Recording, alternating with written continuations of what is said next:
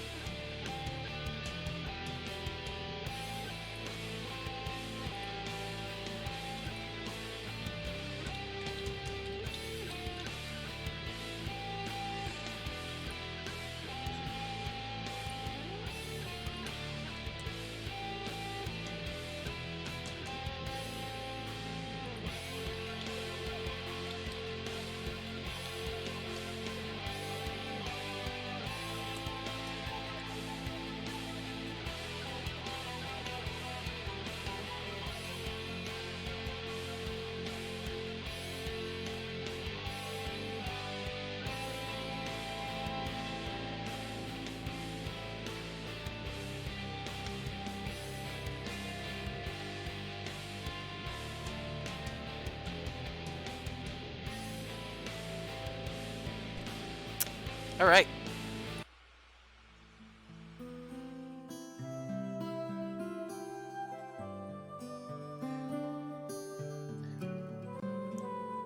I was having that dream once again.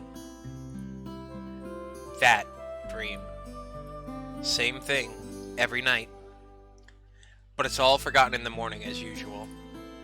Maybe it's for the best.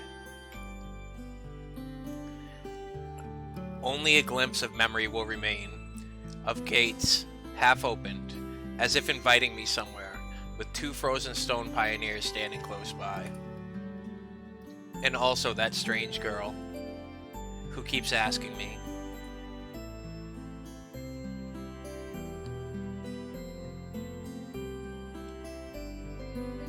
will you come with me?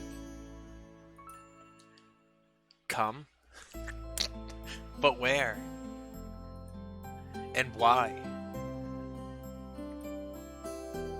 And where am I anyway? Of course, if it all happened in real life, I would certainly have been scared. Well, what else would one expect to feel? But this is just a dream.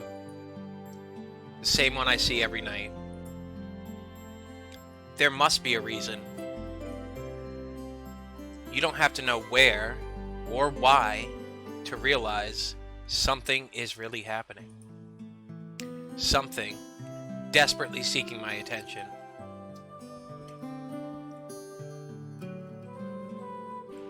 Since everything that surrounds me here is real as things in my own flat, I could open the gates, hear the hinges creak, brush the crumbling rust away with my hand, inhale the fresh, cool air, and shiver from the cold.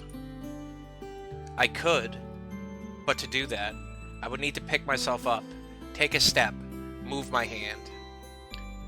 But this is a dream. I understand that, but what of it? What does my understanding change? Because here it's just like on the other side of the cracked screen of an old TV, which struggles to fight against static noise and strives to show its audience everything without missing a single detail. But the picture is getting blurry. I must be waking up soon.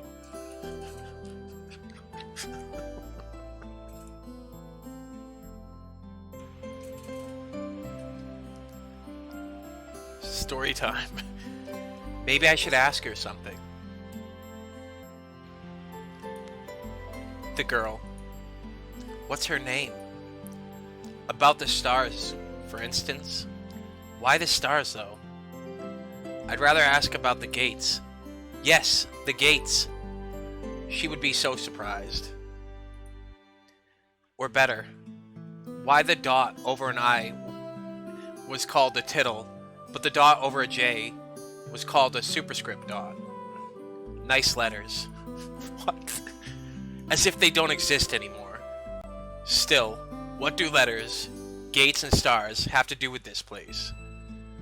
Because even if I'm having this dream every night, which will be forgotten soon anyway. I've got to look for answers here and now. And there, if you look carefully, you can see the Magellanic clouds, as if I'd ended up in the southern hemisphere. In a dream, there are the small things that catch your attention. An unnatural color of grass, impossible curves of straight lines, or your own distorted reflection, while the real danger, which could put an end to everything right here and now, seems trivial. It's natural, since here, you cannot die. I know it for sure. I've done it hundreds of times. But if you cannot die, is there a point in living? I should ask the girl. She's a local. She should know. Yes, exactly. I should ask her about the owl, for example. One strange bird it is, though it doesn't matter. Will you come with me? And every time I have to answer, it's the only way. Otherwise the dream will never end, and I will never wake up.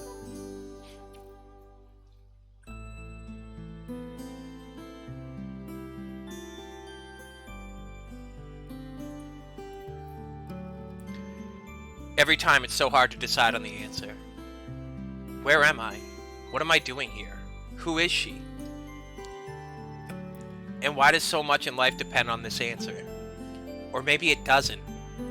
It's just a dream after all. Just a dream.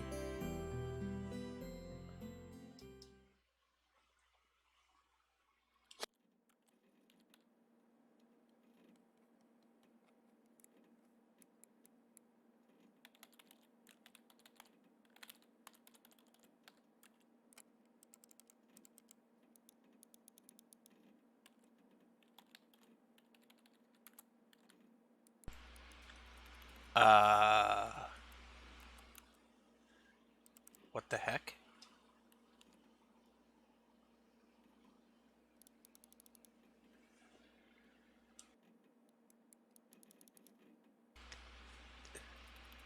The computer screen stared at me as if it was alive.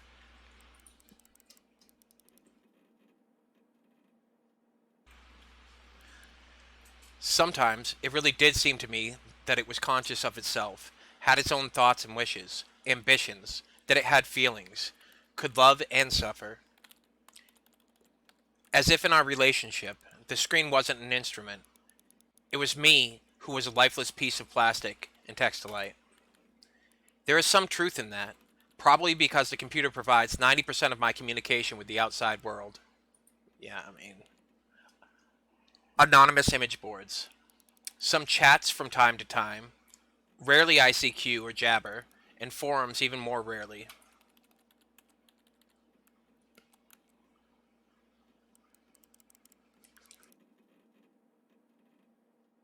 What is that? People on the other end of the internet cable simply do not exist. All of them are simply creations of its sick imagination, an error in the source code, or a kernel bug, which started living a life of its own.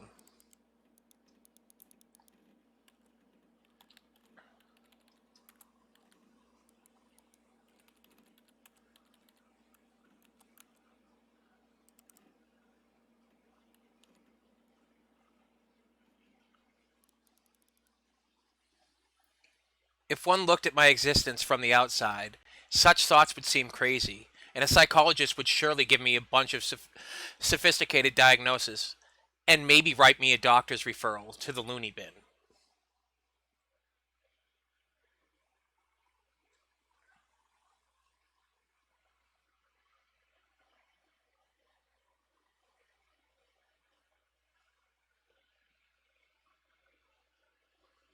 A small apartment with no signs of repair or any semblance of order in it, and always the same view out the window on the gray megalopolis running somewhere day and night. Such are the conditions of my life.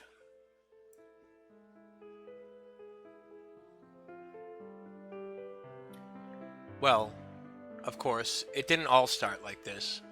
I was born, went to school and finished it, like all the others. I was accepted at a university, where I spent a year and a half trailing behind and struggling.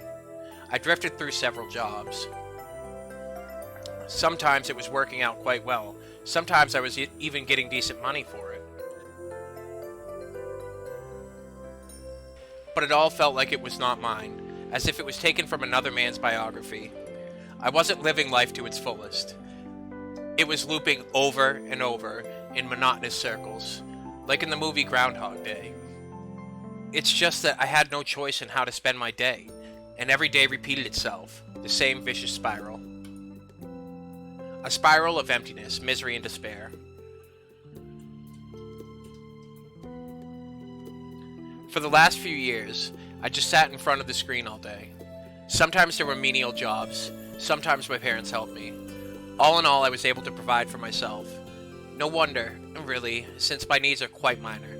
I hardly ever leave my home, and communication with other people almost exclusively consists of online correspondence with the anonymous, who have no real name, no gender, no age. So, in brief, a quite typical life of a quite typical antisocial person of his time. Kind of Donnie Darko on a minor scale, without doomsday-related visions. Maybe some highly respected author will write a novel about me, and it will become a contemporary classic of modern literature. Or, I will write one myself. However, what's the point of fooling myself? I tried many times, but couldn't even come up with a simple short story. I tried to learn many other things as well. Not gifted enough to draw. Programming, got bored. Foreign languages, takes too much time. The only thing I loved doing was reading, but still, I would never have called myself a scholar. Perhaps I was an ace at watching anime and a grandmaster of lame internet jokes. If I were to get paid for it, I would probably be a happier person, and richer person too, but I doubt it would fill the hole inside me. It's beautiful. Today was another typical day of a typical failure's typical life. And today is the day when I have to go to my university reunion. Frankly speaking, I really didn't want to.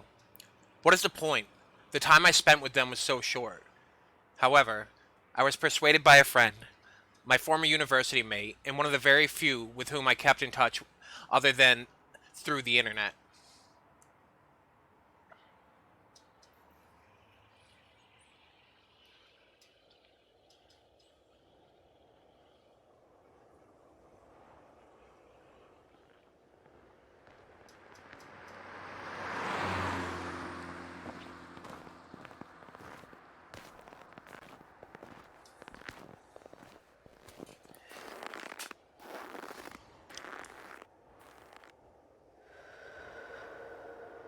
Is that us?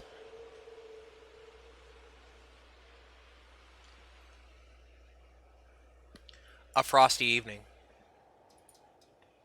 Bus stop. Waiting. I never liked winter. Though hot summer is not my season either. It's just that I see no reason to point out any particular time of year. It doesn't matter much what the weather is outside when you stay at home 24/7. The bus today was running late. So late that I was about to curse it all and spend my last few hundreds of rubles for a taxi. The idea of just returning home didn't cross my mind for some reason. As usual, millions of thoughts flew through my mind, but there was not a single useful one to seize on. Such a thought that you could bring into existence, give a shape, turn into an idea, and put into practice. Maybe I could start my own business. But where would I get the money from? Or maybe I could go back to working in an office. No, no way. Maybe I should try freelancing. But what skills do I have, and who would want me after all?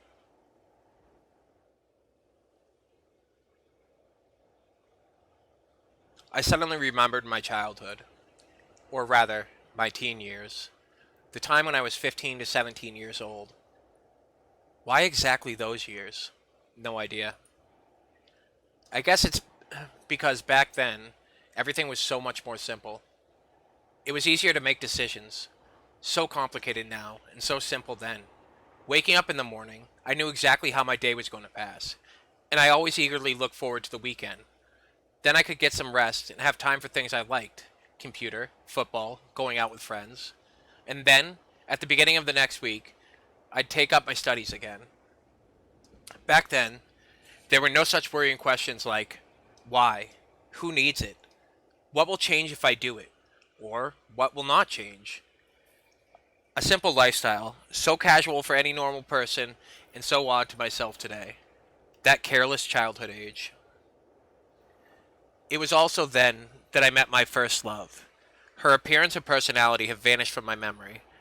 Only her name remains, like a brief line from a social network profile, along with feelings which overwhelmed me when I was with her: affection, tenderness, the desire to care for her and protect her.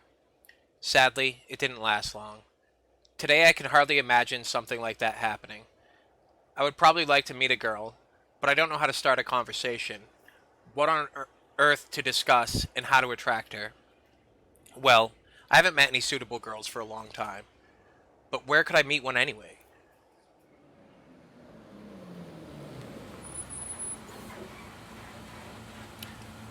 The sound of an engine brought me back to reality. A bus pulled over. There was something abnormal about it, I thought. Then again, it doesn't matter. Only the 410 runs this route.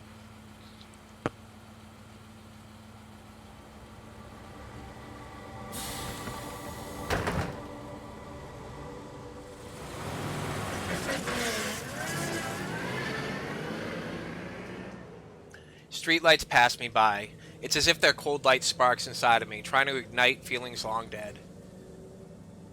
Or maybe not ignite, just awaken them. Because those feelings, they've been living in me for a long time, slumbering and waking up again. The driver's radio was playing some very familiar tune, but I wasn't listening to it. I was watching the cars passing through the fogged up window. Because people are always rushing somewhere, chasing something they need, stuck in their own little worlds. Why would they care about mine? They probably have their own serious problems. Or maybe they have much easier lives. You can't know for sure, since all people are different. Or are they? Sometimes, someone's actions can be easily predicted. But if you try to look inside his soul, you will only see impenetrable darkness. The bus was approaching downtown, and my thoughts were interrupted by the bright lights. This is hundreds of billboards, thousands of cars, millions of people. I watched this light show, and somehow I got terribly sleepy. My eyes closed just for a moment, and then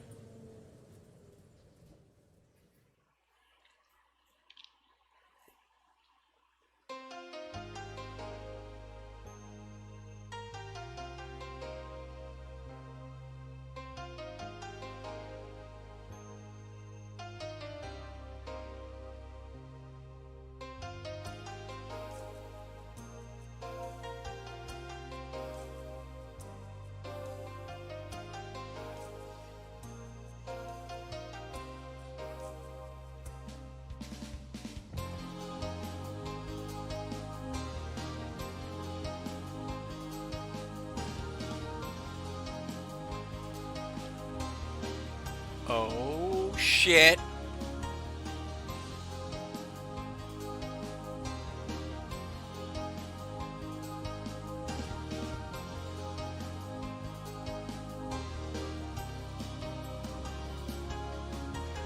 Oh shit.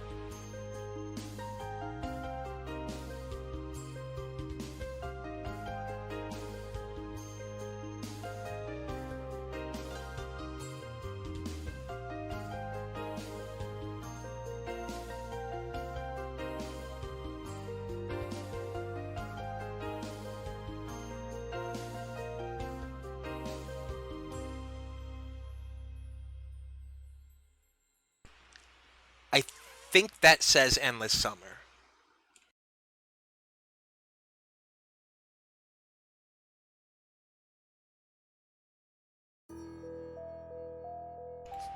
No, no, you don't understand, guys.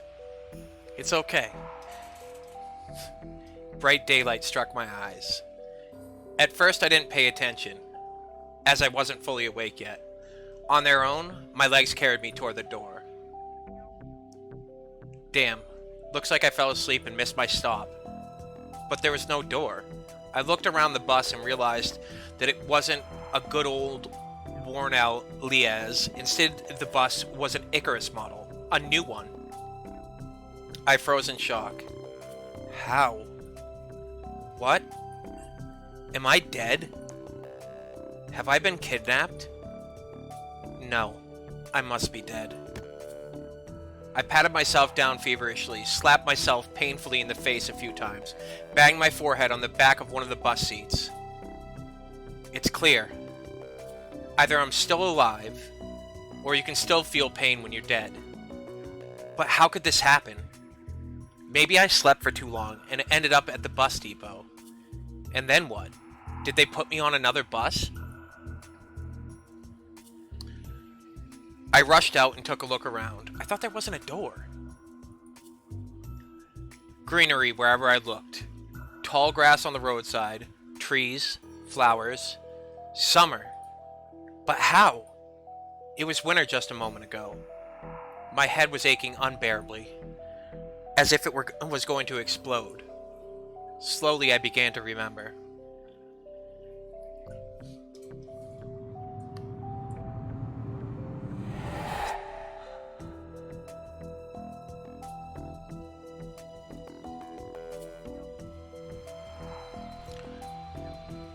A long road running off into the distance.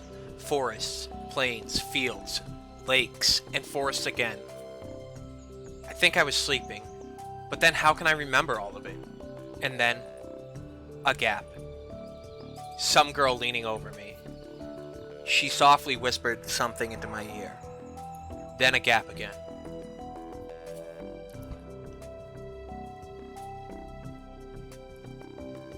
And then I woke up here. Who was that strange girl? Or was she just a dream? For some reason, thinking about her made me feel better and calm me down a little. I felt warmth all over, coming from the inside. Could it be her who brought me here? Then I need to find her. And the best place to look for her is away from here. I rushed to the left, then to the right, then stopped, hesitating over where to go. Finally, I ran in the direction from which the bus had probably came.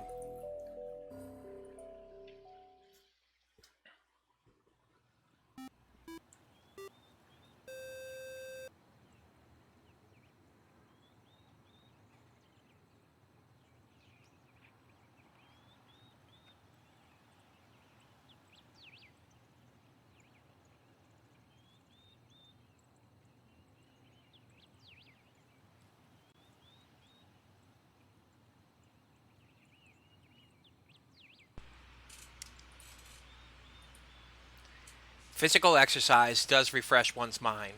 Thoughts become clearer, and it gets a little easier to evaluate the surroundings reality. Not in my case, however. I was sitting on the roadside, wheezing and trying to ease my sore throat by gulping breaths of hot air. In any case, the run did its job. The fear withdrew for a while. Maybe I really am just dreaming. Though recalling my self-harm on the bus, I immediately rejected the idea. I am neither dreaming nor dead. A narrow road ran through the field and far into the distance. That exact same road from my dream. I must be very far away from home. And it's not just that it was winter yesterday and it's summer now. It's the whole environment. Of course, summer is usually like this, green and hot. But here, everything is not entirely lifelike. Hi, HS-180. Everything looks like it was taken from the paintings of Russian landscape artists of the 19th century. The grass is just too lush. The bushes are not like what bushes should be. They are so thick that you can't see anything through them. Like treetops, honestly. And the trees themselves. The forest was quite far away, but the trees looked as if they had closed their ranks and were now just waiting for the order to advance onto the fields and plains. I caught my breath and looked at the bus, which was now barely visible. That was a good run. Fear overtook me once again. Those power lines. There must be people here. But what does it mean? In fact, that means nothing at all. Couldn't they have power lines even in hell? Roasting sinners over hot coals? That's so last century. I must have reached the point of no return, after which you should either lose your mind completely or finally try to understand what is going on. And while I still have a choice, I should pick the second option. I slowly headed back to the bus. Of course it was scary. But I'm not likely to find an answer in the fields or the woods, and this wretched bucket of bolts is the only kind of link I have with the real world. I should carefully scout the area. A brick wall and its gate crowned with Sovietnok sign, statues of pioneers standing on either side, and a road sign nearby showing the bus route number, 410. The trip's taking a bit too long today. I smirked. A person may start acting inappropriately in extreme situations. Something like that is probably happening to me now. This place didn't look abandoned at all. No rust on the gates, no damage on the walls. Sovietnok. What could have a name like that? Judging by the pioneer statues, it could be a kid's summer camp. Moreover, it appears to be open. Of course, the simplest explanation, logically speaking, explains nothing at all. The strange girl, the altered bus, summer, the pioneer camp. Thousands of theories went through my mind instantly, from alien abduction to lethargic sleep, from a hallucination to a time and space shift. None was worse than any other, but there was really no way to pick a single one. Then it occurred to me, I could try to make a phone call. I took out my cell phone and dialed the first number from my contact list. But instead of signal strength bars, the screen was showing a thick cross. Alright, there may be no signal in such a remote place. Though I cannot be the only one who came here. Buses don't drive themselves. I examined the bus from all sides to make sure that it wasn't a hallucination. Bits of dirt on the bottom, some rust here and there, faded paint and worn out tires. No. This is definitely a very ordinary Icarus. Yeah, exactly the kind of bus which takes you to places beyond your understanding if you carelessly fall asleep. I gave a nervous chuckle. It came out by itself, sporadically. Because this wasn't the right place or time to laugh. But where on earth is the driver? I cautiously sat down on the curb beside the bus and started to wait. My patience didn't last long. My anxiety seemed to have reached its peak, and I started to go slightly mad. In such a situation, anyone would have probably felt something similar. Aliens and parallel universes were gone from my imagination, leaving only void and darkness. Is this how everything will end? How my life will end? But I wanted to do so much. There were so many things that I had no time for, yet I was overwhelmed by the idea. This was definitely the end. But why? It's not fair. Surely I'm no worse than anyone else. God, why?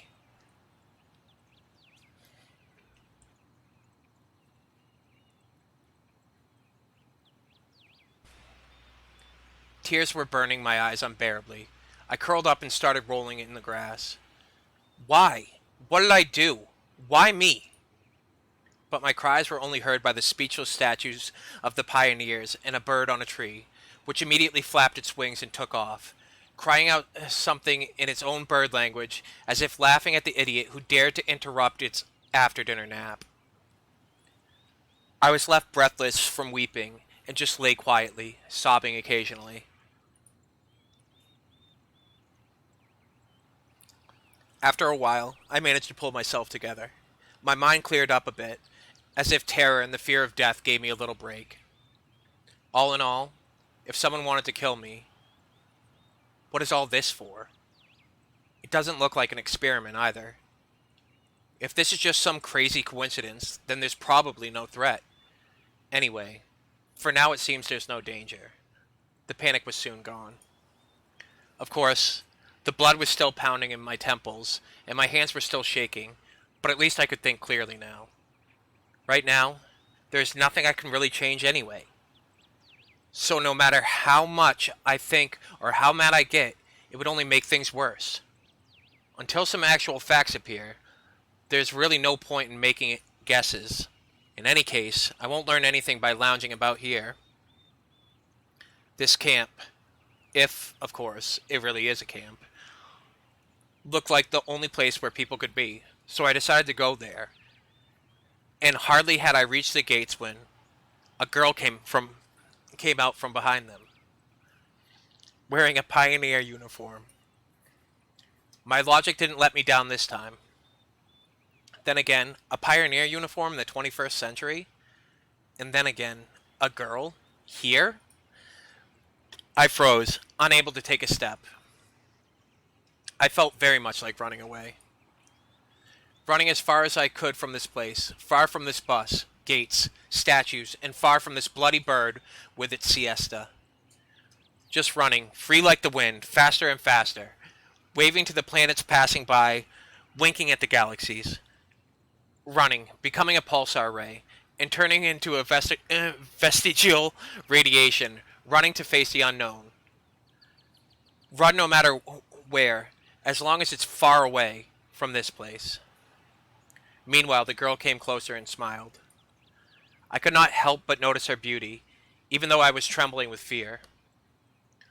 Human instincts work independent of consciousness, and while only 5% of the brain is responsible for cognitive process, the remaining 95% are always busy sustaining life, and in particular, ensuring stable functioning of the hormonal system. I desperately wanted to get less complicated and stop thinking in formal quotes from an encyclopedia, though my thoughts appeared one by one, being stupid, out of place, as if taken from internal monologue of the hero of some junky softcover crime fiction book. A pretty Slavic face, long braids that looked like 2 armfuls of fresh hay, and blue eyes that you could drown in. Hi, you must have just arrived? Yeah. Alright then, welcome. She smiled broadly. Strange. It looked as if I had just a normal girl in front of me. Bah, I shouldn't have returned here. The woods and fields seem better. But what shall I do next? Try to speak with her, as if she was a human? Or run away? Or what? The blood was pumping unbearably in my head, tearing it apart from the inside. A little bit more and the poor pioneer girl would be splattered with gruesome contents of my skull. What's so funny about that? The girl looked me over. It sent shivers down my spine, and my knees started to tremble. Nothing. Great then. Great? What's so great about that? Suddenly a thought crossed my mind. To hell with it all. Forget about the bus behind me. The fact that it was winter yesterday and summer today. I wanted to rip off my itchy sweater and just accept that this is all actually happening. Everything is as it should be. All this is for the best. Would you happen to know? You should go to our camp leader. She'll tell you everything. Look. You go straight ahead to the square, then turn left. You'll see several small cabins. She pointed at the gates as if I knew what was behind them. Well, you can ask someone where Olga Dmitrovina's cabin is. Got it? Of course I didn't. Well, I've got to go now. The girl waved her hand at me and disappeared through the gates. It seemed as if to her I was something ordinary. And all this show with the bus and the travels while awake or asleep were troubling only to me. While everything here is just the way it's supposed to be. Camp leader, pioneer uniform. What? Are they doing a historical reenactment here? I hope I won't find Lenin standing atop an armored car in this square. But even that would not surprise me right now. After standing alone for a while, I headed into the camp. A mere 50 meters ahead, a small one-story house popped up on the left side. The sign near the door said, Clubs. I was about to come closer when the door suddenly opened. A short girl wearing a pioneer uniform came out. Her pretty face gave me the impression of one suffering for the fate of the whole of mankind with a truly universal sorrow. As soon as she saw me, the girl froze, as if frightened. I froze too, considering what was the best to do. To approach first, or wait until she showed some initiative. Or maybe run after all. Although this last option was constantly being suggested only by my self-preservation instinct. At least that's what I'd like to believe. Not the worst human instinct, but far from the most logical. If this instinct played poker against deductive abilities, the outcome would be predetermined. And those deductive abilities, or at least their semblance, were hinting to me that there was no need to be afraid of this girl. Suddenly, someone jumped out of the nearby bushes. A girl wearing a bright red t-shirt with USSR written on it. Such a perfect reproduction of the age. She looked quite short from a distance and was probably younger than both pioneer girls. The one at the gates and this girl at the door of the clubs. At last I decided to come closer, but the USSR, as I called her in my mind, jumped toward the first girl and started yelling, telling her something while wildly waving her arms.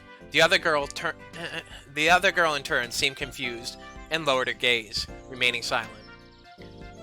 I would have probably continued to observe their amusing dialogue, but the USSR suddenly pulled something out of her pocket and started waving it in front of the first girl's face. This something turned out to be a grasshopper. Yeah! The first girl squealed. She must not be too keen on insects, as she instantly rushed off toward the place where Lenin presumably made his speech about the workers' and peasants' revolution. That is to say, toward the square. The USSR girl glanced at me, grinning playfully, and dashed after her. Not a bad start to the day. I have absolutely no clue where I am. Besides that, there are some kids here role-playing as pioneers, and, as far as I can tell, this place is located thousands of kilometers away from my home. It might even be a different reality. And this was, indeed, a reality. I mean, everything around me seemed so real, if a little embellished, that I was starting to think that, in fact, my previous life could have been just a dream. And what am I supposed to do now? I was picking at the cracked paving stones with my shoe and staring aimlessly at the club's building. Just a few more seconds before I have to come up with some decision. That's when I recalled myself rolling in the grass, weeping. I cringed in disgust. Perhaps it's another instinct. When all energy for whimpering and self-pitying is used up, the body either goes into hibernation or mobilizes its reserves. Mine seemed to have chosen the second option, because out of the blue, I found the determination to figure out what was going on. And in order to do that, I had to act like a man, like a human, to maintain the dignity of a representative of my own world. I followed the path to the left, on the right side of which stood small cabins, apparently the homes of local pioneers. Actually, they looked quite cozy from the outside. Even though I was born in the Soviet Union, I have never been part of its children's organizations, neither the pioneers nor even the younger October children. I imagine the daily life of a typical pioneer camp a bit differently. Huge barracks with long rows of metal bunks. Wake-up call at 6 o'clock, played by a siren. 1 minute to make your bed, then joining the formation at the drill square. Or wait, could I be confusing it with something else. Suddenly something struck me on the back. I staggered, but remained on my feet, turned around and prepared to fight heroically for my life. But all I found was another girl standing before me. My mouth hung open in surprise. Pick your jaw up off the ground. I closed my mouth. The same pioneer uniform, but the way she was wearing it looked, let's say, provocative. Like all the other girls I had met here before, this one was rather cute, but her overly arrogant expression killed any desire to get to know her better. New here, are you? Fine. See ya. She threw a threatening glance at me and walked past. I waited for the pioneer girl to turn at the corner. Who knows what else she might have been up to. The most interesting thing was that even this hostile girl seemed completely normal to me. She did not give off the feeling of some deadly danger, except maybe the danger of getting punched in the nose. At last, I managed to make it to the square. There was no Lenin on an armored car, although one could easily expect something like that after all this had happened. Instead, however, a monument to a certain comrade towered in the middle of the square. The letters on the pedestal read, Genda. Must be some big figure in the party. There were some small benches at its sides. It's quite pleasant here. Where did the girl tell me to go? To the left or to the right? To the left, to the right. To the left, to the right. And why am I going there anyway? Ah, right. I've decided to pretend to be normal. So, to the right. Through a small grove, I came out at a pier. I must have taken a wrong turn. Hey, wrong way. I turned toward the voice. The first girl stood before me. Now, what did I tell you? Take a left at the square, wasn't it? She had changed from her pioneer uniform into a bikini. Oh, I still haven't introduced myself. My name is Slavia. Actually, my full name's Slaviana, but everyone calls me Slavia. So, you can too. Yeah. I still felt a bit confused, so I could not come up with more meaningful answers. And what's your name? I felt like she could see right through me. Yeah. It's Simeon. Nice to meet you, Simeon. Alright, I'm almost done here. Could you wait here a minute? I'm gonna change, and we'll go to Olga Dmitrovina's together, agreed? Agreed. After this exchange, she ran off. I sat on the pier and let my feet hang into the water. I was wearing heavy winter boots, but in such weather there was nothing wrong with getting my feet wet. Furthermore, it let me cool myself a little. Looking at the river, I was brainstorming and processing everything that has happened. If this is some kind of conspiracy, it's a weird one, even too friendly at times. No, it really looks more like a random event. Some entirely incomprehensible random event. Shall we go? Slavia was standing beside me, dressed in the pioneer uniform again. Let's go. I've been here for a very short time, but of all the people I've met, she looks the least suspicious. However, this fact is already suspicious itself. We walked to the square. The USSR girl and the girl who hit me on the back were there, chasing each other. Is that some kind of game they're playing? Uliana, enough running. I'll tell everything to Olga Dmitrovina. Aye aye, Captain. I decided not to question Slavia for a while about what was going on or the local residents. Better meet with this mysterious Olga Dmitrovina first. Sounds like she's the boss here.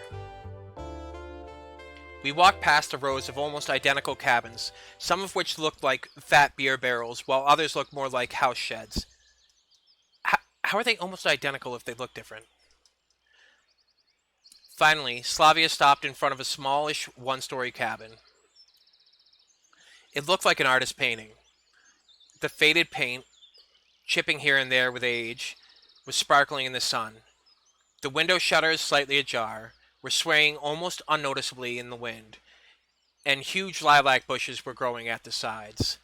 It seemed as if this ramshackle hut was drowning in a storm of purple silk, and the lilacs, like some elemental force, were inexorably destroying the troop leader's house.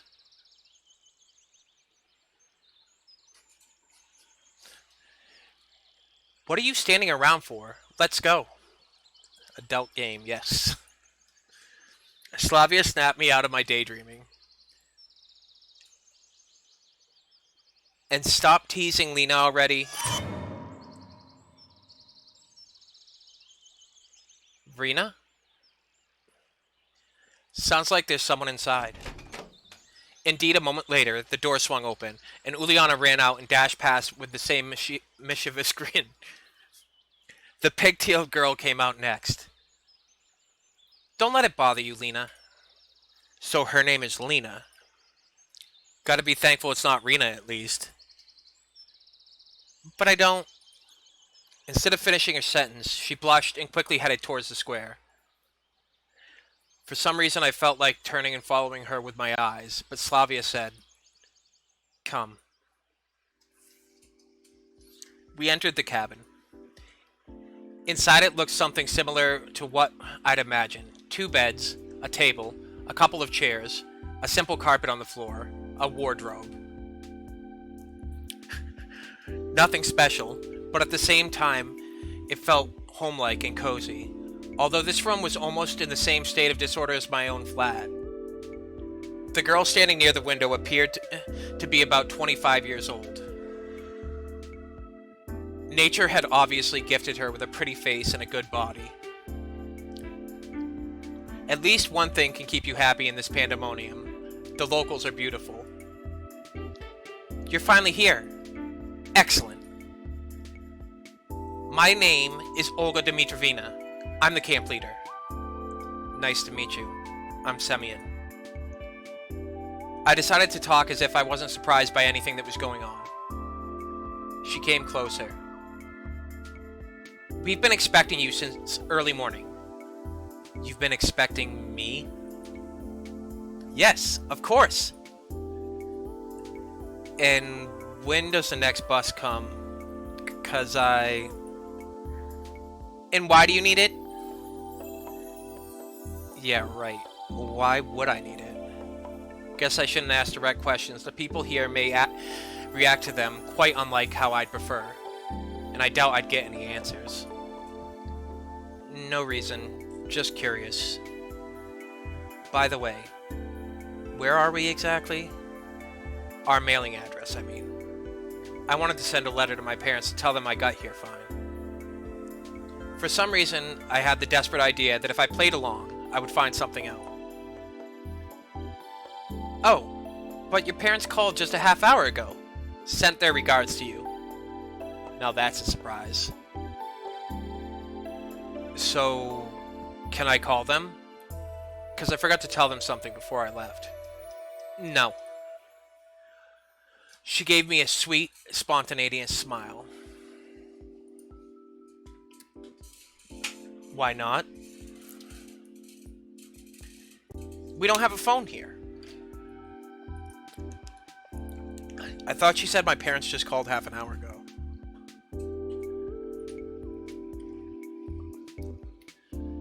Then how could my parents make a call to here? I've just come back from the district's central town. I talked with them there. Ah, so that's how it is. And can I somehow get to the town? No. She kept the same smile. Why not? Because the next bus only comes in a week. I decided not to inquire how the troop leader managed to get there and back.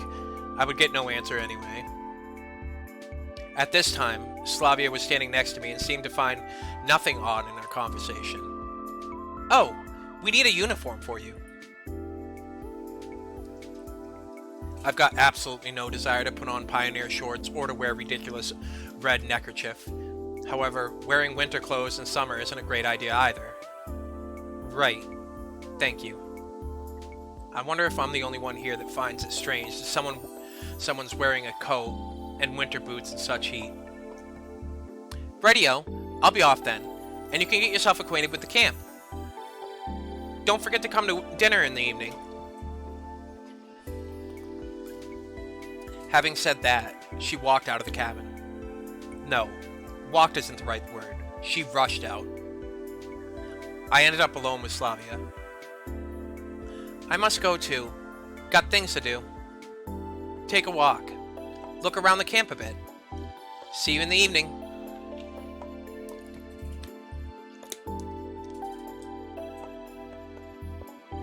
If there's no threat or catch to this, then this reality, as embodied by Slavia, becomes more and more appealing. For the first time today, I realized that it was awfully hot in here.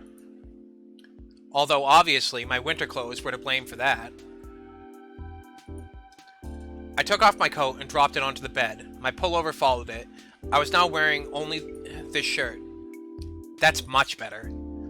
All I could do now was follow their advice and go look around the camp. I'll try to find something out in the meantime.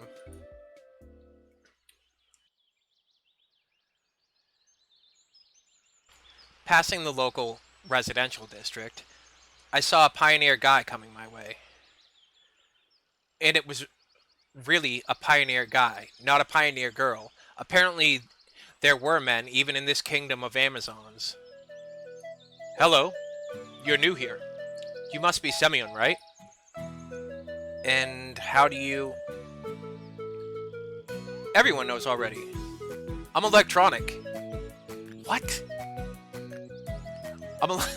That fucking name. I'm electronic, by the way. The real one. You can call me that. Electronic was a robot character appearing in a popular Soviet film and book series. He looked like an exact copy of a school kid called Sergei Chizkov. Okay. Electronic, the real one. Things were going from crazy to completely insane. I didn't do anything. I just downloaded it, so I have no idea what you mean by patch. Like, I didn't patch this game at all. Alright. Uliana also calls me cheesy. Cheesy? On toast with mushrooms? Because my last name's Cheeskov. I see. Let me show you around. I accepted his offer, as it would have taken much longer to get to know this place alone. Fine, let's go. We ended up at the square again, as if this place was all there is to this camp. Lena was sitting on one of the benches reading some book. Electronic confidently approached her. Hello, Lena. Meet the new guy, Semyon. He started briskly. Hello. Well, you could say we've already met. In a way. Yes. She looked away from the book for a moment, glanced at me, blushed, and went back to reading, as if not noticing that we were still here. Alright, let's go on. I was at first surprised that meeting this girl was reduced to a couple of words, but then I thought that it was better that way. Electronic's vigorous activity did not fit well with Lena's shyness. Let's go. Next, we came to a building, which I instantly identified as a canteen. And this here? I know. This is where you consume organic food. Yeah, something like that. On the canteen's porch stood the unfriendly girl who hit me in the back earlier. At the sight of her, my joking mood vanished in a blink of an eye. Really, now is not the best time to be pulling this guy's leg, even though he is quite hilarious.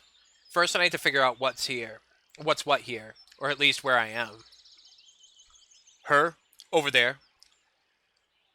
That's Alyssa. I'm not even going to mess with that name. That's Alyssa. Be careful around her. He spoke in a whisper. Like, I don't worry about that because I'm not going to. Don't ever risk calling her. Dvacha?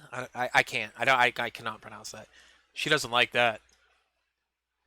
Dva means two in Russian. The whole nickname sounds exactly like Tooch. Tooch? A reference to the late Tucharu Anonymous. Okay, great. I won't call her that. What did you say? What did you call me? She must have heard him. In the blink of an eye, Alyssa jumped down from the porch and dashed towards us. All right, you'll manage from here onwards. Electronic took to his heels.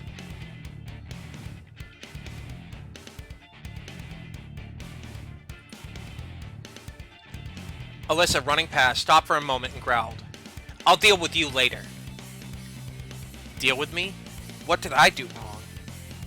I added a forced guilty smile to my words. But what am I guilty of?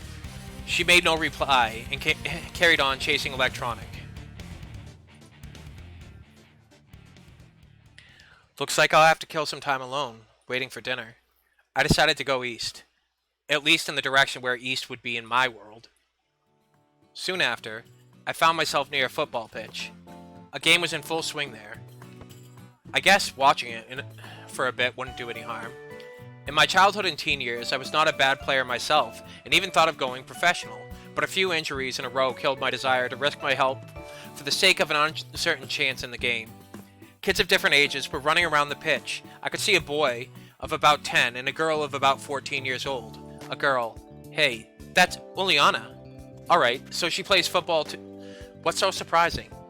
She seems a restless one after all. I was standing quite far from the pitch, but she still noticed me. Hey you! Uliana shouted. Wanna play? I didn't know how to answer. On one hand, running around for 10 minutes is no big deal. On the other hand, any wrong move in my situation could be my final one. But in any case, my attire wasn't suitable for this weather. If I played in winter boots and warm jeans, I would sweat like a pig. And playing barefoot and without jeans would simply be unethical. Maybe another time, alright? I shouted in response, turned around and walked back. I was followed by Uliana's screams. About my pants, or about me being a pansy, or something like that.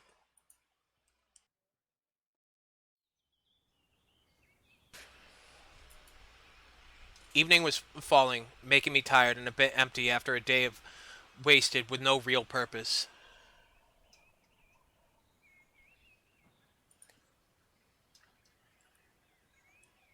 I came back to the square, sat down on a bench, and gave an exhausted sigh. I'd better sit here and wait for dinner. After all, it's easier to search for answers when you're not hungry. They do give food to the people here, right? You know, it's curious how the simplest human needs can break the will to ponder on things, to strive for something. For example, I feel hungry now, so I care less about where I am or what is happening to me. Could great people also be affected by this? And in that case, how did Spartacus start the slave uprising in ancient times? I can only conclude that I am not a great person, and it does not really matter which mechanism I serve as a gear in society, the Matrix, or a weird pioneer camp.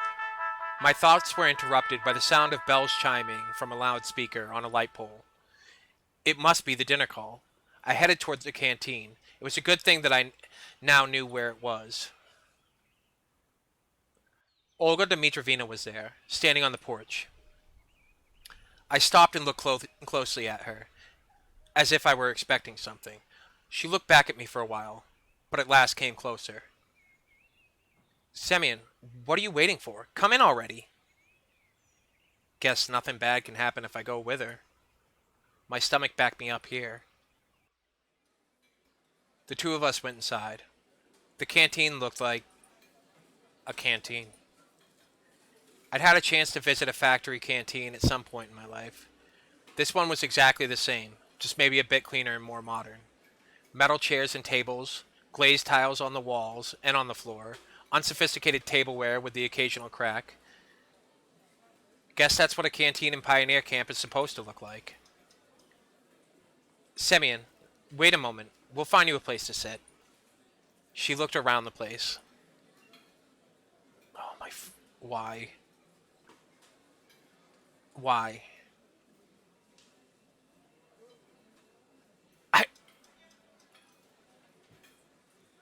Vachevskaya, hold it right there. Olga Dmitrovna shouted at Alyssa, who was passing by. I am not hungry. What? What's up with your clothes? Anything wrong with them? Indeed, her attire looked somewhat provocative. Get your uniform nice and neat now. All right, all right. Alyssa got her shirt right and walked past, shooting an unpleasant glare at me. So, where can we find you a place to sit? There weren't a lot of free seats. Go over there, next to Uliana. Maybe I... Yeah, it's fine. The food's already on the table, too. I had no other choice but to accept. Common Russian language, cutlet, is minced meat, fried or baked in the shape of a ball or a cylinder, close to American patties. Compote is made by boiling fresh or dried fruit in a large amount of water, what they in French.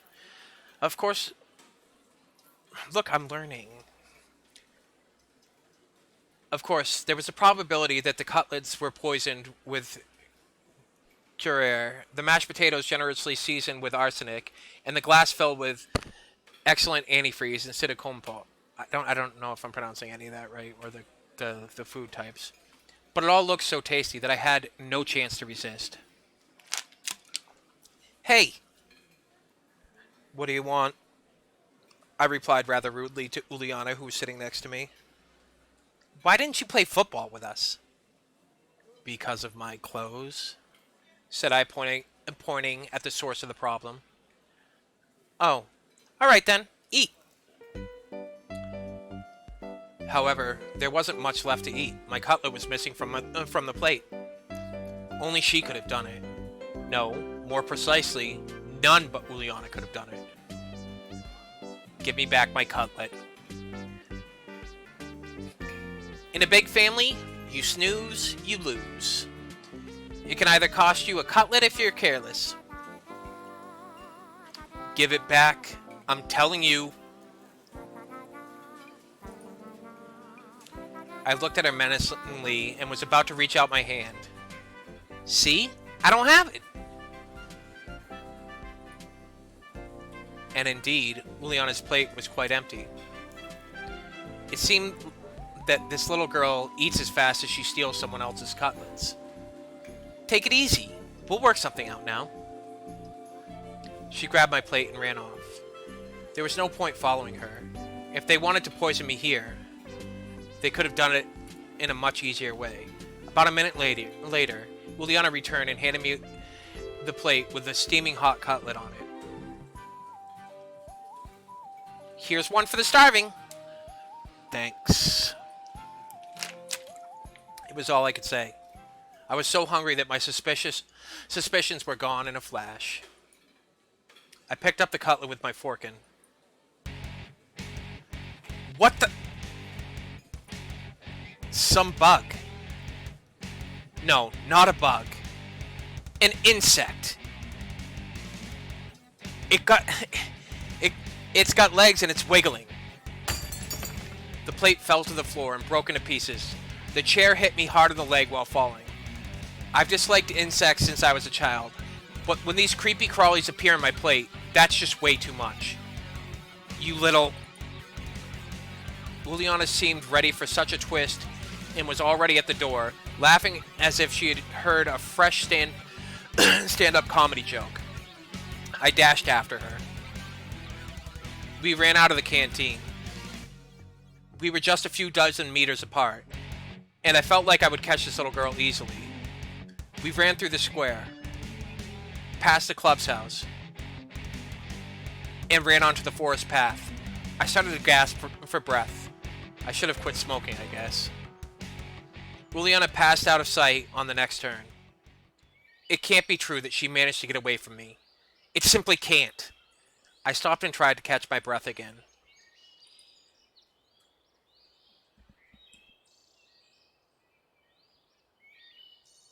Night was falling.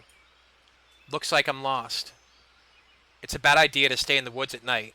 Better get back to the camp. However, I had absolutely no clue which way to go. Well, gotta choose at random.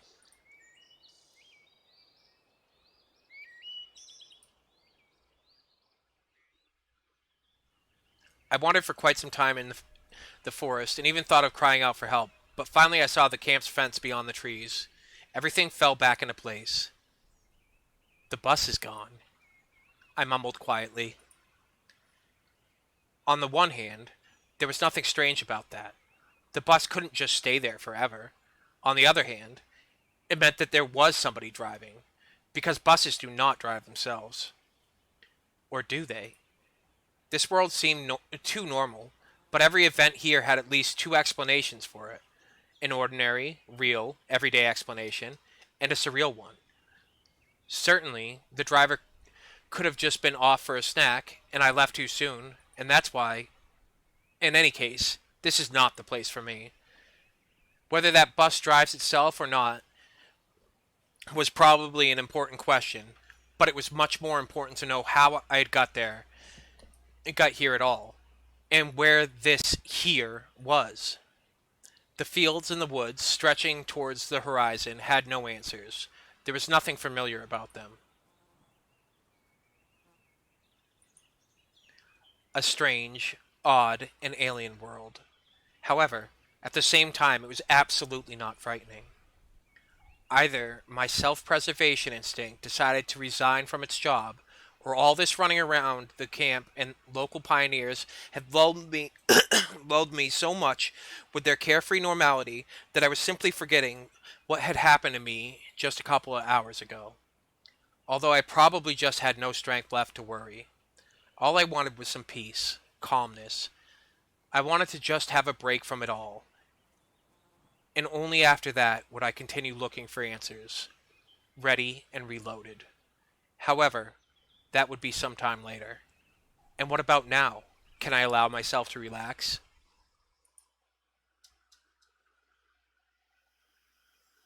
It got completely dark, and in any case, it was better to spend the night in the camp. I was about to head back when someone came up silently from behind. Hello, what are you doing here so late? It was Slavia standing before me. I was so surprised that I jumped. So, you didn't catch Juliana, did you? She smiled. I nodded disappointingly and sighed. No wonder. No one ever has. Yeah, she's a real rocket girl. She could have found a better use for her energy than looking for adventures. You must be hungry. You didn't manage to have dinner after all. Indeed, I had completely forgotten about my hunger. But after these words of hers, my stomach drew attention to itself by giving a traitorous rumble. Or traitorous rumble, rather. Slavia smiled. Let's go, then. What? Is the canteen still open? It's alright. I have the keys. The keys? Yes, I have the keys to all facilities in this camp. How come? Well, I'm something like the camp leader's aide here. I see. Well, let's go. It was an offer you can't refuse. When we reached the square, Slavia stopped in her tracks. Excuse me. I should warn my roommate that I'll be late. She's so punctual herself that she'll be worried otherwise. You go on to the canteen, and I'll come in a minute. All right? All right. I really did not expect to find somebody aside from myself there at such a late hour. And that somebody was apparently trying hopelessly to open the door. Without any second thoughts, I walked onto the porch. The lockpicker turned out to be Alyssa. I should have probably kept off and waited. She looked at me intently for a while, then said, "Don't just stand there. Give me a hand or something." Meaning, "Help me open the door." "Why?" "Because I want some buns and kefir. Dinner wasn't big enough." Um, is that really a good idea? Aren't you hungry yourself? Huh? Uliana didn't let you have a normal dinner, did she? She smiled sarcastically. It's true, she didn't. It's fine. Slavia will come now and... What? Guess I shouldn't have said that.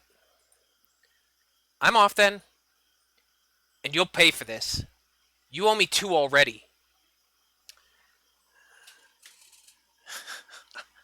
I don't know. Having said that, Elisa disappeared into the night. And what was the first one? Slavia didn't keep me waiting for too long. Is everything alright? Yeah. Why are you asking? No reason. It's nothing. It would be better if I didn't tell her about Elisa. Everything's fine. I said that and immediately heard a note of dishonesty in my voice. Well, shall we go?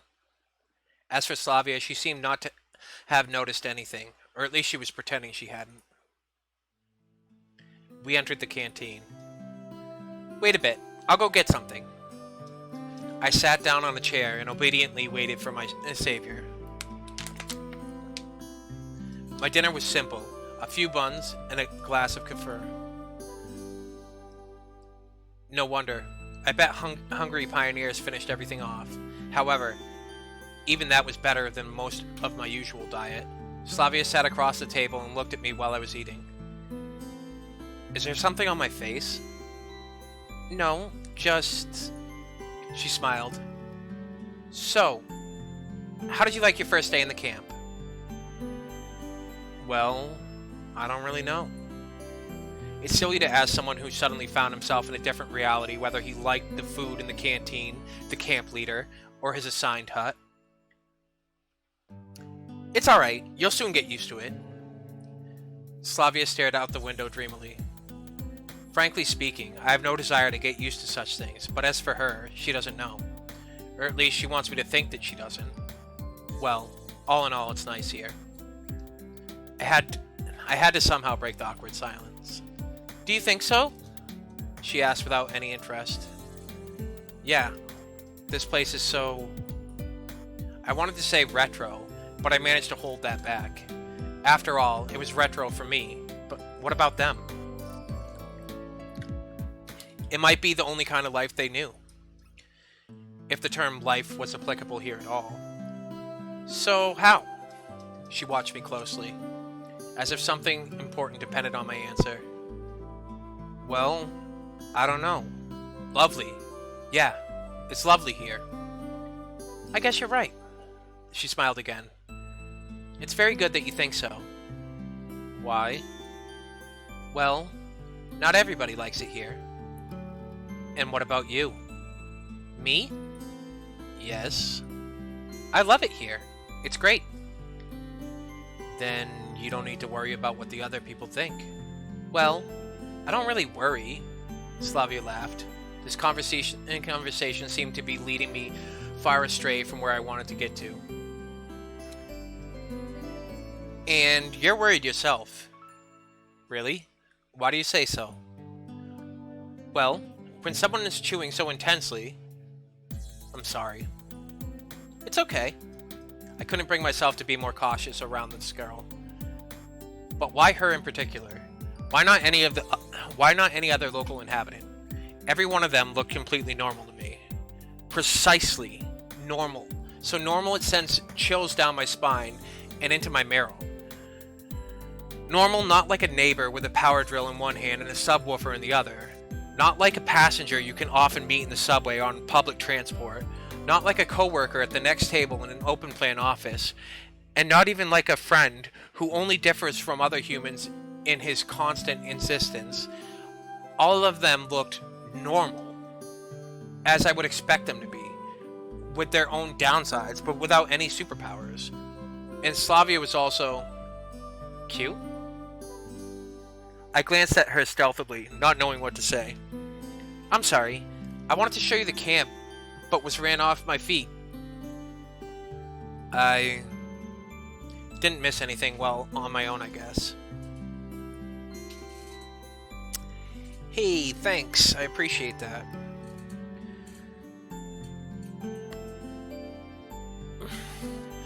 Are you sure you haven't missed anything at all? She smiled so brightly that I had to drop my eyes in confusion. Well, how would I know? It's my first day here. Okay, and what have you seen so far? I've seen the square, this canteen, the football field. And what about the beach? Just from afar. You really should go there. Or let's do it together. Yeah, okay. We will. Her naturalness started to scare me. But then I thought, what if everything that happens here is how it's supposed to be, and this world looks strange only to me, while for them it is normal? Maybe I was thrown into the past. Yes, that would explain a lot. Can I ask a stupid question? No. Slavia smiled and stood up from the table. It's late. Can you find the way to old Olga Dmitrievna's by yourself? Of course I can, but why should I go there? She'll settle you with someone. What for? Probably this question seems stupid, because Slavia bursted into good-natured laughter. You need to sleep somewhere, right? That makes sense. Fine. I'll be off then. Good night. Night. It's strange that she left in such a hurry. A bundle of keys left in the door lock caught my attention. I was going to catch up to Slavia, but where does she live? And knocking on every door during the middle of the night didn't sound like a bright idea. I'd better take them. I'll give them back tomorrow, because who knows what happens here at night. Such thoughts gave me the chills. It's me who needs to be careful here in the first place. The night, though dark, wasn't silent at all. One could hear chirping crickets, the songs of the night birds, and rustling trees from everywhere. A sudden desire to follow Slavia's advice and go to the camp leader's cabin appeared. I don't know why, but the sight of the unknown bronze builder of communism put me in a constructive mood. I sat on the bench and started to recall everything that happened today. That was all my constructive mood could offer. Here was much brighter than the canteen, and tardy pioneers were running by, so this place didn't seem scary at all. Bus, summer camp, girls. I was so tired from everything new and strange that I could not come up with a single explanation for what was going on. I heard a barely noticeable rustle nearby. I shivered and looked in that direction. A girl. Reading a book. Lena. I decided to move closer and talk. She was the only new person I had met here without exchanging even a few words. Hi. What are you reading? Lena was so surprised that she even jumped. Sorry, I didn't mean to scare you. Never mind. She blushed and stared at the book again. So, what are you reading? On the cover was written, Gone with the Wind.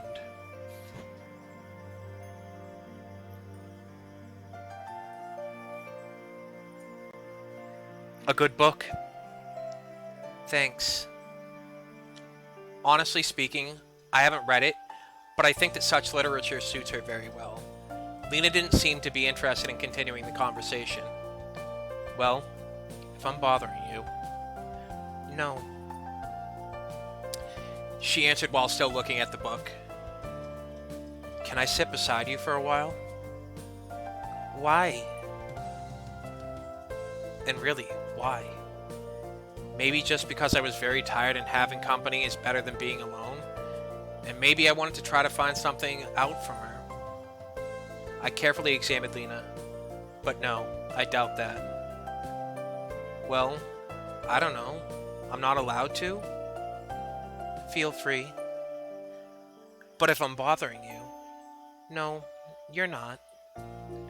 I can leave, just say. Everything's alright. Okay then. I sat on the end of the bench carefully. After such an intense talk, staying here was the last thing I wanted. But it wouldn't be nice to just stand up and leave. That didn't really go well, huh? Lena hadn't answered anything. It seems I made a fool out of myself. I bet if Uliana was here, she'd have a good laugh at me. Do you enjoy being here? I recalled Slavia's question. I recalled the Slavia's question and thought it would be a good start for conversation. Yes. She smiled slightly. I guess I like it too. Lena definitely isn't very sociable and probably can't carry on a meaningless conversation as Slavia. But there was something about her that attracted attention, like a momentary glimpse of a reflection in the glass on a rainy autumn evening, which makes you turn around and stare into darkness, searching for something that you saw out of the corner of your eye.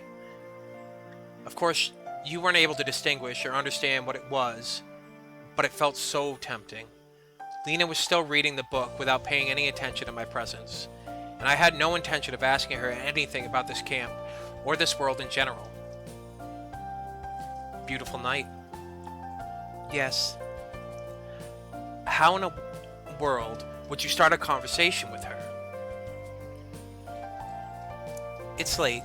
I have to go. Yes, it's quite late. Good night. Night. There was something strange about this girl. At first glance, she's a typically shy and modest pioneer girl, but the mystery of Lena took its own place in the massive list of mysteries about this camp, which I had started to put together in my head.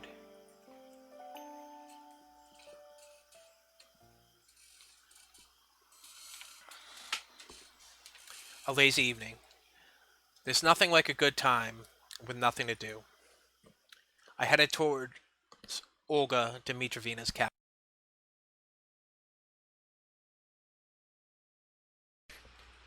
The light in the house was on. Hello, Semyon. You're quite late. Yeah. I went for a walk to look around the camp. Alright. You'll be sleeping here. She pointed her finger at one of the beds. Right here? I was a bit surprised. Yeah. Is something wrong? We are out of free cabins anyway. The camp leader smiled, but I rather think it was just out of politeness. You do want to be a decent pioneer, don't you? There was a clear emphasis on the word decent. Yup, sure. I was lost in thought for a moment. Don't you mind it, mademoiselle? She looked at me oddly, with surprise and some offense in her eyes. A pioneer should respect their elders, Olga Dmitrovna said strictly. Of course he should. No one argues with that. I blathered, not realizing what was wrong. Shouldn't you also? She stared at me. Under such a gaze, even mithril forged by the best dwarf masters from the deepest dungeons would melt. Should I what? What? What's up, Toots? Oh my word. Annoyance and a lack of understanding made me raise my voice. You must address adults appropriately. Yes, of course, there are a lot of strange things here, but this girl is just a couple years older than me, or maybe even younger. But I decided not to argue. While just a few minutes ago, I would have never called her an adult, I have to admit that she was also given a strong character. And in any case, I wasn't in a position to argue. As you say, ma'am, I mumbled. That's much better. That is how a decent pioneer should conduct himself. And now it's time to sleep. Honestly speaking, I was going to become neither a decent nor an indecent pioneer. Just yesterday, I wasn't going to become a pioneer at all. But do I have a choice now? If you don't want to, we'll make you. This is the motto Olga Dmitrievna was probably going to use. I climbed onto the bed and closed my eyes, only to realize how tired I was after today. Something hammered in my head awfully, as if my brains had started a night shift, and they seemed to be aimed more at rolling steel than working on something more sensitive. The bus flew through my mind, and the square with the monument, the canteen full of pioneers, and the malicious face of Uliana. Slavia. Lena. And even recalling Elisa didn't give me too much of a negative feeling.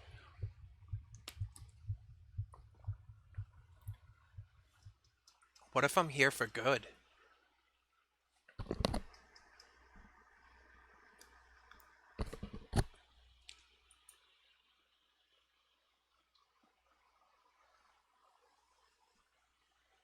I was having a dream. It seemed like I was in some kind of vacuum, with nothing but nothing around me. But not only around, I was the only creature in the universe, as if the universe had returned to a state of singularity right before the Big Bang, and something was just about to happen. Suddenly, I heard a voice. I could not make out the words, but it sounded familiar. The voice was whispering something gently, as if soothing me, and then I realized it was the voice of that strange girl from the bus, the girl from the dream. But what is she trying to tell me? Who is she? I woke up.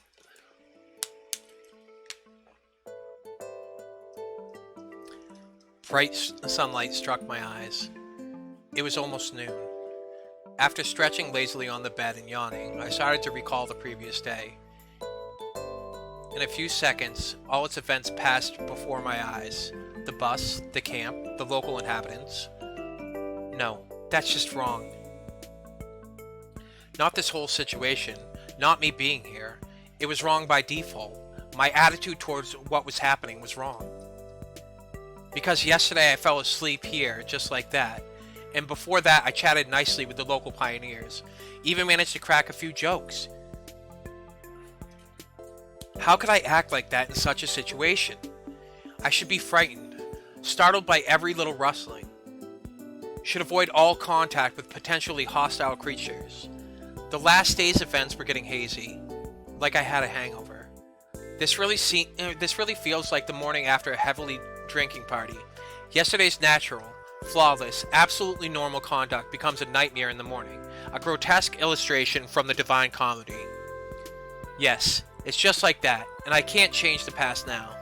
Then again, I had probably assessed the situation and was acting accordingly. I glanced around, trying to figure out whether I had been thrown somewhere else, but Olga Dmitrievna's cabin looked the same as yesterday. Everything seemed to be in its place, except for a pioneer's uniform, which was hanging from the bedhead. I fumbled with it in distrust and tried it on. At least this is better than walking around in winter clothes. Wish I could see myself, but I look like a clown. And for that, I needed a mirror. At least a tiny one. I finally found one on the wardrobe door. Holy, I don't have eyes. I looked at the newfound pioneer and jumped away in surprise. There was some teenager on the other side of the mirror. He resembled me, but he wasn't me. Where did the weak stubble go? Where were the bangs under my eyes? The slouch, that deathly fatigue on my face? It seemed that I had not been thrown back in time or into a parallel reality, but instead had simply changed bodies with somebody else. Right, that's real simple. Such things happen every day. I took a closer look at this stranger, and only then realized that it actually was me. It just wasn't today's me. Maybe the one from between my school and university years. Well, at least that's something. There you go. The person, in an extreme situation, did fail to notice the elephant in the room after all. But the camp leader noticed it, and last night she told me off for addressing her without proper respect. Screw that. I doubt my appearance affects anything else. If the clock was not lying, breakfast was long over. Oh well, I'll try to find something in the canteen.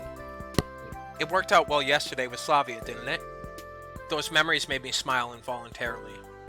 The sun was shining brightly outside. A light breeze was blowing. A beautiful summer day. I had not felt so good in the morning for several years.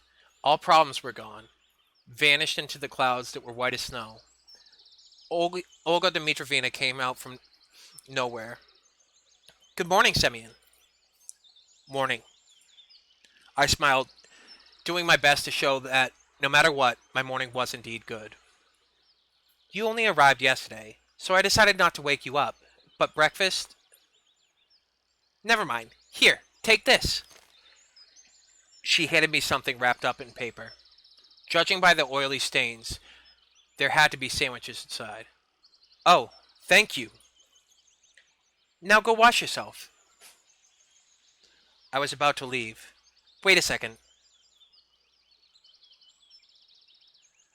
Olga Dmitrievna ran quickly into the house and came out to shove a small bag into my hands. Inside it, I found a toothbrush, soap, a small towel, and something else. I did not look too closely. A pioneer should always be clean and tidy. Let me do your neckerchief properly this first time. Yours is askew. You should do it yourself once you learn how to. Do we have to? I am going to wash myself now. What? Yeah, right. It could get hooked up on the tap and strangle me. Fine. Later then. And don't forget about the lineup. Pencils, paper, drawing lines. You don't forget such things.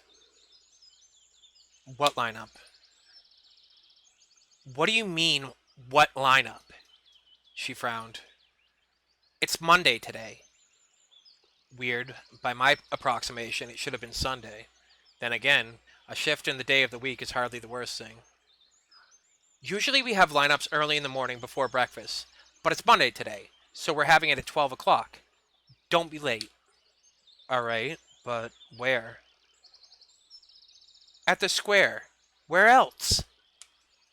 There was no reason to argue. I headed to the bathing place. I knew I could forget about separate showers and toilet, but at the sight of this malfunctioning symptom of decaying socialism, a funny turtle with a tin shell, paw taps, and a ceramic belly, I felt sick. I was not a squeamish person, but nevertheless, standing there, I realized that there was still some minimal level of habitual comfort which I found it troublesome to do without. It's often like that. When you lose things that you thought were ordinary and common, you suddenly understand just how essential they were. Screw this. As if I have any choice. The water was ice cold. While washing my hands was not an issue, washing my face and my mouth became a big problem. There was no toothpaste in the bag, which Olga Dmitrievna gave me. I could brush my teeth without it, but there was a small round box wrapped in the towel. Tooth powder. Cute. 1 point for me being somewhere in the past. I washed myself quite quickly, also due to the ice-cold water. Someone was coming quickly, or more like running towards me. I turned around. It was Slavia, dressed in a tracksuit. This girl would probably look good in anything. Pioneer uniform, bikini, probably even a spacesuit. Hey there! Oh, hi-oh. I mean, good morning. Yeah. Oh yeah, real smooth. Why didn't you come for breakfast? I overslept. I said as if I was proud about it. but Olga Dmitrovna gave me some sandwiches. Oh, great then. Don't forget about the lineup. Yeah, sure. As if I could forget. Right, I gotta run. Enjoy yourself. She waved goodbye to me and disappeared around the path's bend. Looks like it's a couple of minutes until the lineup. I should quickly pass by my home to drop off my washing bag and eat the sandwiches, and then head to the square. I swung open the door of the camp leader's cabin and rushed inside, as if jumping into the last car of a departing train. It didn't turn out to be the best idea, because inside I found Olga Dmitrovna, who was changing. I froze on the spot, trying not to breathe. Finally, the camp leader noticed me. Semyon! I looked away immediately. Have you heard a knocking? Now get out! Yeah, that was real clumsy. Although I did enjoy the sight. Olga Dmitrovna followed me out in a minute. Here, take this. Now it's your home too. Wait. She just asked me if I've heard a knocking and then gives me a key so I don't have to? She handed me a key. I put it in my pocket. Home. Of course, if you disregard how fantastical the current events were, this camp was far from being the worst place on Earth. But to call it home, just after one day spent here, I doubt I'll ever be able to do so. Alright, let's go. We're late. But what about the sandwiches? Just eat them on the way. We were passing along the lines of pioneers' cabins while I was tucking into the ham sandwiches, and Olga Dmitrovna kept on talking and talking. She was buzzing like a game of Operation with Parkinson's. Fuck. But I cared about nothing but the food. Understood? Huh? You weren't listening? Sorry. Today is the first day of your new life as a pioneer, and you should do your best so that it becomes a happy life. Yeah, definitely. I'm serious. A pioneer has many duties. Great responsibility is conferred upon him. To participate in social work, to help his juniors, to study, and study, and study again. We here are all like one big family, and you will become a part of it. Yeah, a part. I'd even sign a party membership card, if it could save me from listening to this nonsense. I hope that after your term here is over, you'll keep the most pleasant memories about our camp. Memories that will last you your whole life. And when will this term end? Why do you keep asking silly things? Seems I won't get any information from her. Shame, really.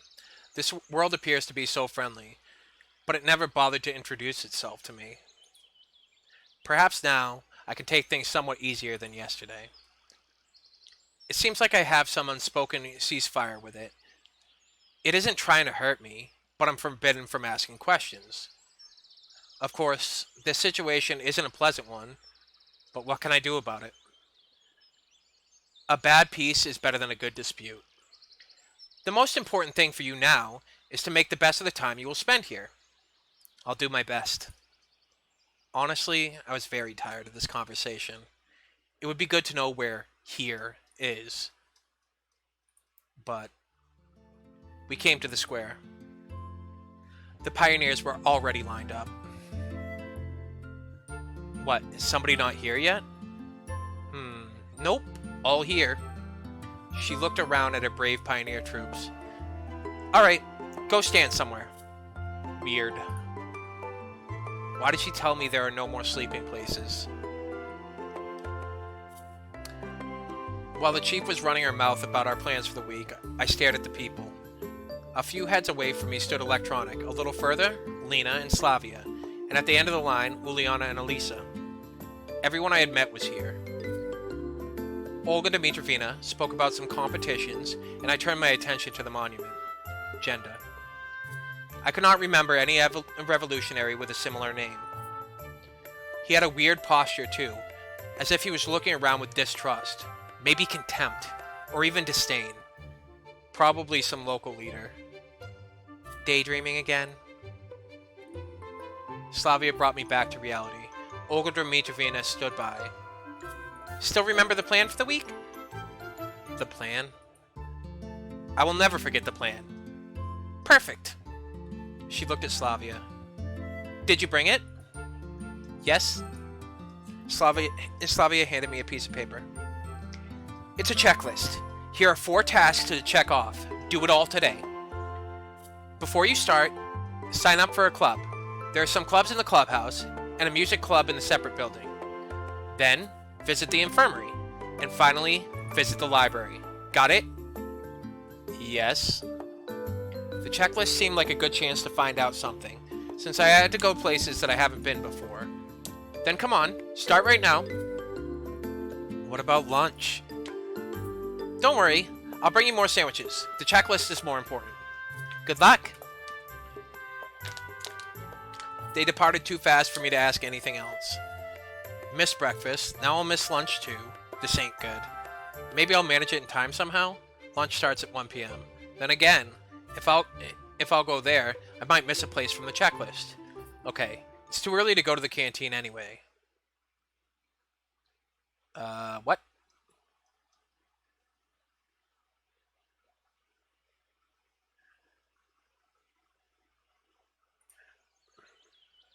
I went to the clubhouse. To tell the truth, I never really liked extracurricular activities. At school, I used to find any excuse to skip extra classes. At university, I had no interest in participating in the student council. I wasn't interested in boxing, aeromodeling, or sewing, so I came here just to check off the box. Nobody was there. I found myself in something like a hut of a junior robot enthusiast. There were wires and simple printed circuits scattered everywhere. Chips, and on the table proudly stood an oscillograph. I heard voices from another room, and then 2 pioneers appeared. Oh, fuck this, I don't want the boys. One was electronic, the other I didn't know. Hi, Semyon. We've been expecting you. Seems he knows everything about everyone. Why were you expecting me? Well, of course, because you came to sign up to our cybernetics club, didn't you? He didn't let me answer. And this is Shurik. He's in charge here. I assume there's only 2 of you in the club? Well, you can say that it's 3 now. Shurik came up to me and assertively offered his hand. His face was somewhat familiar. Welcome to the club. Yeah. Now, I'll show you around. Make yourself at home. Guys, I just wanted to... We're always welcoming new members. He said it in such a way that the anthem of the Soviet Union suddenly started playing in my head. It's amazing. I even remembered the words. In the 1st grade, I had a textbook with the lyrics in the back. No, I just wanted you to sign my checklist. Yep, you sign up to the club, we'll sign your checklist. He grinned. I was getting ready for a long and boring argument, but then I heard someone enter. I looked back and saw Slavia. Semyon, I hope they're not giving you any trouble? She narrowed her eyes, looking at the future of the motherland's robotics industry. I know these 2. They can. Well, you know, I actually just needed to get my checklist signed.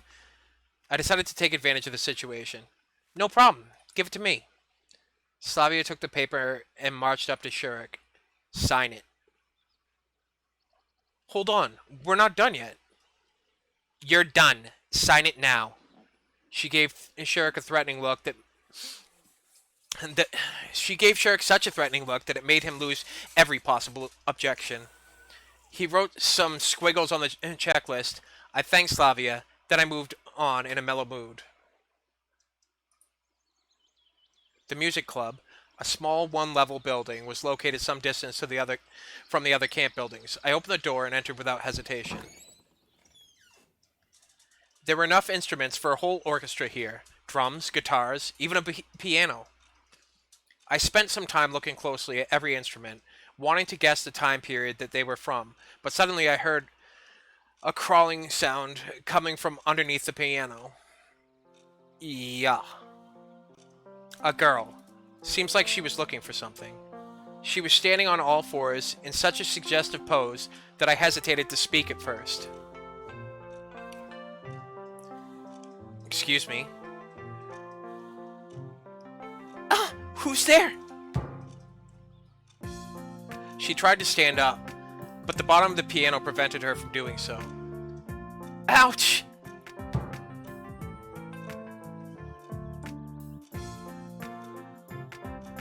She struggled out. Sorry I scared you. It's nothing. Oh, you got a checklist? You must be new here. Yeah. My name's Miku. No, really, I'm serious. Nobody believes me, but it's a real name. My mother is Japanese. My dad met her when he was building. Well, it wasn't him who was building. He's an engineer. And he was working on a nuclear power plant there, or a dam, or a bridge, whatever. She was talking so fast she swallowed half the words she was trying to pronounce. I'm Semyon. Great! Want to be in our club? It's only me here now, but it will be two of us then. Do you play anything?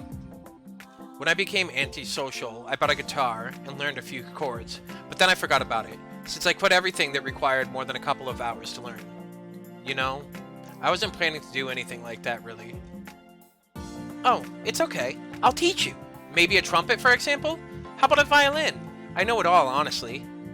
There was no point in arguing with the orchestra girl, since there was only another cascade of words waiting to blast at me. Hey, I'll think about it. Can you just sign it for now? Yes, sure. Give it to me. Be sure to come around. I sing too. I'll sing you some Japanese folk songs.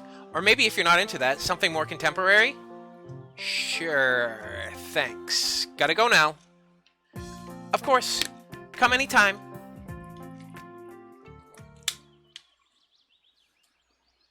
The end of her sentence stayed inside. It might be nice to hang around with a guitar in the evening, but in such company. I turned to leave and came face to face with Elisa. She eyed me suspiciously. Why did you come? The checklist. Got it signed? Yes. Then move it. Elisa went inside and I hurried to leave the place.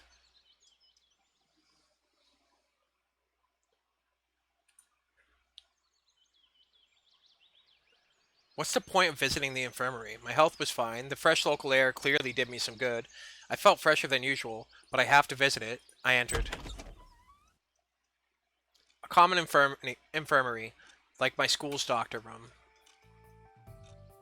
A middle-aged woman sat at the table. Obviously, she was a nurse. She gazed intently at me, assessing me while continuing to write something. Well, hello, Pioneer, said the nurse without being distracted from her work. Good afternoon. Ma'am, I have something. Sit down, please. I looked around the room. On the couch. I sat down. Strip. She said all of it with an even tone. What for? To inspect, to osculate, to check on your health. You know. By the way, my name is Violetta, but you can call me Viola. She turned to me. What are you waiting for? Strip. But I have no health issues. I've got this. I neatly gave her the paper. Later. She took the stethoscope off her neck, seeming like she intended to probe me with it. But then someone knocked on the door. The nurse answered unwillingly. Come in. In a moment the door opened widely, and an electronic rushed inside. Hello. I fell during the football game. Nonsense, of course. I'm okay. But Olga Dmitrievna, there was a massive bruise under Electronic's eye. I doubt that this could be a football injury. Sit down. I'll have a look, she said to him. And you, pass me your checklist. The nurse quickly signed it and continued. If something hurts, come see me immediately, Pioneer. I decided not to answer and went out, closing the door behind me. That nurse is surely something else. Actually, I love reading, but spending my days in a library under current circumstances was well beyond my scope. So I better hurry up with this checkpoint. As I stepped inside, a memory from my childhood emerged in my head. It was very vivid. I'm 7 or 8 years old. I'm at the library with my mother. While she's looking through the books I might need for my studies, I'm sitting in the corner and looking through their collection of comic books. Back then, I didn't know why they had so many, or why I couldn't take some with me. The notion of collective property was something my mind hadn't grasped at that age. However, back then the whole concept of property was pretty hazy to me. This memory seemed even stranger now. While I was standing in this particular camp, where they might have managed to build communism in 3 years, Soviet symbolism was all over the place and the shelves were full of related literature. Of course, I wasn't planning to read any of these. Getting acquainted with a full collection of books by Marx was the last thing on earth I would think of. Where's the librarian? I didn't spend too much time looking for her. I looked closely. Short hair, thick glasses, rather cute face. She was snoring so peacefully I just couldn't wake her up. I can't. I can wait. If she doesn't wake up in half an hour, maybe then. I couldn't just sit there, so I took a random book from the nearest bookshelf. The word, the world as will and representation. I opened it roughly in the middle and started reading. The life of a man, with its endless upkeep, wants, and suffering, is to be regarded as the explanation and paraphrase of the procreative act, i.e., the absolute claim of the will to live. And furthermore, it is also the reason the man owes nature his death, and thinks with anxiety of this debt. Is this not the evidence that our existence involves guilt? At any rate, we always exist, from time to time, paying with death for our birth. We always exist and alternatively bear all the joy and sorrow of life, since neither of both can pass us without some effect. That is the result of our stated will to live. Thus the fear of death, which in spite of all the miseries of life holds us firmly to it, is really elusive. But just as elusive is the impulse which has attracted us into it. This attraction itself may be seen objectively as the mutual longing glances of two lovers. They are the purest expression of the will to live. In its affirmation, how gentle and tender it is. It wants happiness and quiet pleasure, and mild joys for itself, for others, for all. Someone knocked on the door. I closed the book quickly and put it back in its place. What a nice habit, knocking on the door. I should pick it up. It was Lena. Oh. Hi. I smiled. Hi. I just wanted to return a book. She had the copy of Gone with the Wind that I saw yesterday. Oh, Xenia's sleeping. I'll come back later. I'm awake. I turned around in surprise and looked at her. She eyed me closely from behind her table. What is it you wanted? I need you to check here. Give it here. She quickly signed the paper and gave it back to me. She had this look on her face that made me want to keep quiet. Lena came up to her to return the book. I thanked Xenia and went out.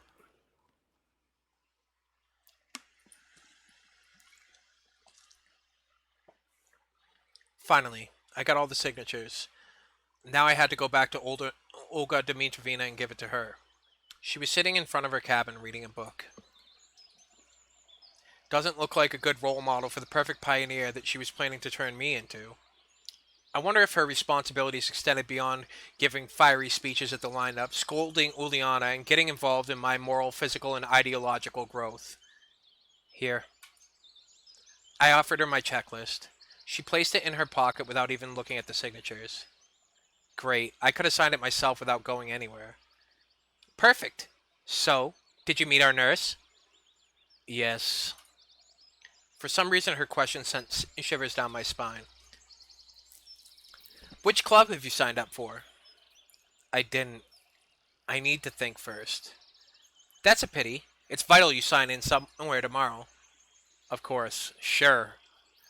Right. It's time to go to dinner. About time. I was getting hungry. I headed to the canteen together with Olga Dmitrovna. I looked at the sky and noticed that the sun was already setting. On the on the porch stood Elisa, Electronic, Uliana, and Slavia.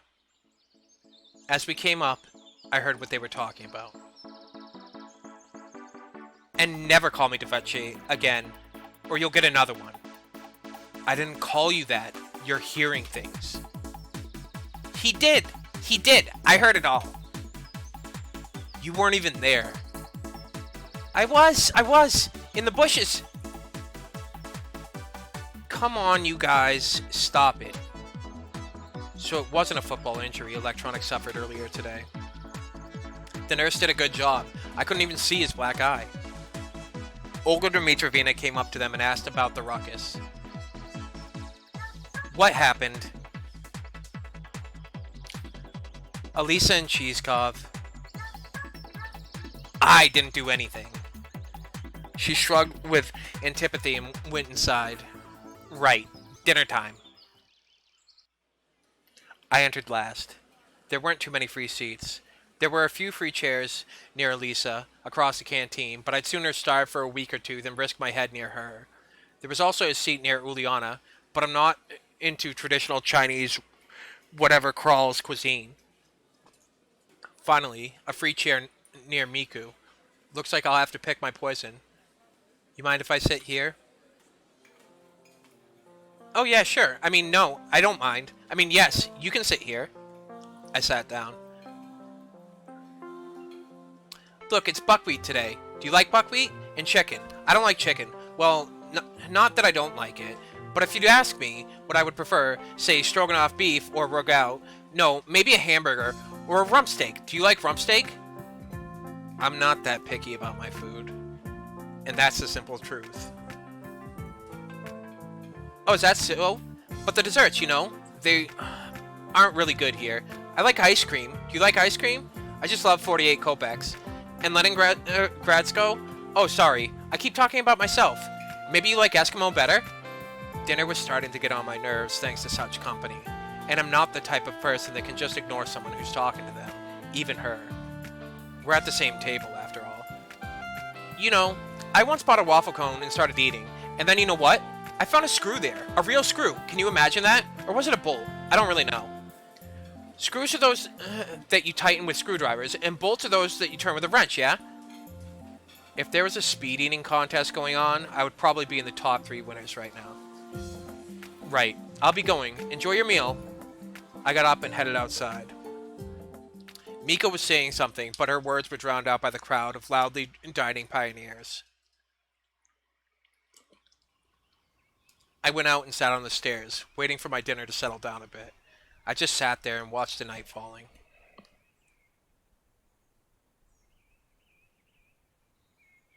Everything is so lively here during the day. Kids laughing and yelling happily, fooling and running around, constant chatter, games going on, and swimming at the beach.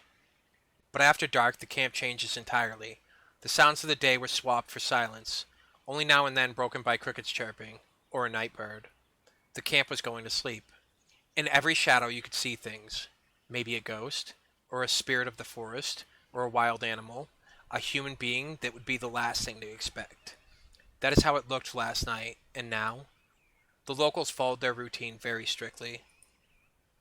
In the day, the camp was theirs. In the night, it belonged more to the forces of nature than to humans.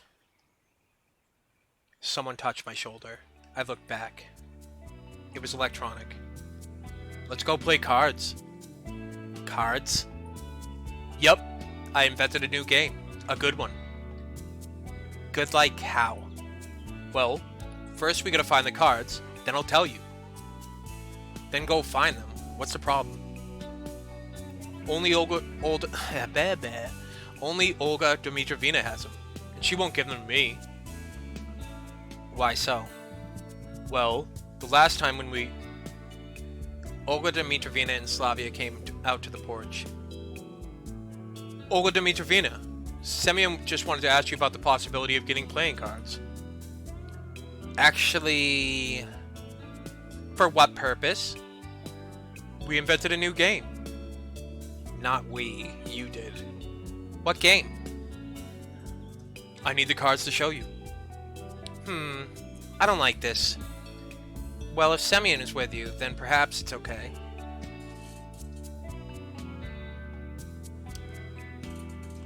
What are you talking about? This is in-depth gameplay. This is amazing.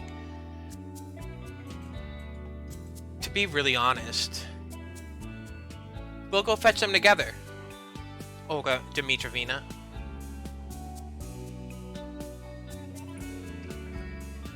If you don't mind. Sure, let's go. We headed towards my cabin. Roughly halfway there, Slavia stopped. Hey, I just remembered. The cards are in my cabin. Good timing. And where's that?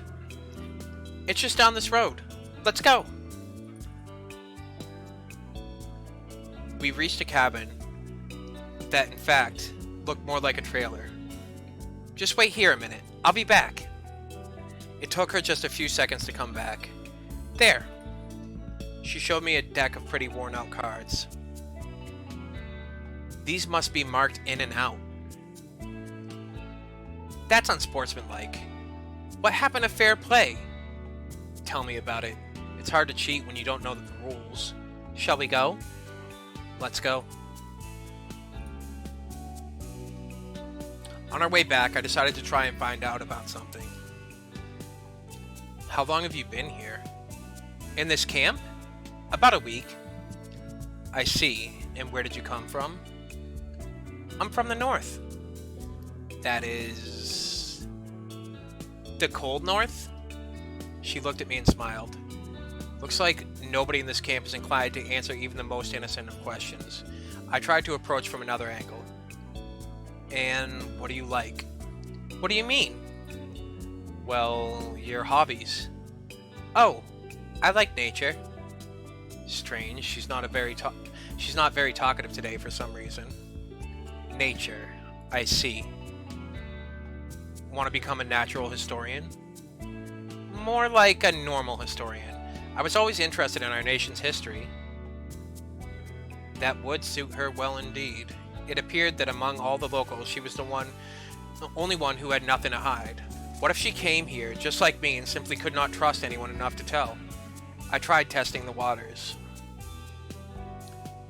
And why did you choose this camp? I didn't. My parents got a voucher for me from their work. Another failure. Well, if you could choose... It's nice here. I don't think I would choose some other place if I could. Here it's like you're becoming another person. That wasn't how I saw it. What do you mean, another person? It's just that there's so many possibilities. You can learn so much, meet so many new, interesting people here. Now she sounded like our chief, which raised a little red flag for me. I decided to stop with the questions for now. When we came back, Olga Dmitrovna told Slavia, I just remembered that the cards were at your place. It's okay, we got it. Good, good.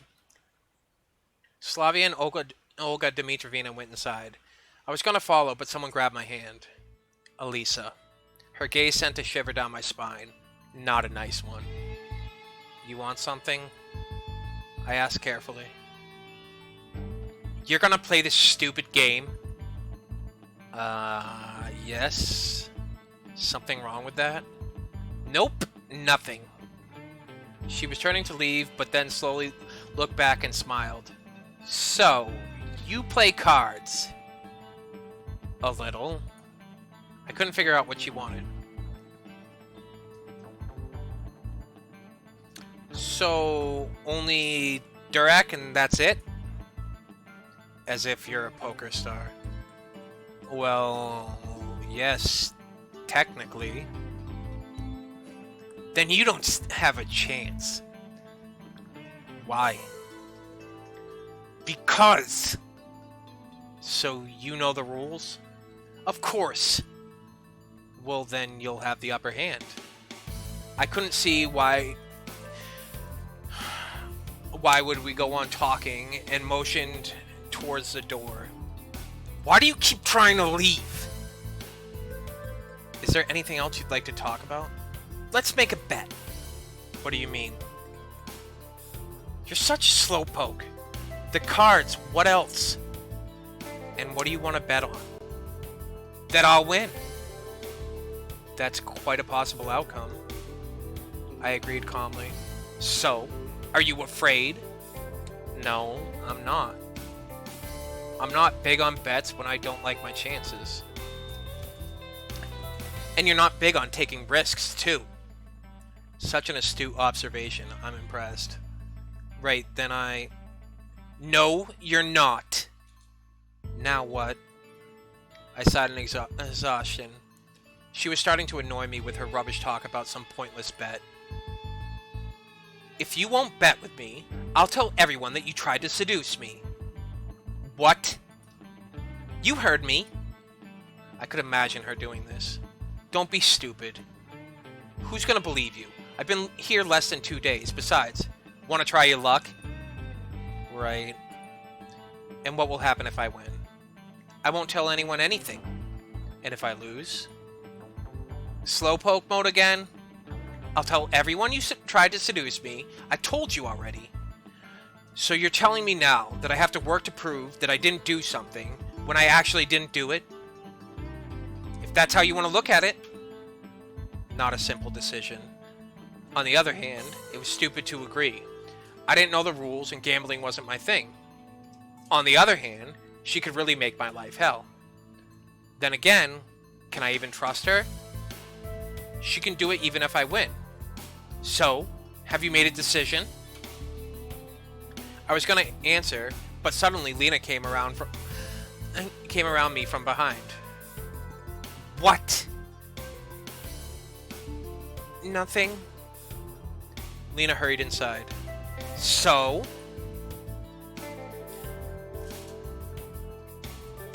Prior to answering this, I'm gonna go grab a water. I will be back in like a minute.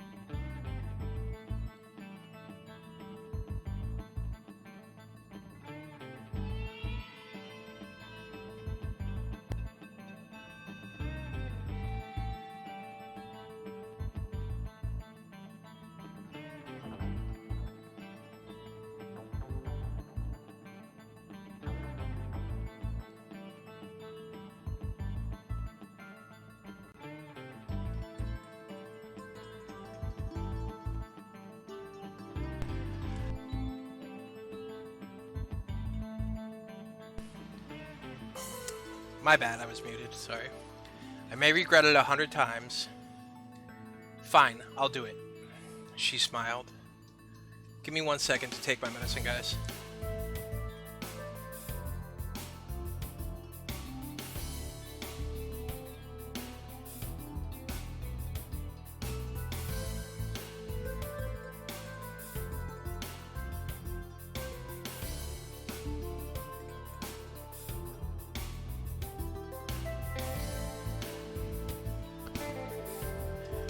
But if I win...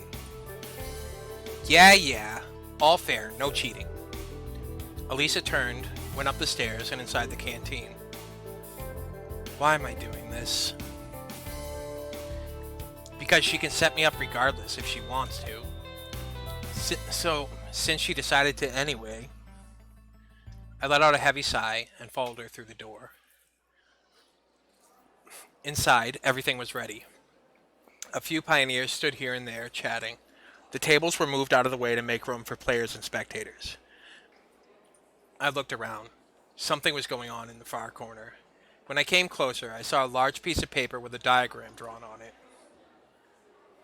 My name was among the players. And who came up with all this? I patted Electronic, who was standing near. Well, of course, it was your most humble servant. He bowed to me jokingly. This made me uncomfortable to the point of squirming. And why in the world am I among the players then? I was disappointed. A few seconds ago, I thought I still had a slim chance to evade this tournament. Then I wouldn't have to fear Lisa's revenge for losing the bet with her. But now that hope was gone. It was pure coincidence. Yeah, right, coincidence. Except that I was already acquainted with every one of the contestants. While there were a few dozen other pioneers standing in the room, I was seized by anxiety. It's the feeling of being watched while standing in an empty room with no windows and doors.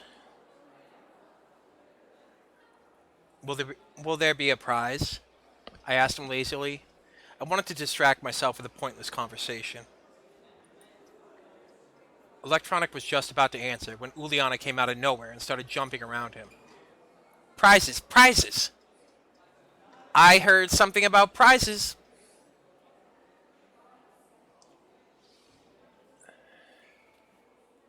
Do you know what is the main ethos of the Olympic Games?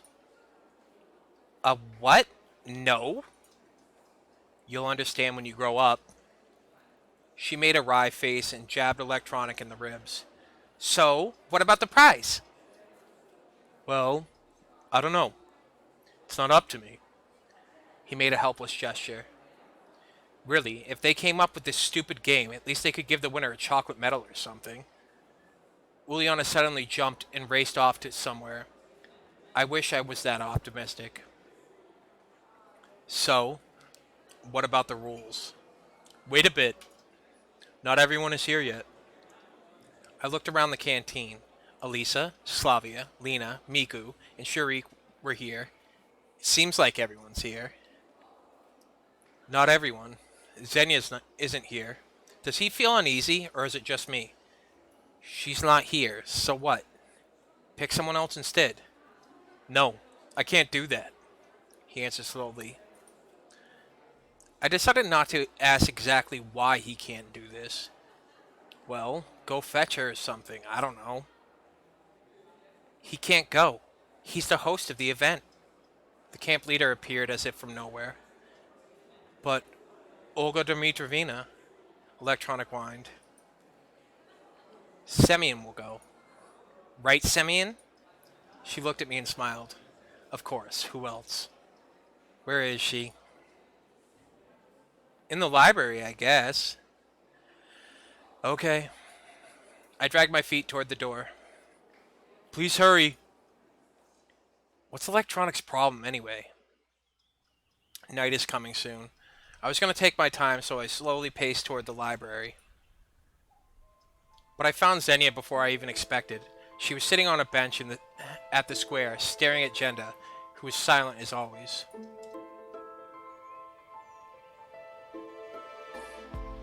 What are you doing here? Everyone is looking for you. Sitting here, as you can see. She frowned. Well, let's go. I don't want to. She looked away. Why not? I don't want to. I sat beside her. Listen, I don't like the idea of this contest myself, but we can't let everyone down. I surely didn't sound like myself there. A couple of days ago, I wouldn't even think of saying something like that. Xenia looked at me with surprise on her face. So, everyone's waiting for me. Isn't that exactly what I said? Yes. I won't go anyway. She frowned and hid her face. But why? I gestured with my arms, wondering. I don't know how to play cards. So what? Same problem here. Then how can you play? What? You can only do the things that you read about in books or something? Of course. She was surprised. And what if you end up in Antarctica and have to rely on hunting polar bears to survive? Polar bears don't live in Antarctica. Xenia smiled. Doesn't matter. It's just an example. Come on. It's not like someone's life depends on the result. She took her time to think. I just don't want to let anyone down. Right. I agreed sarcastically. And don't you think anything... Oh, hold on. And don't you think anything funny about that? I didn't get what she meant, but anyway. Obviously, everyone has their weak spots. In a minute, we were both back at the canteen.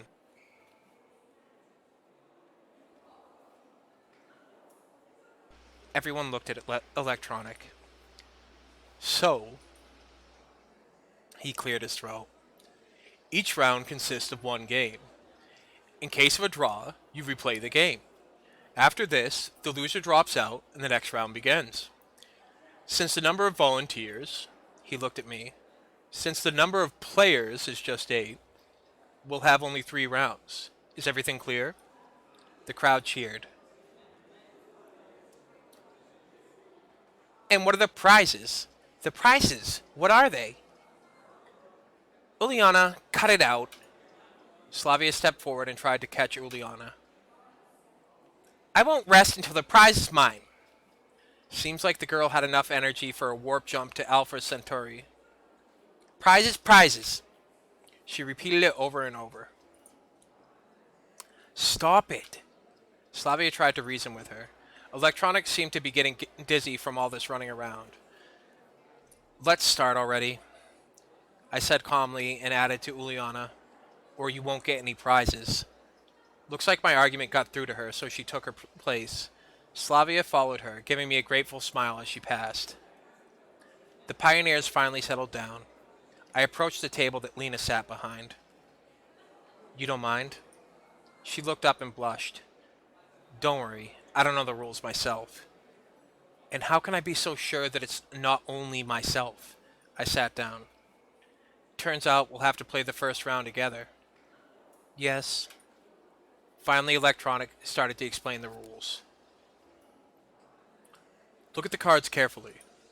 There are exactly 6 of them in front of you. I hope everyone here knows how to count. Now you can look at them. After everyone had a look at the cards... reading that like him. After everyone had a look at their cards, Electronic moved on. The rules here are similar to poker. I hope everyone knows how to play. I knew the rules, but wasn't so sure about the others. First of all, it's a top card, then 1 pair, 2 pairs, then 3 of a kind, and so on. No flushes or straights, though. In the first round, you choose a card which you would like to take from your opponent. In turn, your opponent can choose to swap 2 of his cards around twice, or he can choose not to do so if he doesn't need the card which you're taking. Take a note here that your opponent can see which cards are trading places. In the next step, your opponent takes a card he chooses, and so on. I think it's pretty clear. It wasn't too clear to me. Hey you, Einstein! Liliana yelled at him from her table. I didn't get a thing! You'll figure it out as we go. Electronic went to the table with the diagram, leaving Uliana to smolder in solitude. You go first. I hoped I could get my mind around the game fast enough. Lena, more perplexed than usual, reached out for my cards. In the middle of the table, her hand stopped. Will you? Oh yeah, I should be protecting my card. What was it Electronic said? Try to confuse my opponent. To try and confuse my opponent, I can swap two of my cards, twice. Or I can choose not to. Should I protect it or not? By the way, I can also agree and give her the card she chooses straight away. Otherwise, Lena can change her mind and take another card if she wants to. Or she might not.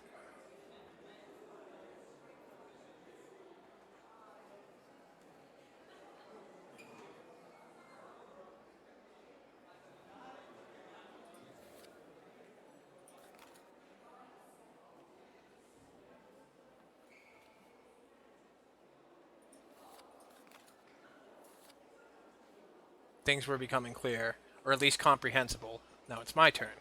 Take back my card from her, choose another one.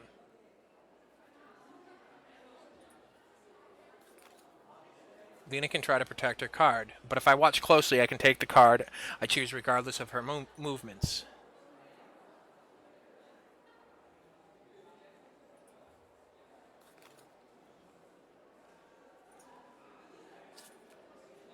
I made it! Electronic, who was silently watching our game, nodded in approval. Looks like we're getting somewhere. Now, during the opponent's trade, during the round, opponents trade cards three times. Keep an eye on each other. Penetrate your opponent with your eyes. I chuckled. Penetrate. What's so funny? Oh, never mind. I tried to keep a straight face. He stared at me for a moment, then moved on. And then, we turned the cards up to see whose hand is better. Electronic went back to his diagram.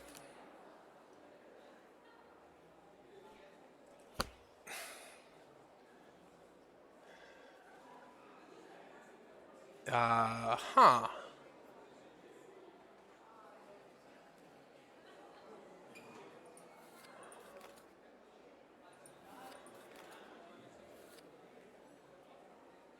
I kind of want that back.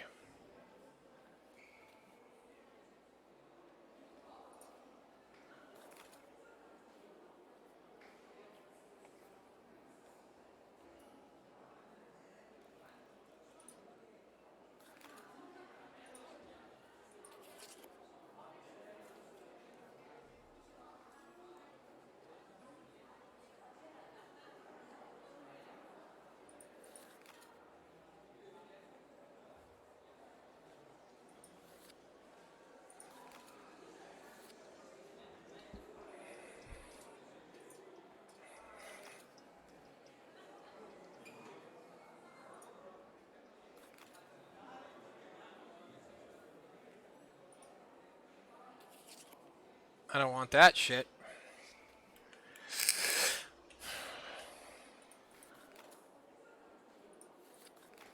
Fuck!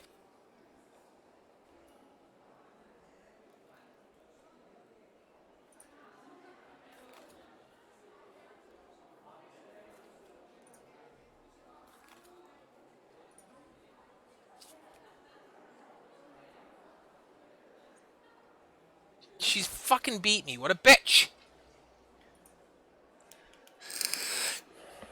It's still frustrating to lose anyway. I can't go back! I left the canteen. It was still too early to sleep, and a short walk looked like a good idea. Where should I head to?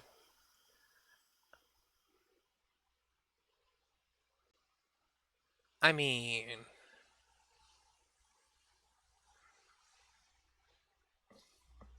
hmm.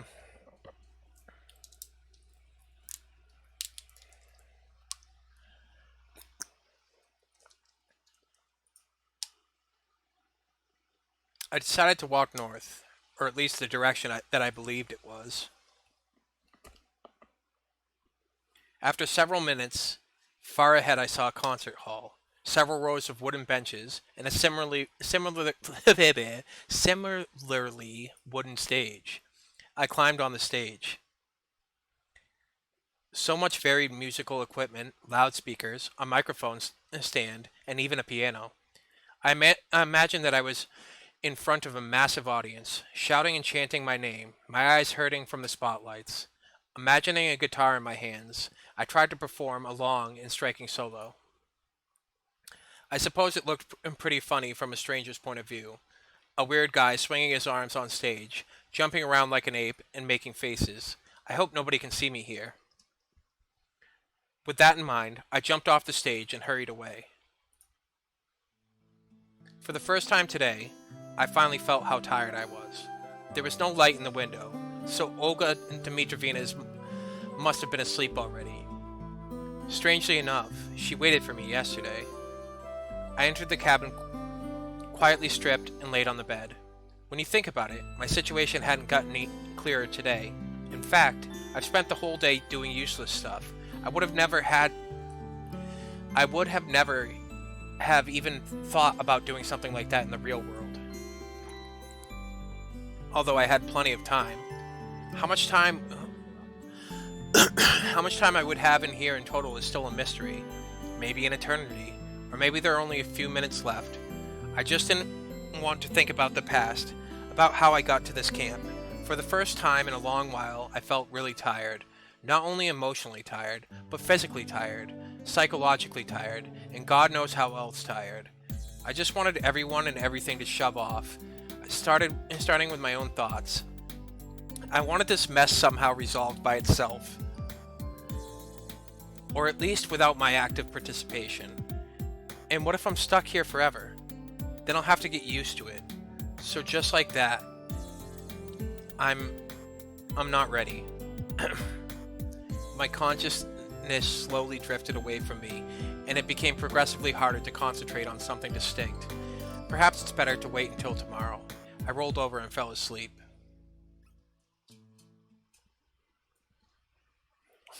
Why is what happening?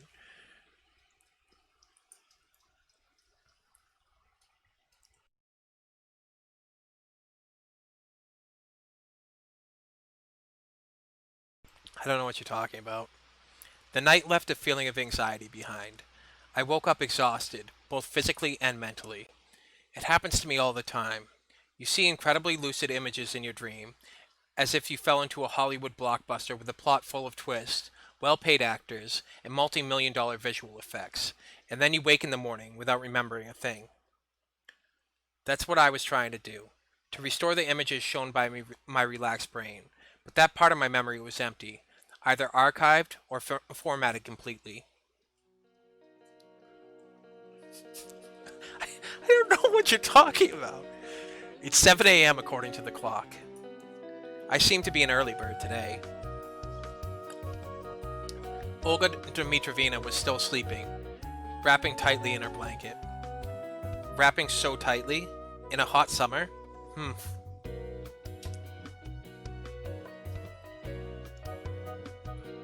I got up, stretched, and went to the mirror to have a look at myself. I'd better shave. Strange idea. Before, twice a month was enough. But now nothing depends on the way I look. I haven't found a razor anyway. Why do I even need it if I look like I'm 17 at most? So? Breakfast can't start earlier than 9 a.m. And this means I have plenty of time, which I can spend on walking and washing, for example. The water didn't seem as ice cold as the previous day. On the contrary, its refreshing coolness helped me brace up and come back to reality, whether all these events could be called real. The tooth powder didn't seem to be such an outdated thing. A quick thought struck me that it's not that different from toothpaste.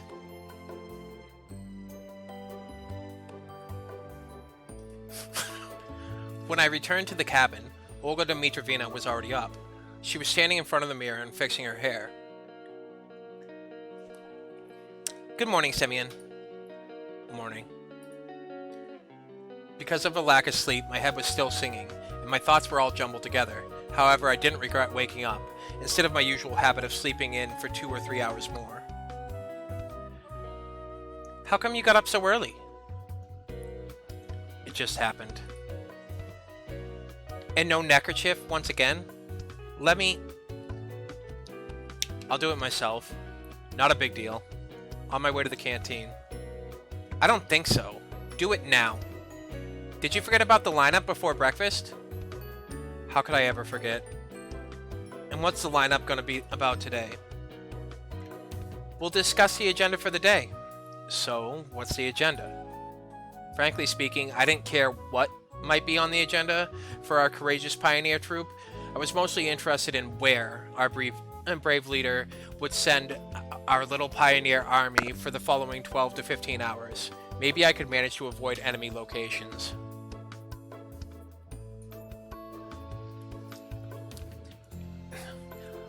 You'll find that out in the lineup. She gave me a wily smile. Olga Dmitrovna, you know, my stomach is getting upset. I'd rather... well, you know. I believe that it's okay to miss the lineup once. It could get all nasty if I failed to control it right there. Where did all this courage come from? You have 5 more minutes. I'm afraid I'll need more time. Could you tell me right now, please? Sure, I'll try. But just in case it all goes down. Oh, fine. On our list for today is cleaning the camp locations, organizing the books in the library, some other minor tasks, and of course, we have ball in the evening. Watch yourself. You must take part in the camp's activities today. You bet. Definitely. And now I'd rather... Come on, let's hit the road.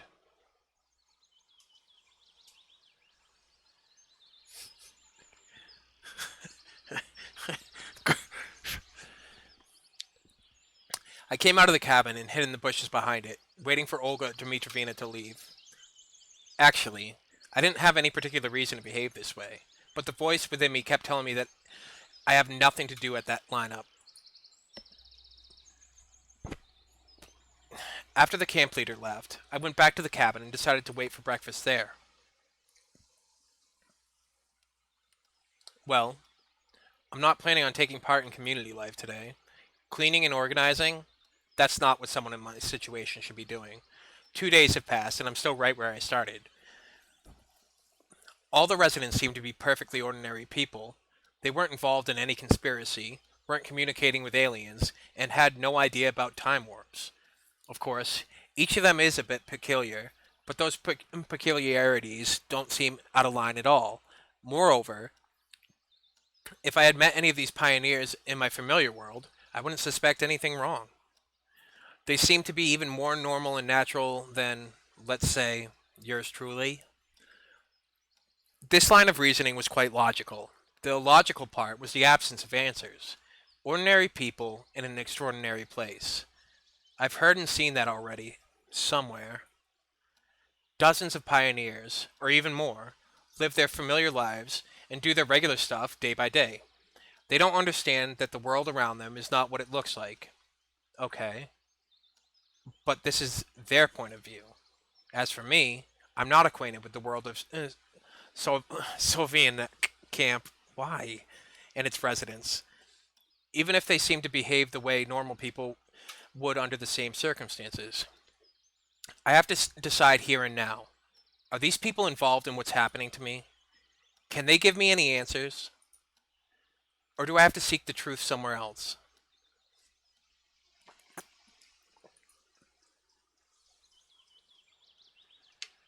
It seems I overdid it a bit with the thinking. There's no usual crowd of hungry pioneers near the canteen.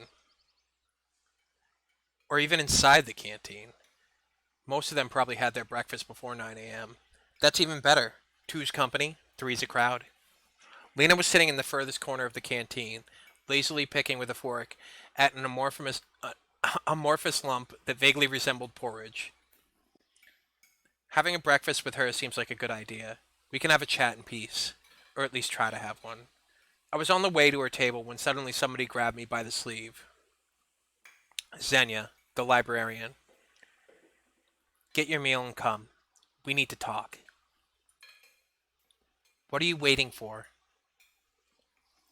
I was a bit confused. Pardon? Isn't this a bit too sudden? What's wrong? Get your meal and sit down. I suppose she considers her behavior completely normal.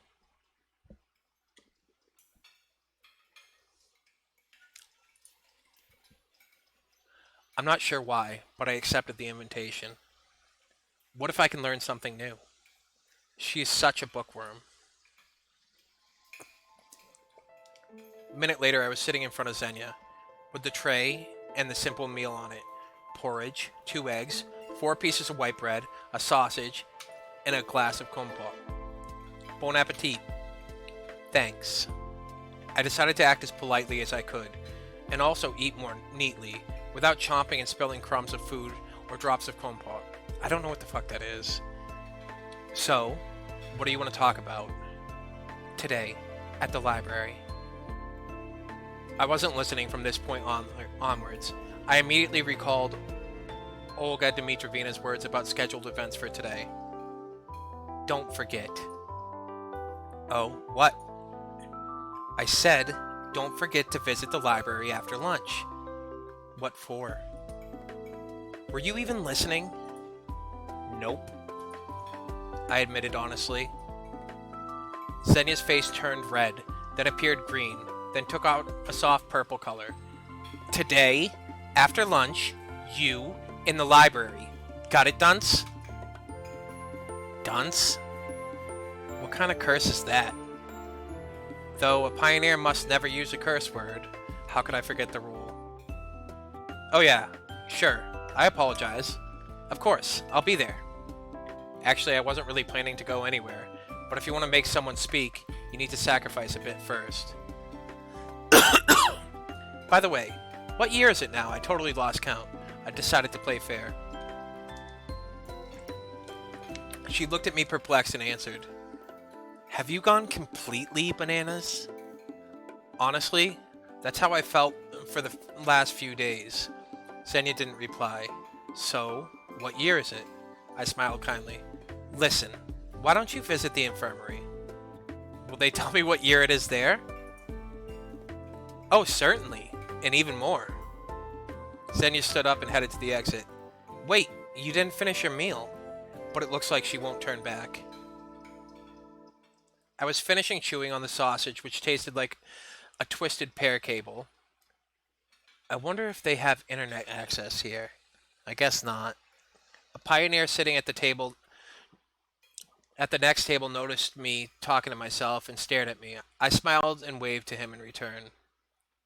After such a friendly greeting, he, for some reason, left the canteen quickly without finishing his breakfast. Done with the food. It's time to search for some clues. Sometime later, I finally came to the infirmary. I have nothing to do in that place. Though the nurse seemed quite caring, it's better to keep a distance from her. Such benevolence is actually scary. She may know something, but I just hadn't the courage to enter the infirmary. Moreover, I had no reason to. Not a single one. Immersed in my own thoughts, I didn't notice the nurse, who was standing on the porch.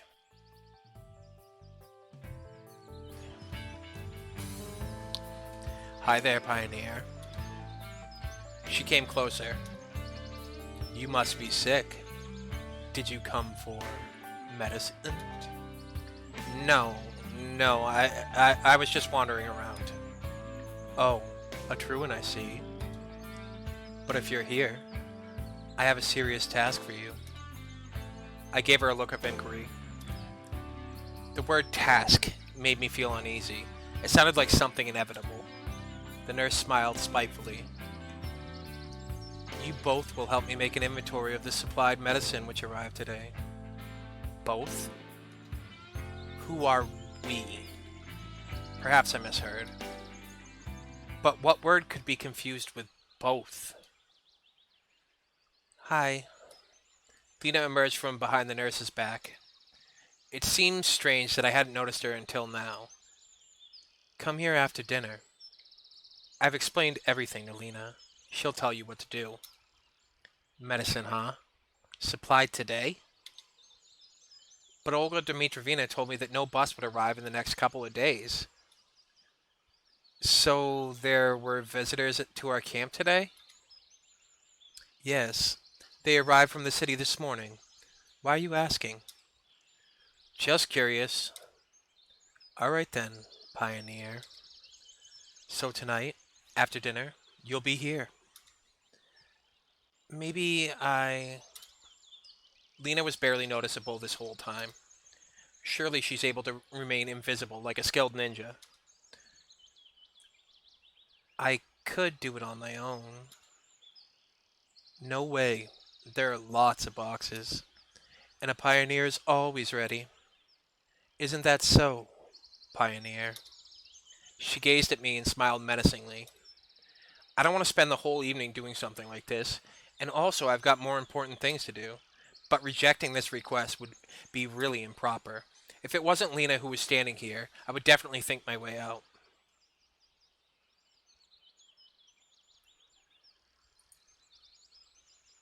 Nice. That's how a true pioneer should answer.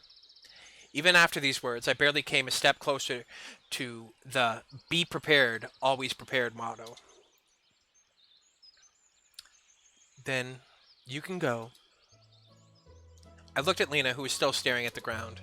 I guess that time she spent staring at the ground was enough to learn everything there is to know about the life and habits of different insects. Plus, Lena likes to read, so she probably read many biological, botanical, and so on books. Perhaps she wants to become an entomologist.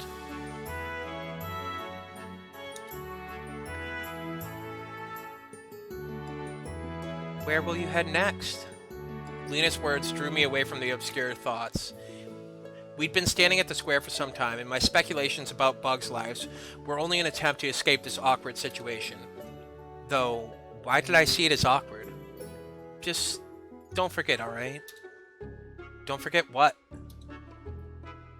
Well, tonight, after dinner, at the infirmary? Her face got a slightly grumpy look to it. No way, that's impossible.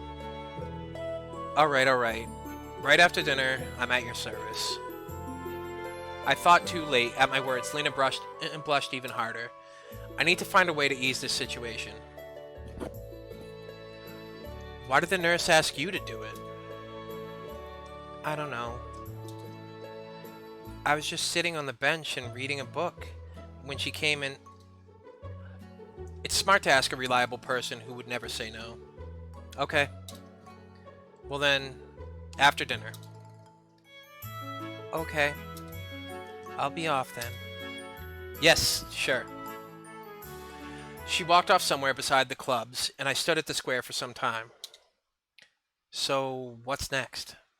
I decided to visit my cabin in order to collect my phone.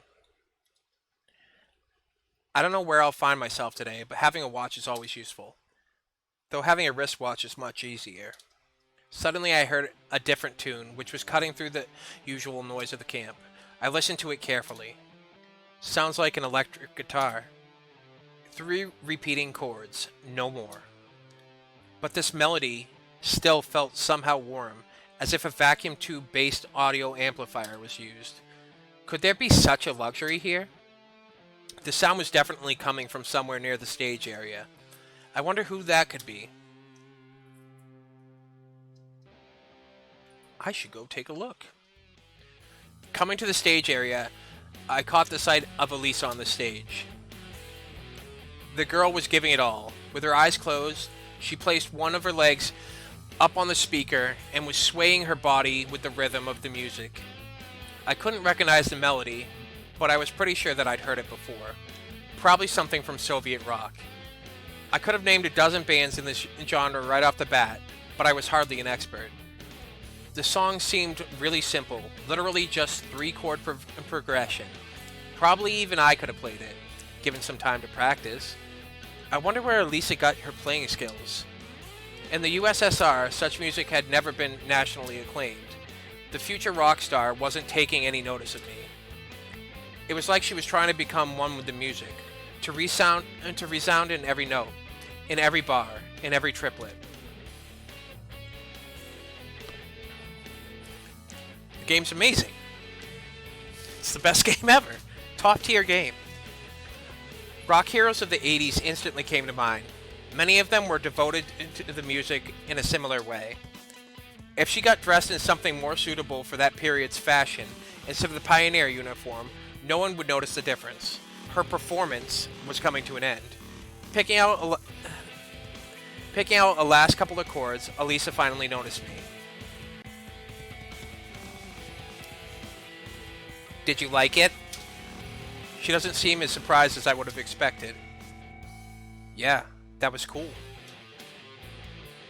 As if you could do any better, smiled Elisa slyly. I'm not saying that I can do it better. I'm no pro in music. No doubt. Yep. I didn't know what to tell her next and was heading on my way. Wait a minute. What? Heard about this evening's dance party? I thought it was a ball. Ball? Dance party? What's the difference? She frowned. Yes, I did. And so what? Are you gonna go? After throwing those words, she turned away. I'm not sure. And you?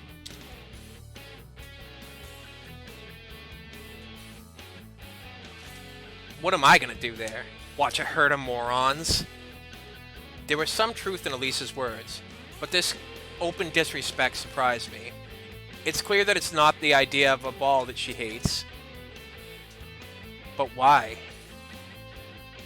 What do you mean by why? Well, why don't you want to come? Dance parties ought to be fun. Do you really think so? Annoyance flashed in her voice. I don't know. But I thought that you would. Never liked him. She interrupted me. There's absolutely nothing to do with such parties. I see. So, what's your plan then? I asked just to keep the conversation going. I'll just carry on practicing. What are you practicing? The song, dumbass. You even heard it? Elisa had gone totally mad. A few more wrong questions and I will have to run for my life. Who wrote that song? I did. So you wrote it by yourself? By myself. Cool. An awkward silence hung in the air. Okay then. Don't you want to listen? Didn't I just hear it? That's not what I meant. She pouted. The whole song. It's just a jam for now. Ah. Come on, do it then. Not right now. Well, don't do it then. I felt uncertain about what she wanted from me. You mean you don't want me to play? Seems like I frustrated her. I got ready for her to smash the guitar on my forehead, or something even worse. But there was only an upset expression on Elisa's face. I want to. I told you. Come here tonight then. I'll play it for you. For me? How cute. Tonight is the dance party. You said that you wouldn't go. I didn't say that. Frankly speaking, I didn't want to go, but messing around with Davicha was no good either. Olga Dmitrovna won't like it. Screw her! Said Elisa, getting steamed up. Fuck.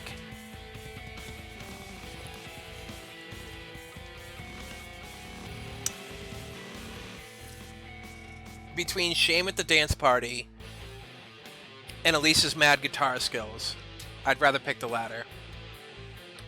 Good boy. She smiled strangely. I was just wondering if the decision I made was the right one, when suddenly I was interrupted by a ringing calling the pioneers for lunch. I looked toward the canteen. I suppose it's time to go. Hunger is a sharp thorn. I turned around with an intent to call Elisa to come along, but she looked so cheerless and down. Every musician should know when it's time to leave, I grumbled under my breath.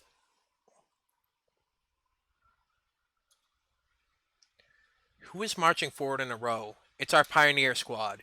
Pioneers in a row usually march to the canteen in the Soviet camp. I was looking for a place where no one would disturb me, like what happened before, just so I can eat in peace. And for that, I have to at least not be the last one to come. But I was pretty sure whatever happens here happens whether I want it to or not. The canteen was crammed as full as an egg. Olga Dmitrovna was standing at the entrance, guarding it like a hawk. Well, Semyon, were you working hard today? Hard enough. Well done. Truly well done. And the hardest is yet to come. I just bet. Fine. Take a seat next to the girls.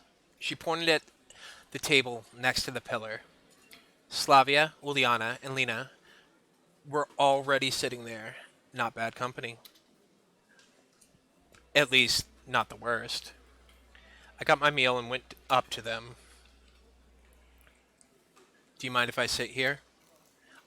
I caught myself sounding a bit clueless. There were no other free places anyway. No, of course not. Please do. Lena remained silent. Today the meal consisted of a plate of borscht.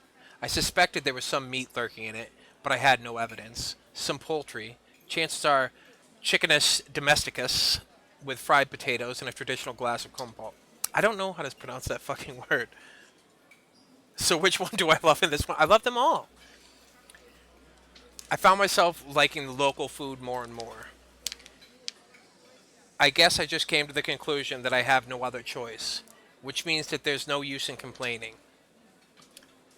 Thank God there's something to eat. Coming to the ball tonight? I don't know. Though I already have my arrangements with Elisa. He'll come. He's got nowhere to go, Juliana said happily. You will come for sure. Of course! I can't miss the opportunity to watch you make a fool of yourself. She got it right, so I decided not to reply. And what about you? I asked Lena. Yes, she replied briefly.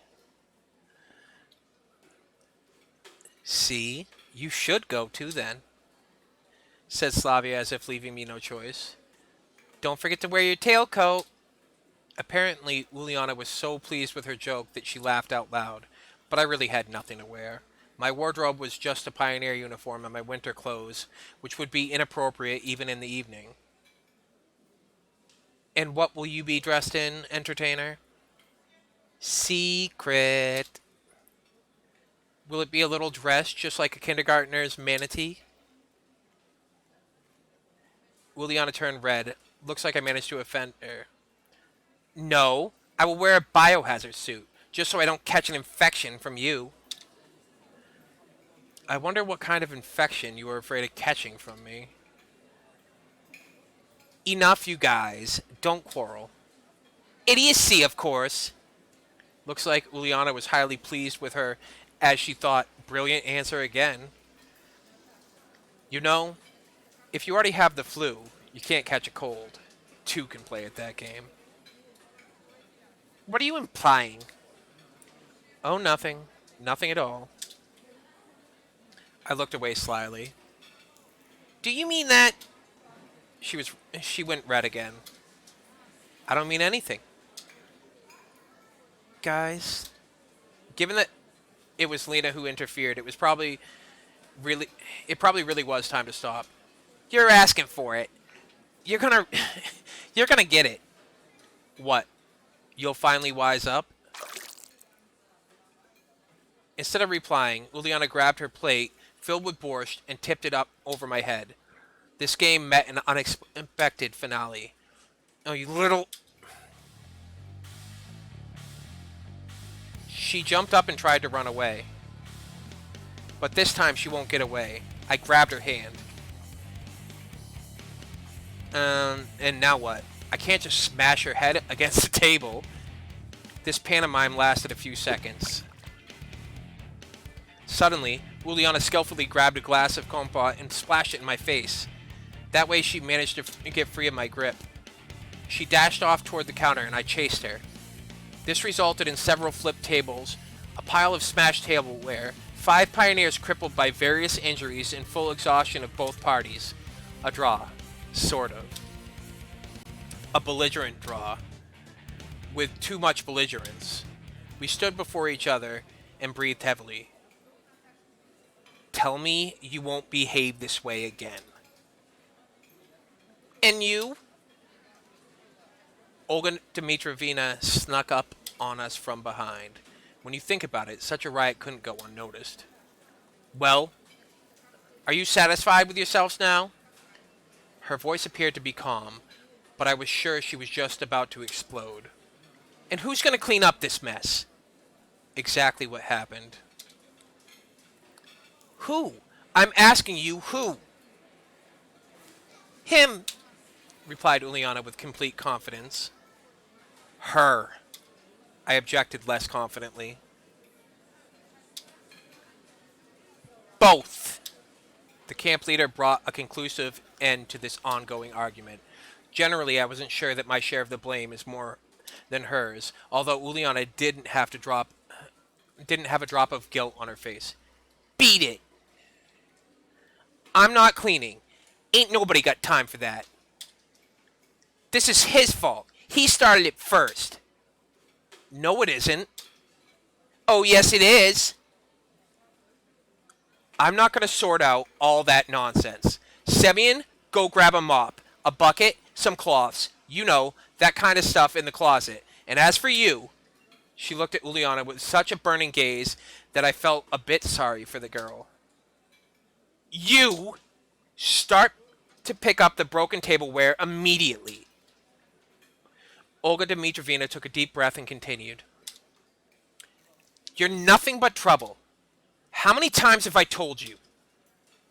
I decided to skip the lecture and went to the closet that appeared to be near the exit. Suddenly, a perfect idea flashed in my head.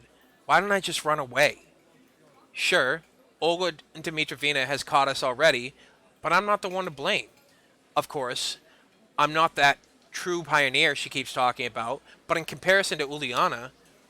Anyway, she's the principal culprit. It's not like I have nothing better to do than cleaning up the mess here. I have to seek answers. The truth is out there, somehow flashed through my mind. We're gonna stay. Nah, running away is hardly a good idea. For starters, Olga Dmitrievna has caught me already, and dashing off would only aggravate my punishment. As well as that, I was indeed partially guilty. Of course, it was all her fault. But if I hadn't reacted like that, probably we could have avoided this thrashing. Probably. I opened the cabinet and took out a broom, a mop, and a dustpan. Olga Dmitrievna wasn't anywhere near Uliana by the time I returned. She's gone. Can't you see for yourself? Uliana looked upset. All her youthful spirit vanished without a trace. Okay. Hang on a sec. I'll go and wash myself a bit first. I shot her an angry glance and headed toward the exit. I washed the scraps of lunch off myself and returned to the canteen. Well, no escaping it. We have to clean it up. It's all because of you. Just a single gaze from her gave me the creeps. Of course it is. It's me who's guilty of everything. It's me who's a local natural hazard. Oh, shut up.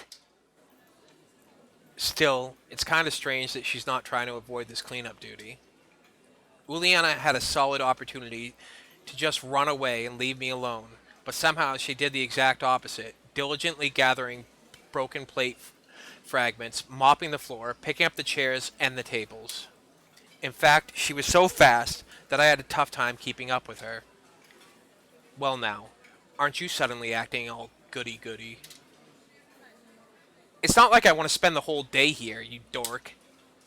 She still sounded irritated. Listen, you've got to understand that you can't behave like that. At least, not to such an extent. For some reason, I decided to try and give her a moral lecture. I haven't done a thing. It was you who was calling me names. Liliana grabbed a bucket and a mop and went to the furthest corner of the canteen. Looks like she's still angry. Looking back at the mountain of broken tableware, I finally began to understand the scope of the catastrophe. We're lucky that at least the forks and spoons are made of metal. We still have something to eat with. But there are hardly any plates left. Hey! Liliana called to me with a shout. I went over to her. I don't get it. Why do you hate me so much? Her face became so serious that I was ready to believe that it wasn't just another trick of hers. Why do you think so? I have no idea. That's why I'm asking you. I don't hate you. It's just that sometimes you behave like, well, you know. As simple as that, but still true. Like what? I have no idea. She lifted her gaze to me, boiling with curiosity. Well, for starters, what's the big idea in pouring compost all over me? You were asking for it. She smiled for the first time since we started cleaning. Yeah, sure. I heaved a deep sigh. So, what do you expect from the others then? Nothing, she replied acidly. This discussion was over, so I continued cleaning up in silence. It took us a few hours to fix up the canteen. At last, all the broken tableware was gone. Chairs and tables were in their designated places. The floor looked clean. We were sitting together, with Uliana next to the food counter, breathing heavily, deservedly resting. Now you see how much effort has to be put in because of a silly trick? But I'm not tired at all! Though the sweat pouring down her face told the opposite story. Oh, well, good for you. So, what are we gonna do next? I don't know about you, but I'd rather go. Nope, that's not all. You have to... She hesitated. To help me with another little thing. Thinking of another silly prank? You bet. She was smiling broadly. I'm not your man here. I'm more than fed up with just one punishment for today. Okay, here's the deal. If you help me now, there won't be any more pranks. Sure, that was an inviting prospect, but somehow I couldn't bring myself to trust Uliana, even for a moment. Well, it wouldn't hurt to ask. So, what is your cunning plan? We're gonna steal the candy! What? I should have expected something like that. Candy is for kids. Soon the chef will go dump out the trash. Nobody's gonna see us. Count me out. Whatever. She grunted and turned away. Then I'll do it myself. And I won't allow... I couldn't even finish the sentence, as Uliana already jumped over the counter, ran to the cabinet, opened the door, and started rummaging through it. Hey, cut that! It's not like you haven't got enough problems with Olga Dmitrovna. She didn't reply. You won't get away with just cleaning duty for something like that. Uliana closed the cabinet. She held a huge bag of candy in her hands. Are you little... Put it back! She stuck out her tongue at me and dashed off through the back door. I couldn't just leave it at that. I darted off in pursuit. Sure, the girl had quite a head start, but I still funneled all my energy into the chase. I won't lose her again. We ran through the square. Turned at the music club building. and came out onto the forest trail. I'd almost caught Uliana when she stopped abruptly. I couldn't pull up as sharply, so I crashed into her, sending us sprawling. We rolled down onto the grass. Oh no. Gotcha! I gave a victorious shout. No, you didn't, she replied with an ashamed tone. Uliana was lying under me. Her face was right next to mine. Oh no. I felt her erratic breathing and the heat of her body. Come on now! Not the little one. Oh, for fuck's sake! Sure, right now she's only a child, but soon enough she'll become a woman. It was pretty embarrassing. Oh my fucking word! You gonna rape me? She said, coming back to her senses. What the fuck? Holy shit! What? You want me to? Anyway, it was more like a game to her. Holy shit. Oh my god! Sure do. She gave a cunning smile and snorted quietly. Or was it just my imagination? I'm not really in the mood. Whatever. Holy shit. Where did that come from? Uliana reached up and bit me on the nose. I wasn't expecting that, and even pulled back a little. Just a moment of hesitation was enough for her to wrestle out and run a dozen feet away. Watch it. You're gonna regret this later. She laughed out loud and disappeared into the woods. The candy bag was left lying on the ground near me. I wonder if she dropped it on purpose. It's getting near dinner time, so I had to hurry up and return the candy. And preferably, very preferably, stay under the radar. Of course, I'll explain the situation. It was Uliana who had stolen them. But who's gonna believe me? Olga Dmitrovna was already waiting for me at the entrance to the canteen. Good job, Semyon. On what? I hid the bag of sweets behind my back. The bag was transparent and too big to put it in my pocket. I was talking about the cleanup. Everything is clean and tidy. Well, yeah. And where is Uliana? I wish I knew. She'll come soon. Okay then. Go and have your dinner. I entered the canteen. To my utter lack of surprise, it was full. Now I really don't know how to return the bag without being noticed. Sure, I could do it in the evening, but what do I do with it now? Semyon! I turned around. Slavia was in front of me. Wow, what's that? She looked at the bag that I didn't manage to hide in time. Caught red-handed, or more like sweet-handed. Time to prepare for a scolding. These are... sweets. Where from? I stole them, damn it. Got them from Uliana. Oh, I see. Same old song and dance. What do you mean? It's not the first time she's stolen sweets. And why am I not surprised? Let me handle this. Thanks. Slavia saves the day yet again. She took the bag and headed to the buffet. I had no desire to listen to what she was going to say when returning the sweets, so I started to look around the canteen for a place to sit. It seems that I will have to share a dinner table with Electronic and Shurik. There were no more places to sit. What's happening, gentlemen? Every time I had to deal with them, I got an itching desire to tease them, or at least drop some cheeky or cocky banter. It might be too risky to behave that way, but the Electronic brothers were my primary source of positive emotions. How are you doing? Fine. What about you? Hits and misses. Did something happen? Lots of stuff. Mind sharing? Nah, some other time maybe. Suit yourself. He made a helpless gesture. We're going to the ball after dinner.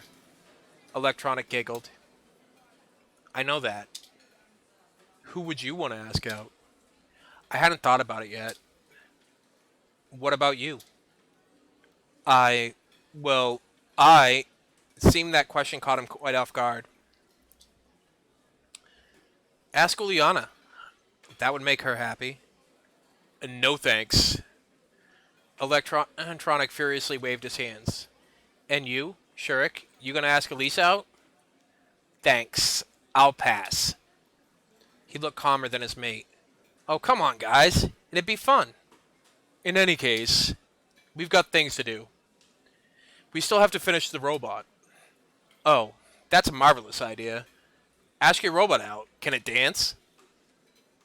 It can't even walk yet. Shurik probably missed the point completely. Why, it would be a great demonstration of our achievements in front of the camp. And what would we show them? Yeah, you're right. They both stared at their plates disappointedly.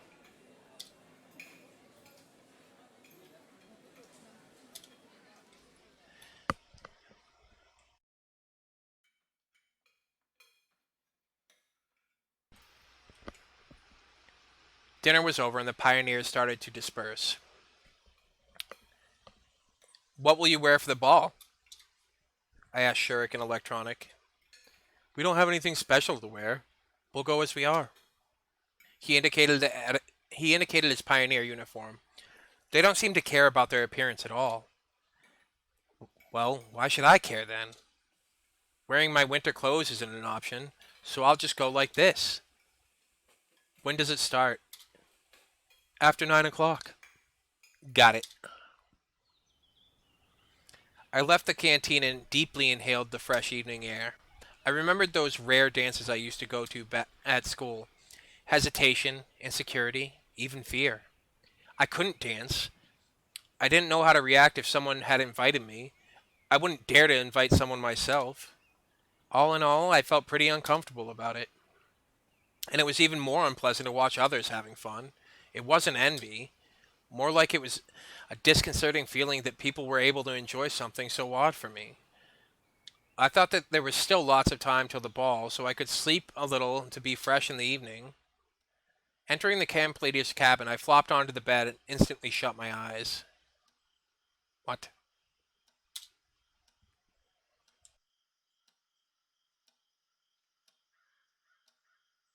Strangely enough, I got up right on time, even without an alarm.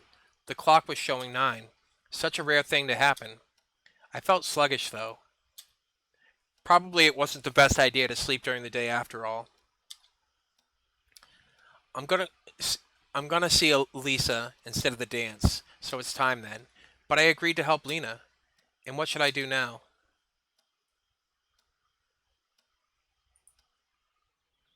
A few minutes later, I approached the stage. Maybe it was a bad idea accepting her offer. Just talking to Elisa means danger. On the other hand, I wasn't eager to go to the dance. What can I do there? I'd only disgrace myself. No, I'm better off listening to Elisa play the guitar.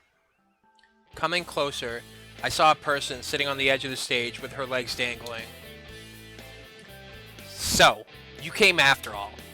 Elisa put the guitar aside and jumped to the ground. There was even a trace of joy on her face for a moment. Playing for someone is surely more interesting than being alone. As you can see. What are we gonna do? What do you mean, what? I'm asking you. Well, you wanted...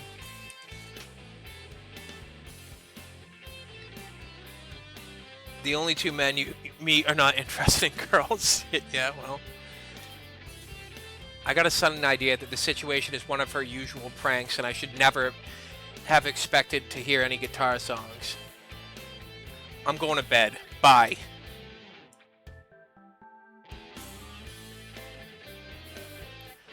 I turned around and waved a hand intentionally slowly. Hey! Elisa grabbed my sleeve. What? Don't you want to listen?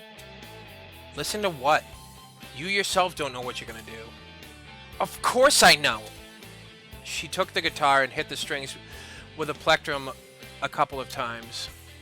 Sit next to me. Why does her hair change color? I didn't object, and in a moment I was sitting beside her. It's better this way. Miss the dance, leave now, and then what would I do? The role of a stranger was more suitable for a passive observer, and not for the eager seeker of answers who I wanted to be so badly. So, I'll show you how to play this song now. Just like that, right away. What do you mean, right away? I haven't held a guitar for a long time. She could probably guess how long it had been since I'd held one. My skills were enough to make a cat laugh. It's not difficult. I threw an intense look at Elisa. It distinctly seems to me now that she can't express her feelings.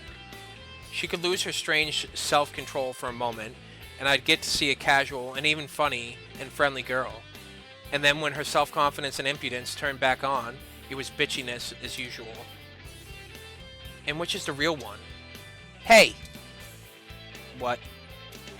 Stop daydreaming. Oh, yeah. Sorry. So, are you watching? I am. What song is this? The one I played this morning, of course. Oh, okay. I'm listening. Elisa made up her mind and started to play.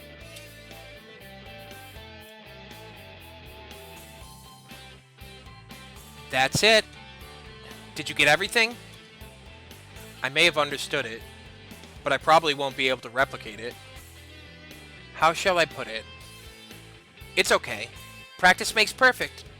She's undoubtedly right on this point, but I've had problems with practice all my life. Well...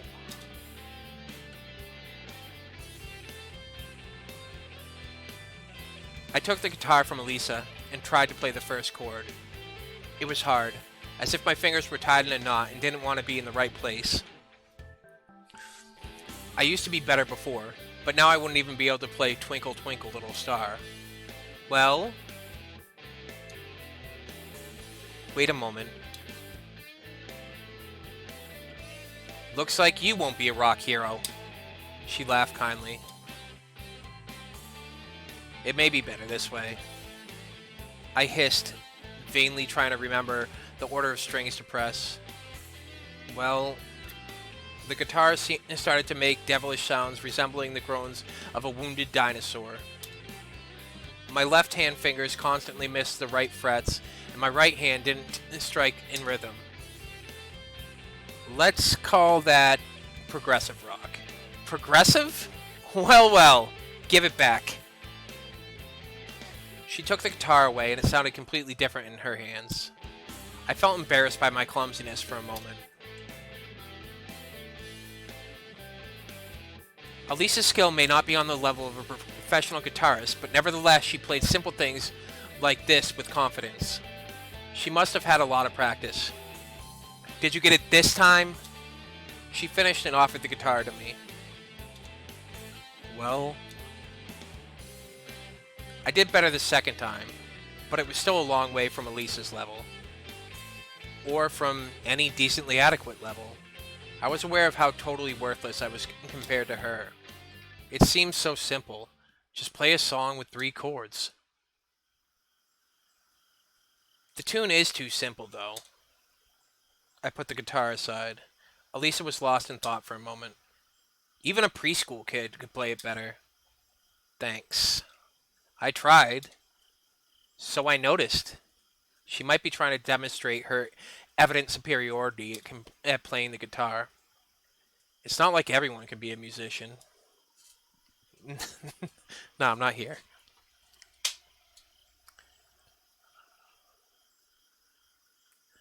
Not really. Elisa looked up at the sky. Though you can't be one, that's for sure. Why is that? You should have heard yourself. I started to regret coming here. Well, don't mind me. Why does Elisa need to do this? It's obvious that I'm a horrible guitarist. Obviously.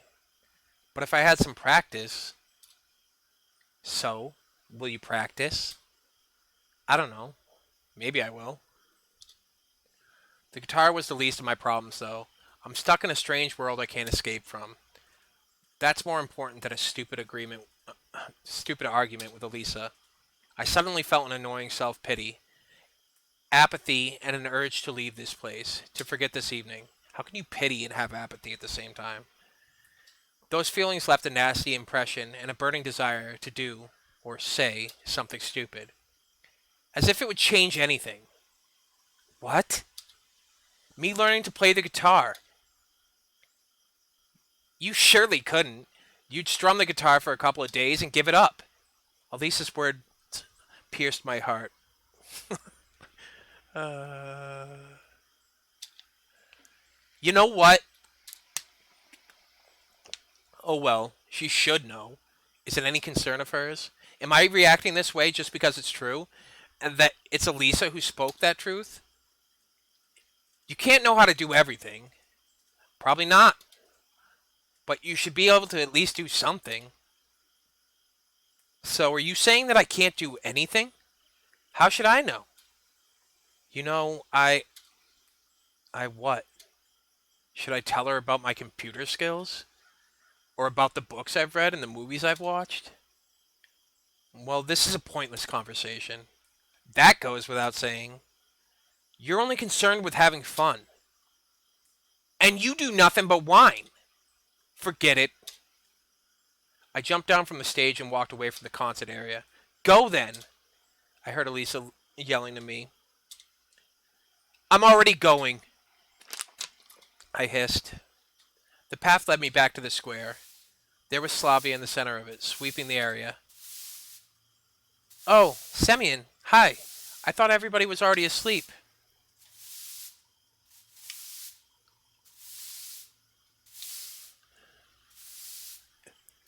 You know it, Gregors. You know it.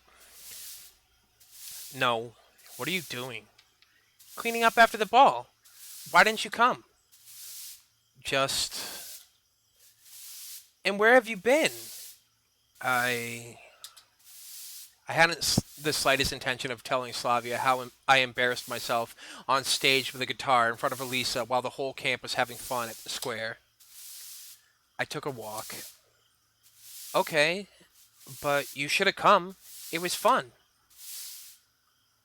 Glad you enjoyed yourself.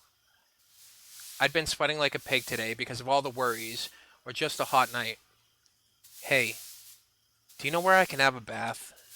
Certainly. Go straight, then a bit left by the path, then to the right, and there will be a bathhouse. Should I accompany you? No, no need. I'll find it myself. I totally didn't want to burden her more. I walked along the forest path in the direction Slavia showed. My whole body was itching. How didn't I notice it before? And more important, what else hadn't I noticed? If things kept going like this, then I'll have to stay in this world forever. I shivered at the thought. Probably at the idea that I didn't feel any terror, or even just fear. Just like it's all natural flow of things. I could see a bathhouse behind the trees. And why do the pioneers have baths here? Olga Dmitrovna had said something about repairs to the showers, though. No reason to worry about it now.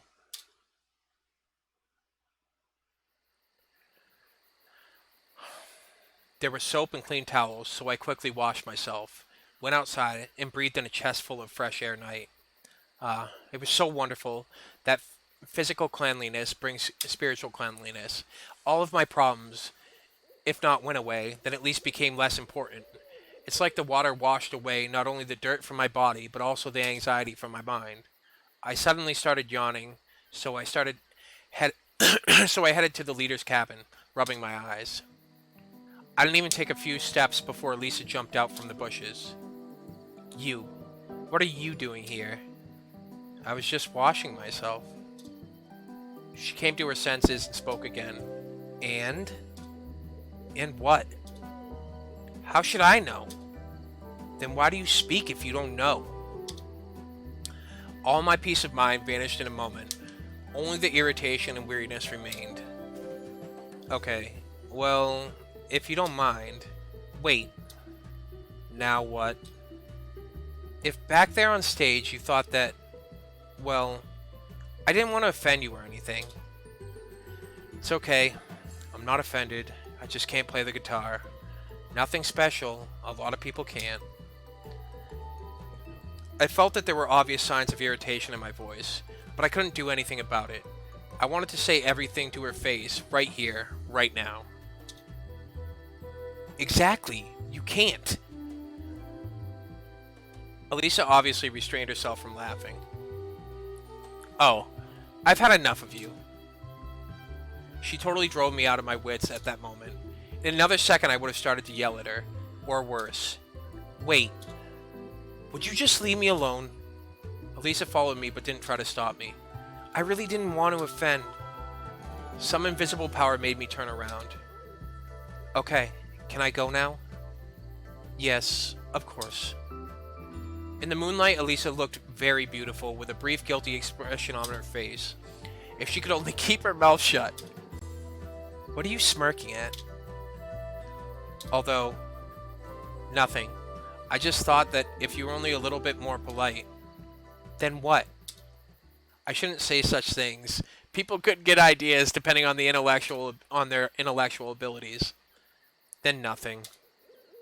You should finish what you started. There's nothing to finish. I'm very tired and I'm going to sleep. Stop right there. Don't make me run from you. As if you could. She might be right. I'm already exhausted from this day, and naturally, I had no intention of running after a bath. So what? What? If only I would be more polite, then what? Try it, and you will see. Why should I do anything for a fool like you? Then don't try.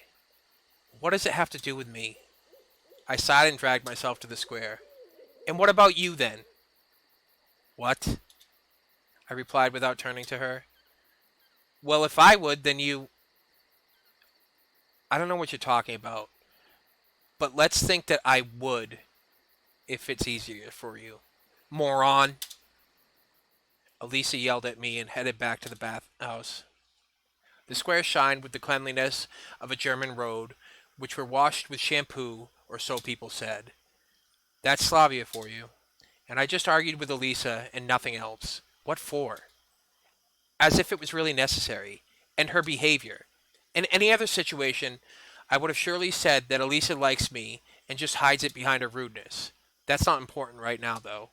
Relationships, love, anything. Maybe she isn't even human. And what if she was a human, and all this was happening in the real world? I drove those thoughts away and headed to the leader's cabin. Tiredness had overwhelmed me. It was like an invisible obstacle stopped me in front of the door. Olga Dmitrovna certainly would like to know where I was and why I missed the dance. I'll get a full interrogation for sure. Counting the absence of Elisa at the dance too, it wouldn't be hard to guess that we skipped it together. On the other hand, should I even tell her that instead of going to the dance, Elisa practiced playing the guitar and I just went along with the flow? Nothing special, actually. Doesn't really matter why I left. So... At the same time, I thought that it could be better to keep silent. Well, I'll decide on the spot. I sighed and pulled the door handle. Olga Dmitrovna was already waiting for me, wearing a dress. So, Semyon, where have you been?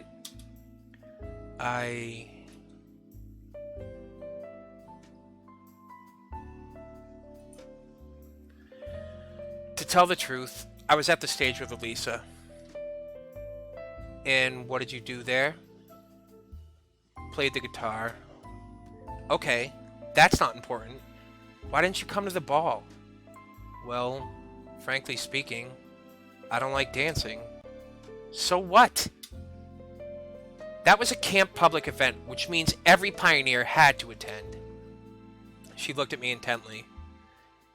You could just sit somewhere quietly. I'm sorry. I sighed. Okay. The leader softened. Go to bed quickly. The storm had passed.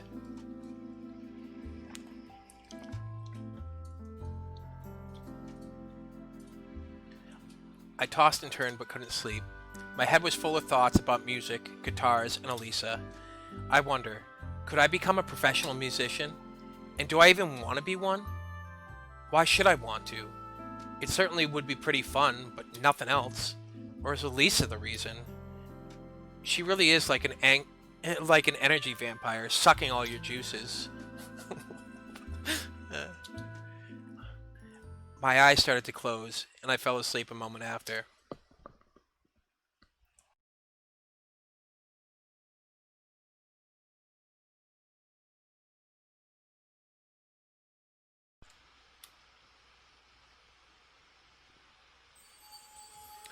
I woke up with a hellish ringing inside my head. The ringing seemed to be coming from the depths of my consciousness. But after I came to my senses, I realized that the cause of this ringing is my alarm clock. Strange. Where did it come from? Why is it standing near my bed? It was 7:30 according to the clock. Olga Dmitrovna had already left, and there was nobody to force me to go to the lineup. Thus I can sleep a bit more. I closed my eyes, but seemed like my consciousness had already had its coffee and was ready for a long, productive day. I need to get up. I should plan my day out. After all, I need to at least find out something today. But still, nothing came to my head. Fine. I need to wake up completely and wash myself. On my way to the washstands, I met Xenia. What got you up so early? Anything wrong with being up early? She looked at me as if I had insulted her. No, nothing. Just curious. None of your business. Gosh, Xenia isn't very sympathetic even when she's in a good mood, but today she just looked furious. The cold water perked me up. The fog in my head dissipated, and my thoughts started arranging themselves. Curiously, I started to worry about finding a good place in the canteen more than finding answers. I brushed my teeth and was going to leave when a quiet sound wafted past my ears. It's probably a squirrel or some other animal. I heard another sound, this time a bit farther. I walked 10 meters along the path, searching for the source. Nobody, just the morning forest. I returned to the washstands and saw Miku, who was looking for something in the grass. Noticing me, she smiled and jumped up to me. Oh, hello, good morning. I accidentally scattered my tooth powder, just trying to gather it all back up. The dewy grass didn't seem to be helping matters. Are you sure that's a good idea? Well, why? What else can I do? I don't have any more. It was the last I had. She pouted like a child who had just had her favorite toy taken from her. Here, I'll give you mine. I dug into my bag. No tooth powder there. Strange. Didn't I just put it there? I walked away for a minute, and now it's gone. Listen, it looks like I've forgotten it. I didn't want to tell her that it had just gone missing. Knowing the sensitivity of this girl, it was safe to assume that vanishing household goods would impress her so much that her brain would reset itself in order to avoid overheating. Well, I'll be off. Yeah, cheers. Visit me and the music club. I'm still alone in there, but I... Miku's voice faded in the freshness of the summer morning far behind me. Getting back to the leader's cabin, I took my cell phone and looked at the battery meter. Enough power for a day, maybe even less. Of course it won't help me much in here, but still. Finding a charger in the 80s would mean inventing it. Still, regardless, the morning was shining and beautiful. The bright sun was shining over space and time displayed Pioneer Camp Sovietnik, warning its residents and filling them with energy to spend the day productively, or in my case, to waste it in futile efforts to find an explanation for everything happening here. There was an unusually large crowd near the canteen. Of course, there was no other place in camp pioneers loved as much as the canteen, but why were they all crowding on the porch? I came closer to find out what was going on. It looked like all the camp had gathered at the porch. There were all the familiar girls, Olga Dmitrovna and Electronic. They were all having a lively discussion. I drew closer. Semyon, have you seen Sharik today? No, what's the matter? We haven't been able to find him since early morning. Disappearing pioneers. Well, that's something new. But he was with you yesterday. She was talking to Electronic. Yeah, he was. So you woke up this morning and he wasn't anywhere to be found? No. Why didn't you come to me immediately? Well, I thought that he got up earlier and went to wash up or something. Did he mention anything yesterday? Interjected Slavia. For example? That he was going somewhere, for instance? No.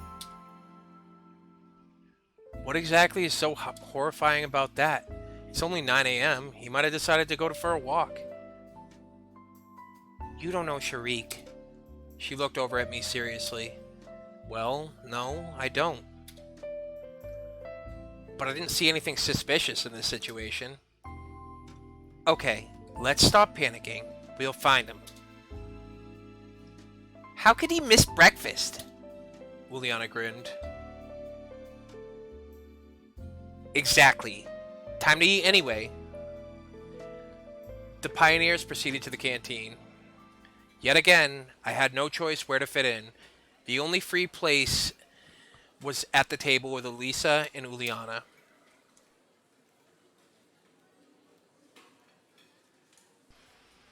Take a seat. She pointed at the chair next to her. I sat down. Are you going to get your food? Good idea. I hadn't thought about that. Today's breakfast didn't look much different than yesterday's, but it looked more appetizing. Or maybe I was just very hungry. Or maybe I was just eager to finish off as soon as possible to avoid yet another Uliana prank. Want to go to the beach with us today? When? Right after breakfast. Generally speaking, relaxation wasn't on my agenda today, but if I was going to spend time thinking, why shouldn't I do it while getting a suntan? Sure, why not? Cool. She smiled nicely. I bet you're planning another prank? No, not at all. Uliana waved her hands at me. She sure is. Elisa grinned. She's always like that. I looked at Elisa attentively and suddenly remembered yesterday evening. Her strange behavior, our quarrel. But now she looked like usual. Maybe there's no need to say anything to her. Though I wasn't going to. At the end of the day, everything that happened last night stopped seeming unusual. As if it was all just a dream. No way! I think she's right. Nobody believes me. Uliana took her tray of dirty dishes and stood up. Enjoy your meal, she said in such a way which left no doubt nothing good awaits me today at the beach. Me and Elisa were left alone. You know, I guess I shouldn't go with you after all. Why is that? Well, I've got something to do. And what exactly would that be? She looked in my eyes, and I couldn't even find an appropriate excuse. I don't have a swimsuit. Try mine. You think it'll fit me? Give it a try. I don't think it's worth the effort. Don't be a wimp. We'll find you some swimming trunks. Those words only added to my fear. Wait for me by the canteen. I'll be back soon. Okay. There's nothing wrong with waiting for her, is there? Finishing my breakfast, I left the building and sat on the stairs. Pioneers, all having their own business, hurried past me, one by one. No one stopped by me. No one even looked in my direction. It seemed they didn't consider me a stranger, but exactly the opposite. Just another teenager their age, their comrade, you could say. I caught myself thinking that I had started to consider this camp and its inhabitants with not as much caution as I had on that first day. Indeed, Elisa was back in a couple of minutes. Ready? Ready for what? She gave me the trunks, though you could hardly call them trunks. They looked like pink boxers decorated with butterflies and flowers. Actually, they were boxers. I'm almost afraid to ask, but where did you get these? Too scared to put them on? Well, you know... I have not the slightest intention of doing so. I appreciated her joke, but wasn't going to make myself a laughing stock. Put them on, she said roughly. Why don't you try them on instead of me? I think that color of the swimsuit would set off your eyes very nicely. Let's make a bet. I had no desire to accept her bets. No thanks. Alright, you either go to the beach wearing them, or you swim naked. Weighing the pros and cons, even the second option seemed better than the first. I'm not planning to go anywhere at all. Then I'll tell everyone that you left these trunks in my cabin. Why would I do that? How should I know? She burst into laughter. I didn't want to argue with Elisa, so I decided to go to the beach in the end. But not in those flamboyant trunks. Okay, I'll be there in 10 minutes. Don't be late. She ran off after saying that. I dragged my feet to the leader's cabin to get a towel and to hopefully find something like trunks. Olga Dmitrovna was waiting for me in the room. Semyon, did you hear anything about Sharik? Same as half-hour ago. I walked to my bed and took a towel. Are you going somewhere? Yes, to the beach. Wait, do you have swimming trunks? You came here without any luggage, as I recall. Strange. That fact didn't seem to surprise her during our first encounter. No. So, what will you wear? Good question. What? I don't know. Wait a minute. She walked to the wardrobe and unlocked a drawer. In a moment she had a pair of normal black trunks. Where did she get those? More importantly, why? Someone from the previous session might have forgotten them? Considering all the strange things in this camp, it wasn't really surprising to find men's swimming trunks in Olga Dmitrovna's room. Thanks. The trunks were just my size. I got changed behind the cabin and went to the beach.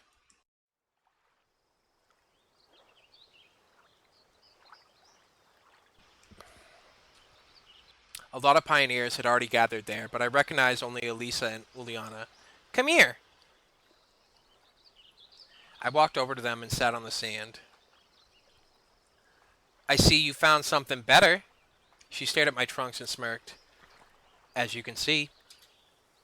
Come on, let's swim. I don't want to. Maybe later. I was not a fan of swimming. Suit yourself.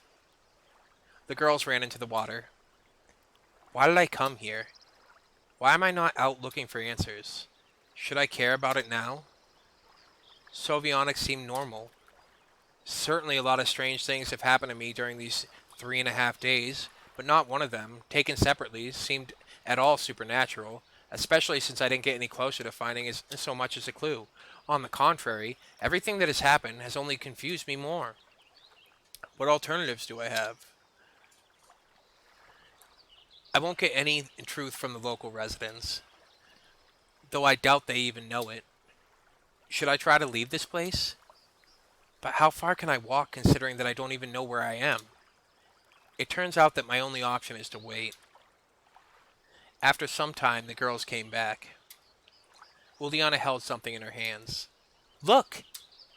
I looked up and saw a crayfish. Just a normal crayfish. Uliana lay next to me and started to torment it. Leave the poor animal alone. Why? It's just a crayfish. So what? It has a right to live too. I'll rip its claws off and ask the cook to boil it for dinner. As if we have nothing else to eat. I looked at Elisa. She seemed to be totally uninterested in Uliana's fun with the poor sea creature. Tell her. What's wrong? It's a crayfish. It deserves it.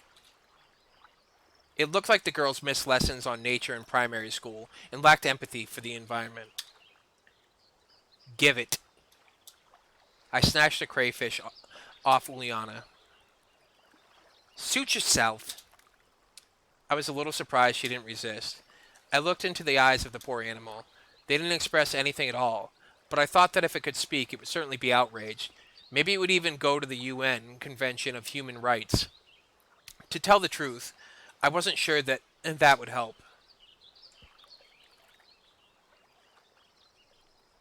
I took the crayfish to the river and set it free. Never mind. I'll catch more. There are plenty of them here, said Uliana. No doubt about it, I mumbled. Time passed and I was getting sleepy. I fell asleep. I don't remember what I was dreaming about, if I was dreaming at all, but I woke up when someone shook my shoulder.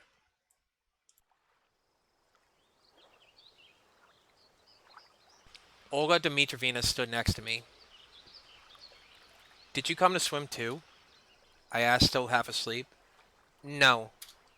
It's almost time for lunch, and we still can't find Sharik, the leader said, standing before me in a wet swimsuit. And? I want you to look for him. Seems like I'm the only pioneer in this entire camp. I was sincerely outraged. Every time it was getting clearer that Olga Dmitrovna considered me to be her errand boy, to be used like a slave, or vice versa. If I came to you, then I want you to help me. Why exactly me? However, after giving it some thought, I decided to agree. After all, my shoulders and back got sunburned while I was sleeping, and searching for Sharik would let me get acquainted with the unexplored locations of the camp. Okay.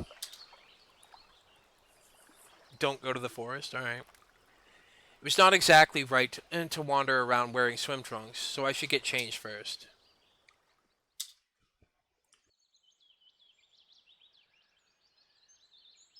"10 minutes later, I stood outside Olga Dmitrovna's cabin, deciding where to go.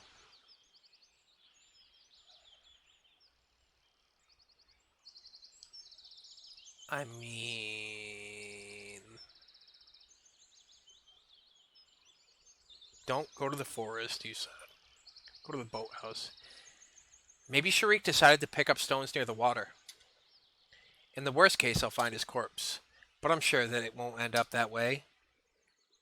I was crossing the square when somebody called out to me. "Wait." Elisa came up and smiled. I immediately sensed a trap. "Where are you going?" "I'm searching for Sharik. Olga Dmitrovna asked me to." "And how is it? Exciting?"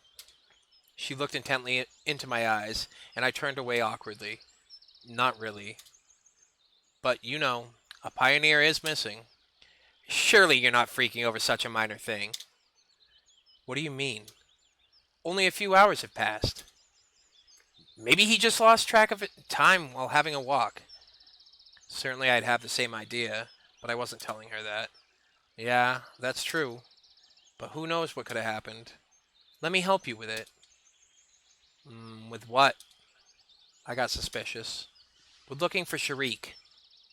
"Oh, but I can do it." "Oh, come on."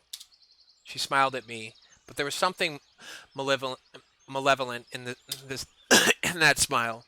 Naturally, her smile was cute enough, but it really seemed to me like there was something behind it. "Well, if you insist." Since I could not understand what's on her mind, I had no real reason to refuse. "But before we go, I have to get one thing from home." "Okay, I'll wait for you." "You're actually serious about just standing there?" "Let's go."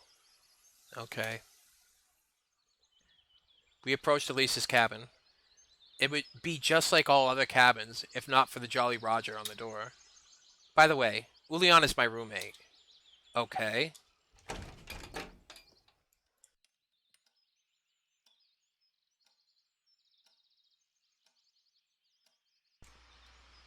We entered the cabin.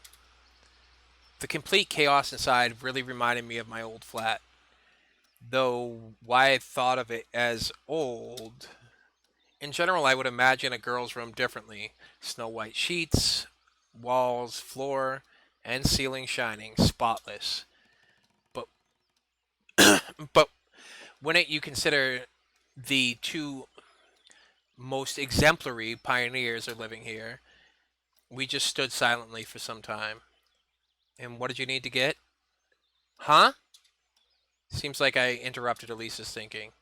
"Yeah, it's not here actually. Wait here, I'll be back in a minute. She smiled and ran out. She seems really flaky today. I began to examine the room. I wouldn't say that there had been an explosion. It was just a decent mess. Well, at least by looking at this mess, created in one Pioneer session, I can surely say that I am not the messiest person in the world. The decoration of my apartment took years to be completed. I wasn't thinking about anything in particular, was just looking around the room. Posters of Soviet artists, some books on the shelves, various household items, and then I realized that everything is wrong.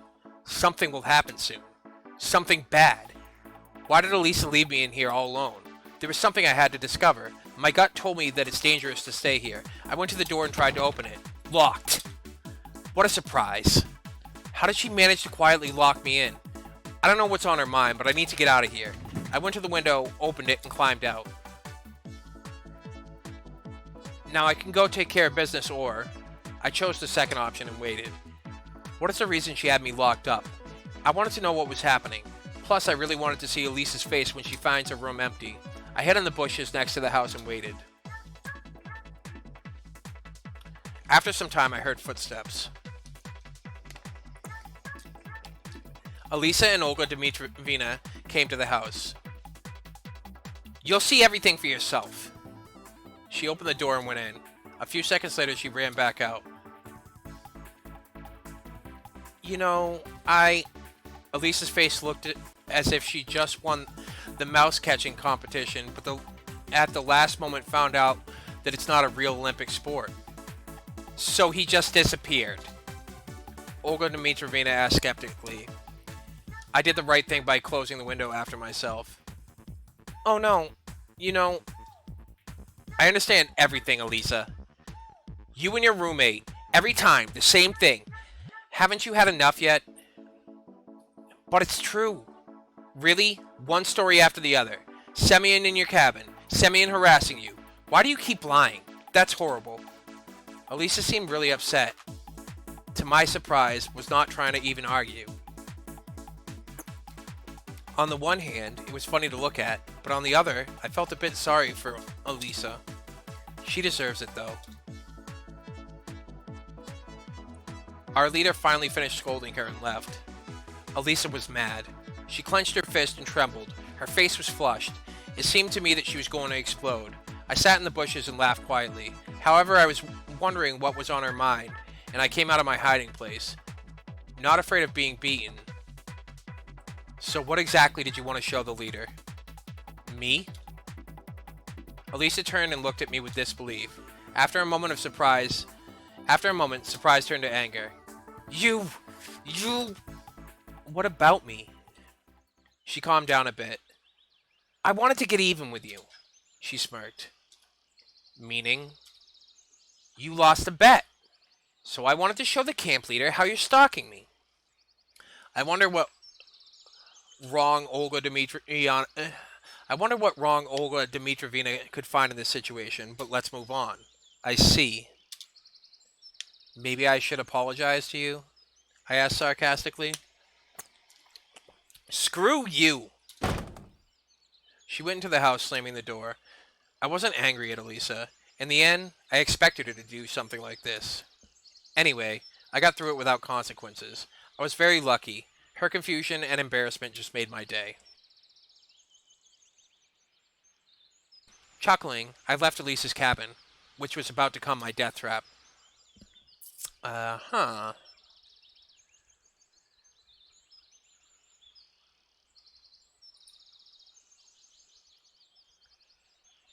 But it's still a stupid idea. If Sharik wasn't hiding anywhere in the camp, he would have been found by now.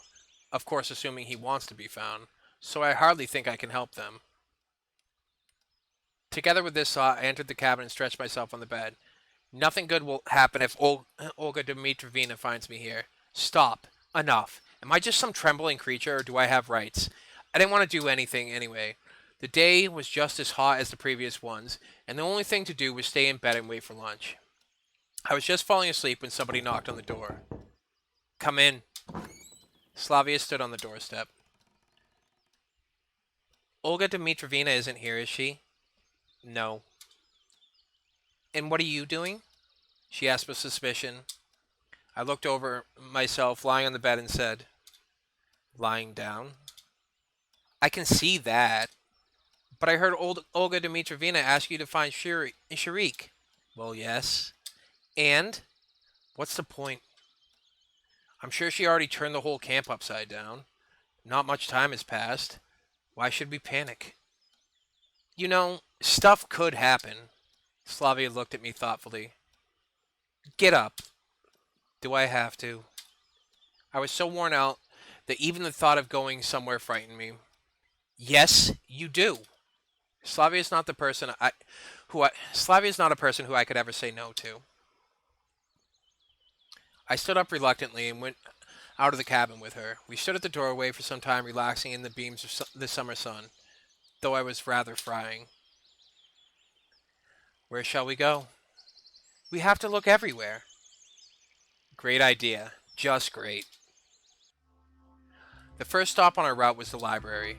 Slavia went to Xenia, sitting at the table, and spoke to her. I just stood in the doorway. I didn't want to communicate with this librarian any more than necessary. A few minutes later, Slavia came back to me. So? Nothing. She shook her head. As expected. The canteen. We still had time before lunch starts, so there was the usual crowd of pioneers. It was empty inside and outside of the building. While Slavia was talking to the cooks, I was sitting and playing with the salt shaker. Some salt spilled out of the pot. Certainly, I would be worried if I was superstitious. Strangely enough, he wasn't here either. It would be unexpected if she had found him, for instance, in the refrigerator.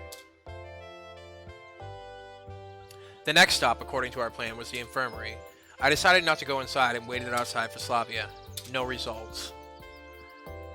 There were pioneers playing football on the sports ground. It would be hard for Sharik to get lost among them. Finally, we reached the clubhouse. You think he could be here? I'd think that's the first place people would have searched. Let's go in. Empty inside. Slavia opened the door and went into the next room. I followed her. This all seemed to be a stupid undertaking. This was strange, especially because it was Slavia's idea. I mean, I understand responsibility and so on, but isn't it obvious that he isn't in the camp? After all, he isn't playing hide and seek with us, is he? No one here either. What did you expect? He'd be sitting in a closet? Well, seems like I've offended her. Sorry. But seriously, I understand. But we have to check all possibilities. Okay, listen. What do you really think? About Sharik's disappearance? Yes. Maybe he went into the forest and has been caught by the forest spirit. She laughed at that. What a fabulous story. However, in this camp, you never know. Yes, true that. But now isn't the time for jokes. Cheer up. We'll find him. I hope so. Slavia smiled. Well, I still have some things to do. See you later. She left, but I was standing there for some time staring at the Cybernetics Club's closet. I went for lunch with mixed feelings, with a sense of accomplishment, and with a realization of time wasted.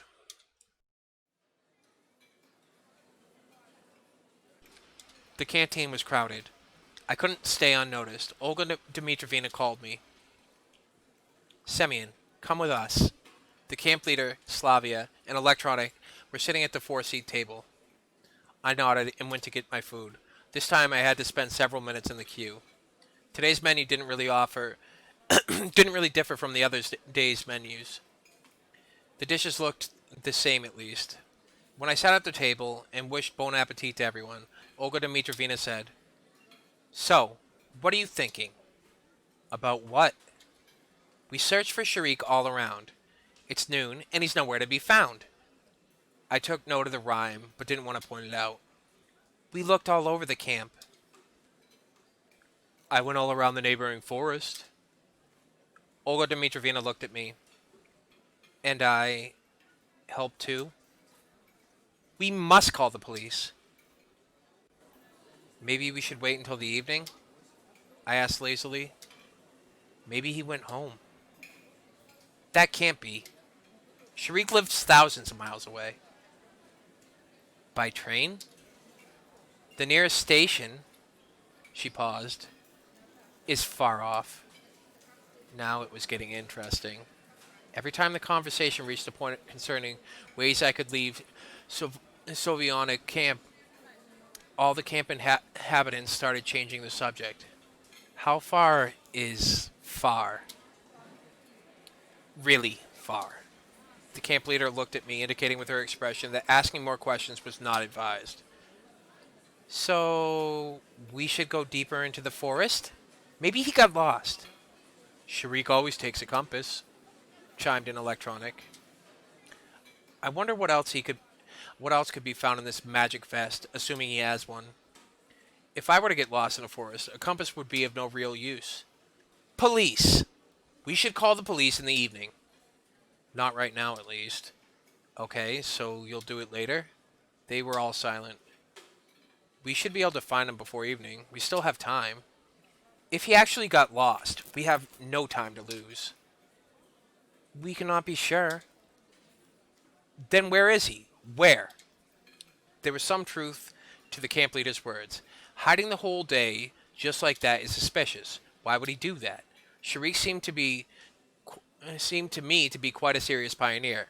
Uliana would have been a better fit for this behavior, so there is good reason to believe that he was gone. All that can be done has already been done. We'll just have to wait. Slavia, Electronic, and Olga Dmitrovna looked at me sorrowfully, but didn't say a word. I finished my lunch, took the tray back, and left the canteen. It's still the first half of the day. What now? The camp was drifting off for an afternoon nap. Only Jenda stared at me through his glasses. Of course, he was staring somewhere else, but I had a feeling that he was constantly watching me. I bet he knows where Sharik is hiding. He just can't say anything. The disappearance of the Cybernetics Club's leader made me think. Maybe it's got something to do with my case. Oh, Pioneer. The nurse stood in front of me. I looked at her curiously. Go and take my place in the infirmary. I have an urgent call. Somebody is injured. Me? Yes, you. Take the keys. The nurse threw me the keys and ran away. Why me? Isn't there anyone else in this camp? What exactly should I be doing? What if something happens? What do I do now? I missed my chance to refuse. I stood in front of the door uncertainly. On the one hand, there's nothing to worry about. I'll spend half an hour or so here and she'll be back. But what if somebody comes for actual help? With a broken leg, or a head injury? I began to worry too much. I hope that there are no injuries more serious than bruises and scratches in this camp.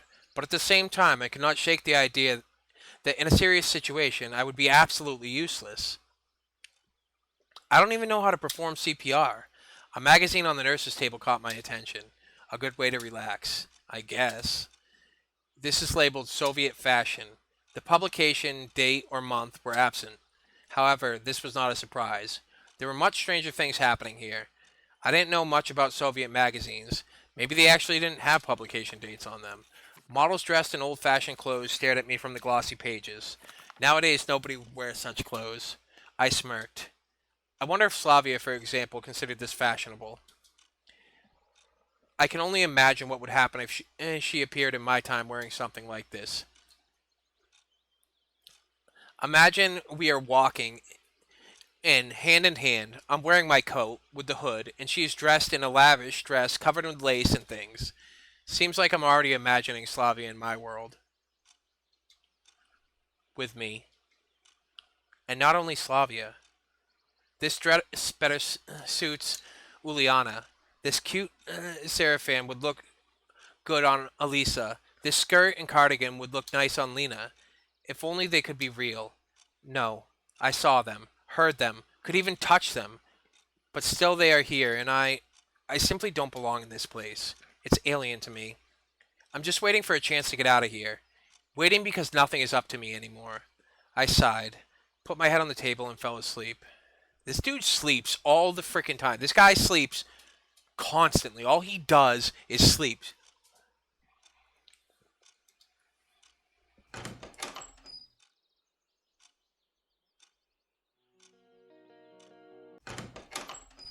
I was awoken by the noise of a door opening. Lena stood at the door. Yesterday I promised to help her in the infirmary. My cheeks became scarlet shortly, and I turned away, pretending that I'm busy. The nurse isn't here? Then I'll come back later. I'm substituting for her. Since I'm responsible for pioneers' lives, I should do it with full responsibility.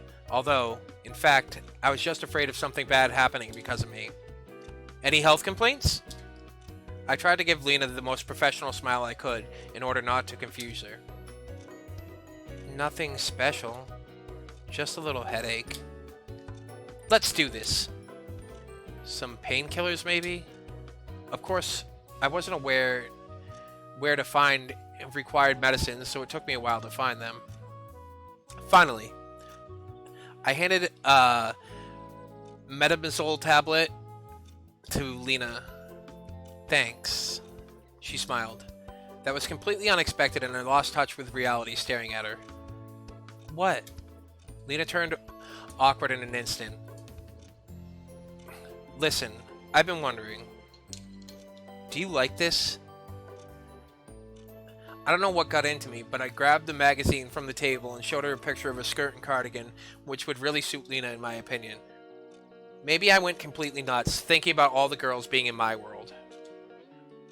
Or maybe I wanted to distract myself instead of waiting for the nurse to come back. Lena looked at the picture. Yes, I guess. Is stuff like this in fashion? I guess. She got confused and started blushing. Why do you ask? Really, why?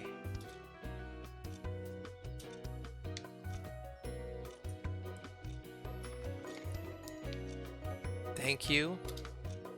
It's alright. I'm just being completely honest. We were quiet for some time. How was your headache? Much better, thank you. She smiled. I'll be off. Good luck. Lena went out and I continued to look through the magazine. After a while, somebody knocked at the door again. Seems that the infirmary is the most popular place to go to. Suddenly, I decided to roleplay a nurse, just a male version, and said, Come in. The door opened and Uliana entered the room. Wow. Did I miss the moment when you decided to start knocking? Anything wrong with me knocking? She frowned. Where does it hurt? Why on earth would I tell you? Where's a nurse? Right in front of you. I imposingly crossed my legs and looked questioningly at her. I'd better go. It'd be better to die than be treated by you. She smiled mischievously. You didn't even let me try. Juliana thought for a moment. Though you could give me some pills. What's bothering you? It took her some time to reply. A heavy stomach. Sure it's not an empty head? I muttered under my breath. What did you say? Nothing. Give me a second. I found the pills in the first drawer I opened. Thank you, doctor. She smiled cheerfully.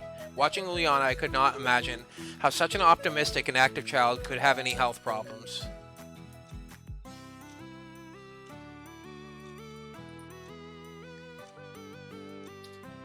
No, I left everything for you. Juliana ran out of the infirmary and slammed the door. Maybe I shouldn't have said that. Again, I went back to studying the Soviet fashion trends. Time passed, but the nurse was still absent. I wasn't searching for Sharik, wasn't looking for any clues concerning my situation. I was just sitting and flipping through a magazine. Just for a moment, I felt quite satisfied with the situation. So far, everything that has happened here could be seen as just a trip to summer camp, and if nothing changes anytime soon, Then I can start worrying. Again, somebody knocked at the door. Did I miss the outbreak of an epidemic? Slavia was standing in the doorway. Oh, hi. Isn't the nurse here? Hi. No, she's not here. I'm taking over for today. Great. I'd like... She hesitated. What? By the way, Semyon... Slavia said and looked intently at me. What? It seems like I lost my keys. Have you seen them anywhere? Sure I have. Yes, here. I found them near the canteen yesterday. I wanted to return them to you, but forgot about it. I was really bad at lying. My cheeks were red, my eyes were wandering around, and hands were constantly shaking. Here. I was already preparing myself for an appropriate scolding, but Slavia only took the keys and said, "Thanks." So, what have you come for? I really needed to change the subject. Does anything hurt? No, it's nothing. Strange. I wouldn't even think that such an open person as Slavia would keep something quiet. If there's something bothering you, tell me. That's why I'm here, to treat people. I smiled widely. No. I mean, yes, but no. Hearing that made anything possible, even division by zero. So, how can I help you? You? I guess you can't. She smiled and was going to leave, but suddenly stopped. However, could you step out for a minute? Why not? Okay. I stepped out of the infirmary and leaned against the wall. I wonder what she might be doing. Something that I can't even see. After a minute, the door opened and Slavia came out. She was carrying a small bundle. What is it? Nothing. She blushed. Thank you. You're welcome. Slavia ran away. Seems like I shouldn't have asked.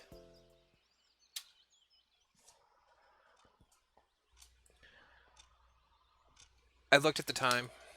It was getting late.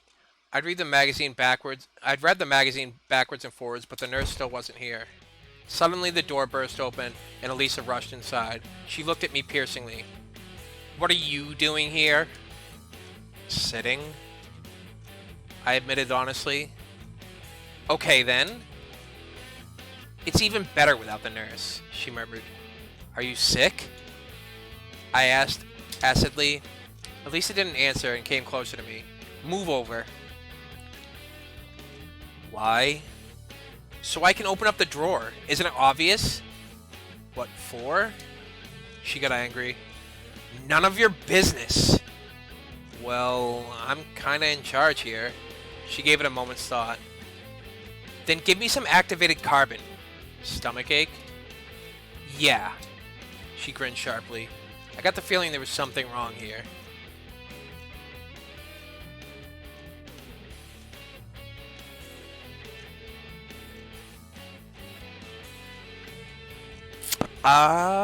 Yeah, I mean, it.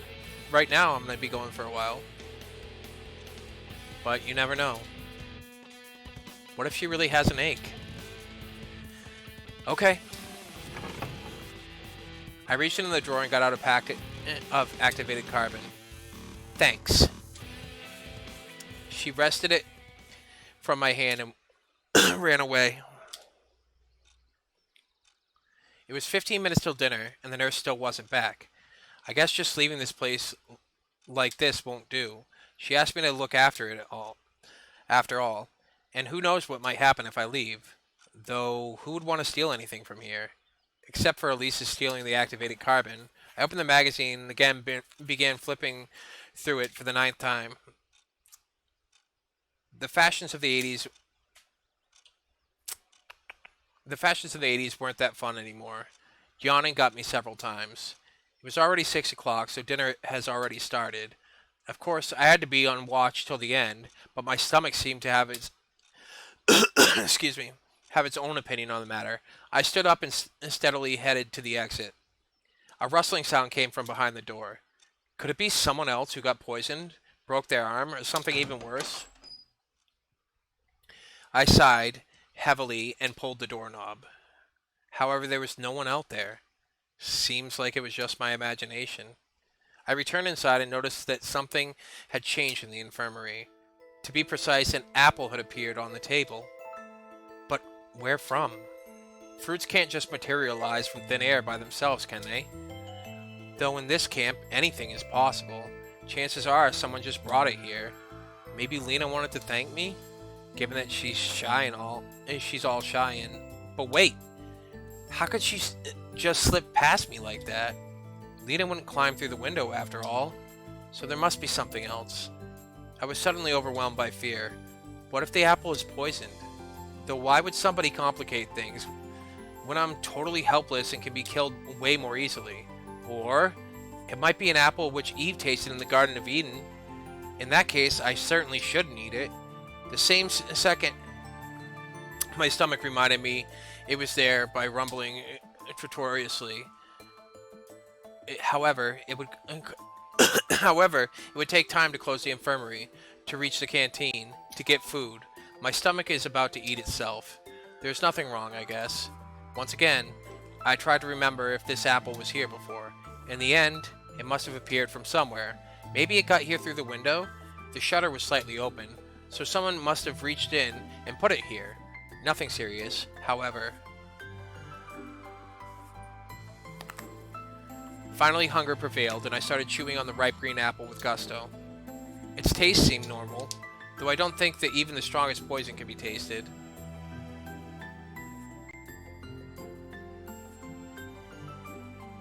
Ghost signs caught on stream? What? But it's too late to think about that. It was time to go for dinner. Along the way, I ran into Electronic. How's it going? Did you find Sharik? No, still no sign of him. Don't worry. We'll find him. I tried to cheer him up. Too much time has passed. I'll just keep on searching. What about dinner? No. Finding Sharik is more important, he muttered thoughtfully. I left him at the crossroads and wished him good luck. Pioneers crowded in the doorway.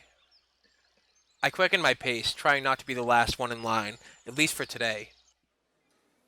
And I was lucky. In the far corner was an absolutely empty table. I took my dinner quickly and sat at the table. Tonight's dinner consisted of fruit soup and a pair of buns. This set surprised me at first, but the taste was actually nice. I concentrated on eating. Lena, let's go here. Look, 3 free chairs. Lena and Miku stood in front of me. Are these taken? Wondered Lena. No, take a seat. Of course I wish she were alone. Thank you. As soon as Lena said that, Xenia jumped out from behind her back. I'll sit here. There are no places left, she said, putting her tray on a table and sitting down, not even waiting for my answer. Sure, make yourself at home, I muttered sorrowfully. What? Nothing. To tell the truth, I wanted to reduce the whole company to just Lena, though neither Miku or Xenia were causing much trouble. Except one was too talkative and the other was too arrogant. But nevertheless, they were absolutely harmless, especially comparing to some others I could name. Oh, seems like I forgot my key. Don't worry, take mine. I was surprised by Miku's short reply. Do you live together? Of course. Didn't you know? Together, our cabin is the rearmost. I mean the furthest from here. I mean the last one. I wouldn't have been surprised if somebody told me that Lena lived with Slavia. Or with Xenia at worst. Even Electronic.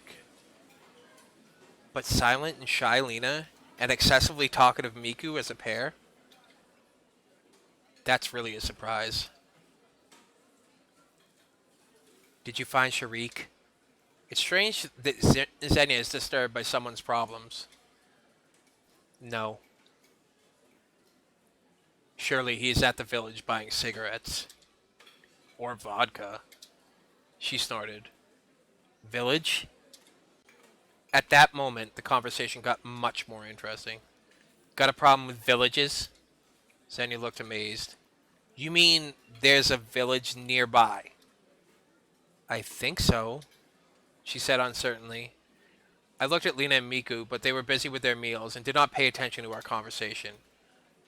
You mean you don't know exactly? Why should I care? Xenia stared at her dish.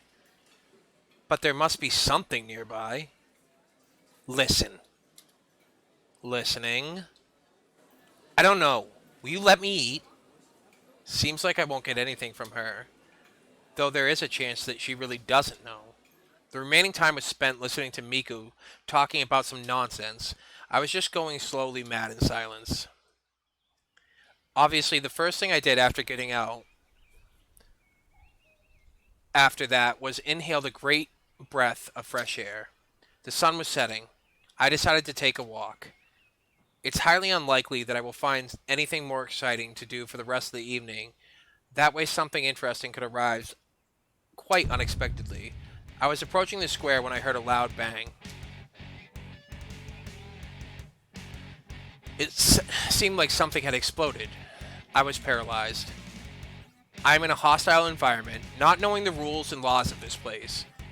I would be better for me to run. Or it would be better for me to run. But at the same time, I was curious. Probably, I would have just kept standing there.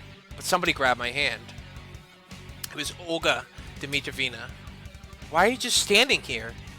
Let's go and see what happened. Can't you ever manage without me? I begged her pitifully. It shouldn't be anything serious. I hope. When we came to the square, there was already a crowd of pioneers. Olga Dmitryevna vigorously pushed through the crowd and approached the crime scene. Obviously, someone had tried to blow up Jenda, but the attackers failed. The monument was still standing upright. There were only dim ash traces on the pedestal. Well, who did this? She looked over the crowd of pioneers. Surely it wasn't done by an organized terrorist organization.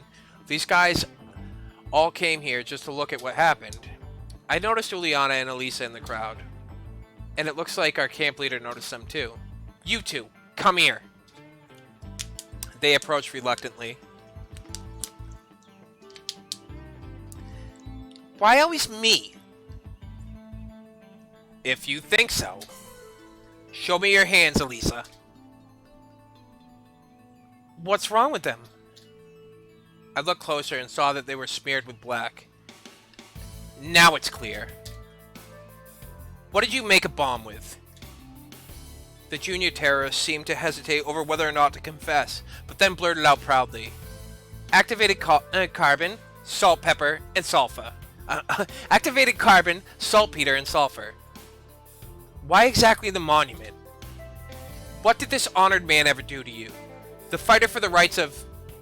Besides, he gave me the activated carbon. She pointed at me with her finger. The whole square stared at me. Thoughts about the pointlessness of this act, due to the small bomb size, left me at that very moment. She stole it. I did nothing. Even if he gave it to you, I'm sure that Semyon would never take part in such a disgusting antisocial act. Yes, exactly. I agreed. I could hardly imagine how long she would have kept on scolding Elisa if Electronic hadn't popped out at that very moment shouting, I found it! I found it! Everyone turned towards him. He held a boot in his hand. Here! Electronic boastfully shook it over its head. It's Sharik's boot! Okay, calm down. Tell us in detail where you found it. In the forest, on the way to the old camp. Whispers ran among the pioneers. Old camp, the old camp. Are you sure? Absolutely. What's so special about this old camp? I joined in the conversation. It's nothing special, really, she stammered. One of Sylvianic's legends tells the story of a young camp leader's ghost living there. She fell in love with a pioneer, but he rejected her, and so she killed herself. She committed Harry-Carry with a kitchen knife. Next day, that boy was hit by a bus. Juliana ran out of the crowd. Bus? I refrained from asking about the route number. But science doesn't acknowledge the existence of ghosts, so we have nothing to be afraid of. Anyway, somebody should get there. Suddenly the crowd started to thin out. Olga Dmitrovna? It's almost night. Maybe tomorrow? I turned around and saw Slavia and Lena. What if at night? What if at night something happens to him? No. Today. Right now. By the way, where is this place? Electronic roughly described to me the directions and told me the story of the old camp. The camp leader looked at me attentively. If you think that you're the only man here.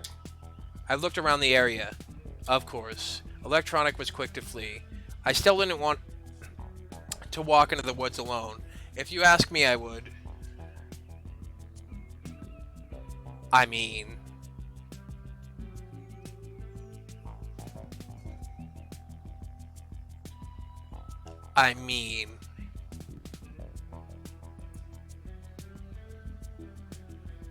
And Elisa goes with you.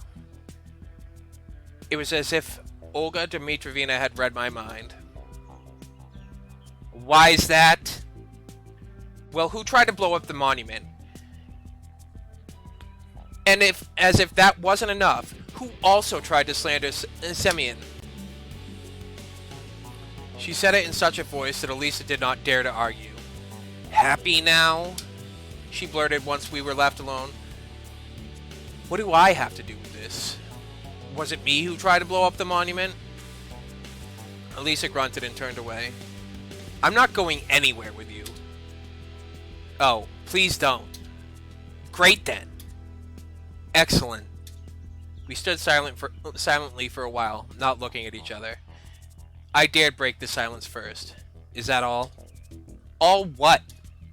All that you wanted to tell me? Yes, that's all. Do you mind then if I inquire why you tried to blow up the monument? I was bored.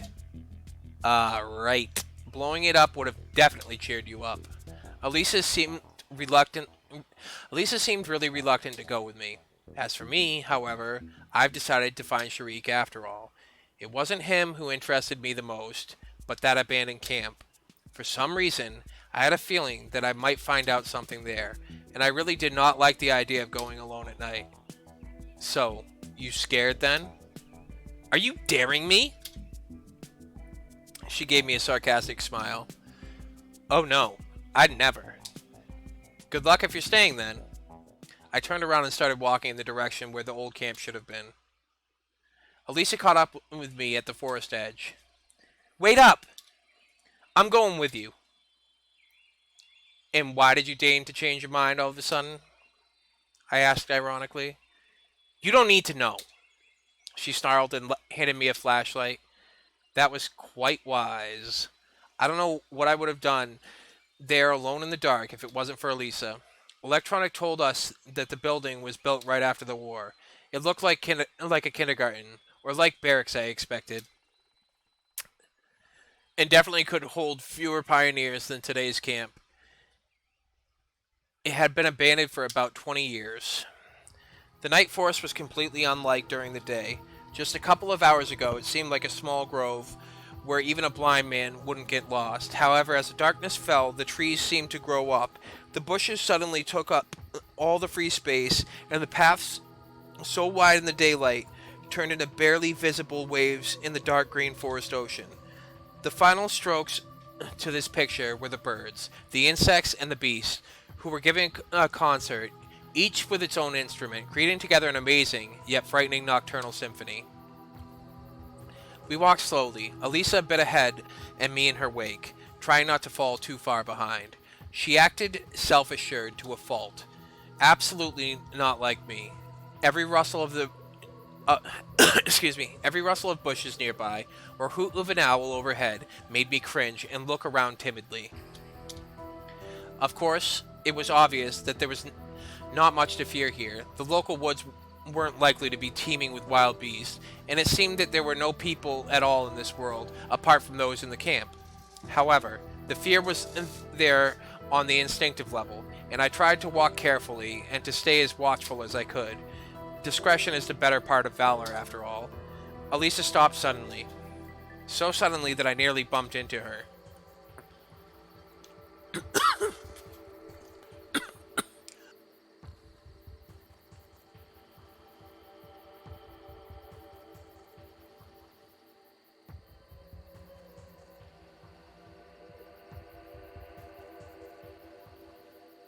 Now where?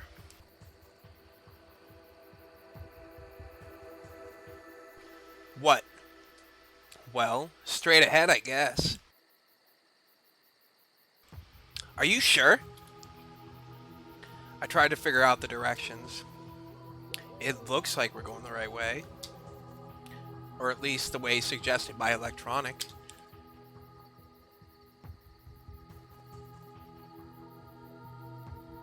However, without a map, a GPS, or GLONASS navigation, I wasn't even sure that we were still on the same planet, wherever it was. We haven't taken any turns. We've been walking straight forward all the time, just as Electronic said. Then why haven't we made it to the old camp yet? How should I know? Elisa's rude way of talking was already getting on my nerves. Are we already lost? Why would you say that? We were barely a kilometer away from the camp. So what? She looked visibly sadder. So nothing. If you don't like it, you can go back. Elisa eyed me disappointedly for a while, and then her face changed sharply. Well, I will then. She suddenly turned around and started marching briskly back toward the camp. Good luck there, I shouted as she was going.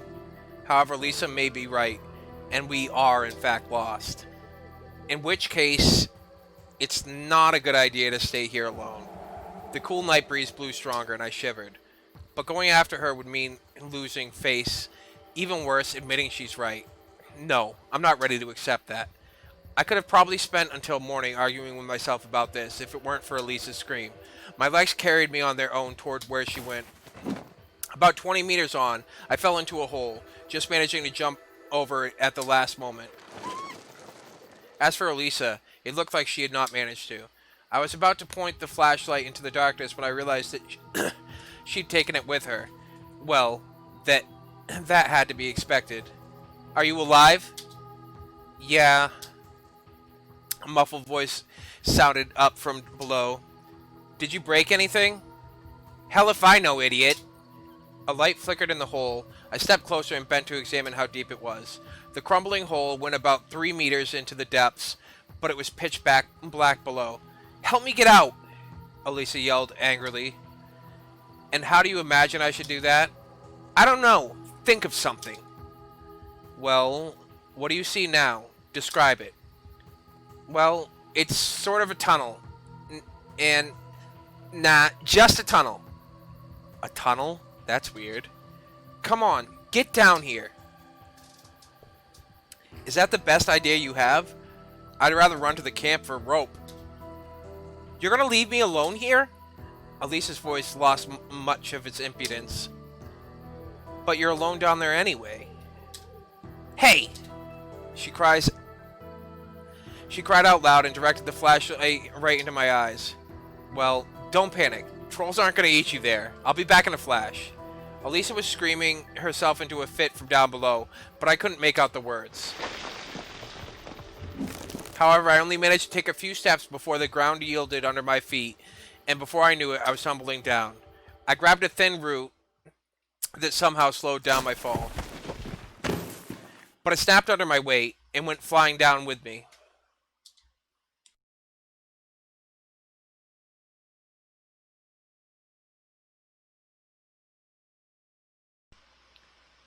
You're alive? I barely opened one eye as I felt searing spotlight upon me. Put it away! Elisa was squatting next to me and looking at me in a nervous manner. Any limbs broken? I don't know. I moved my hands and feet. Everything seemed to be fine. Given the height, I was pretty lucky to make it down alive. I barely managed to stand up and examine the crash site. Indeed, we were in some kind of long corridor. There was some kind of heavy wiring all along the walls, and lamps encased in heavy metal holders attached to the ceiling. In any other situation, I would have guessed that it was a subway service tunnel, but it was hardly likely that Sovionic had already reached such a level of infrastructure. Where are we? I don't know, but we have to get out of here. Climbing the crumbled wall was hardly an option. In fact, I was wondering how we even survived a fall from such a height. Well, it seems that we've got to find an exit somewhere else. How do we do that? Elisa asked, slowly turning pale. Not a single trace of her usual arrogance remained on her face. Well, I guess there's got to be an exit here, right? Probably, but which way do we go? Now that's a good question. At first glance, it seemed like a good idea to head towards the camp, at least in the direction I thought it was, but I hadn't seen anything there that resembled an exit from the catacombs. That means we should rather try the opposite direction. Give me that. I snatched the flashlight from Elisa's hand and pointed its light into the darkness. That way.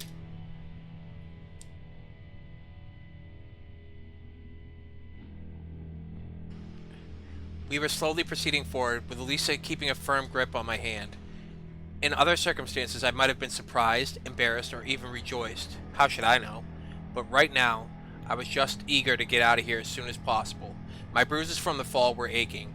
The blood was pulsing in my head like a heavy pendulum. Even the flickering spotlight kept illuminating the same cement walls continually wasn't exactly raising our morale. Damn. There's also Sharik. What?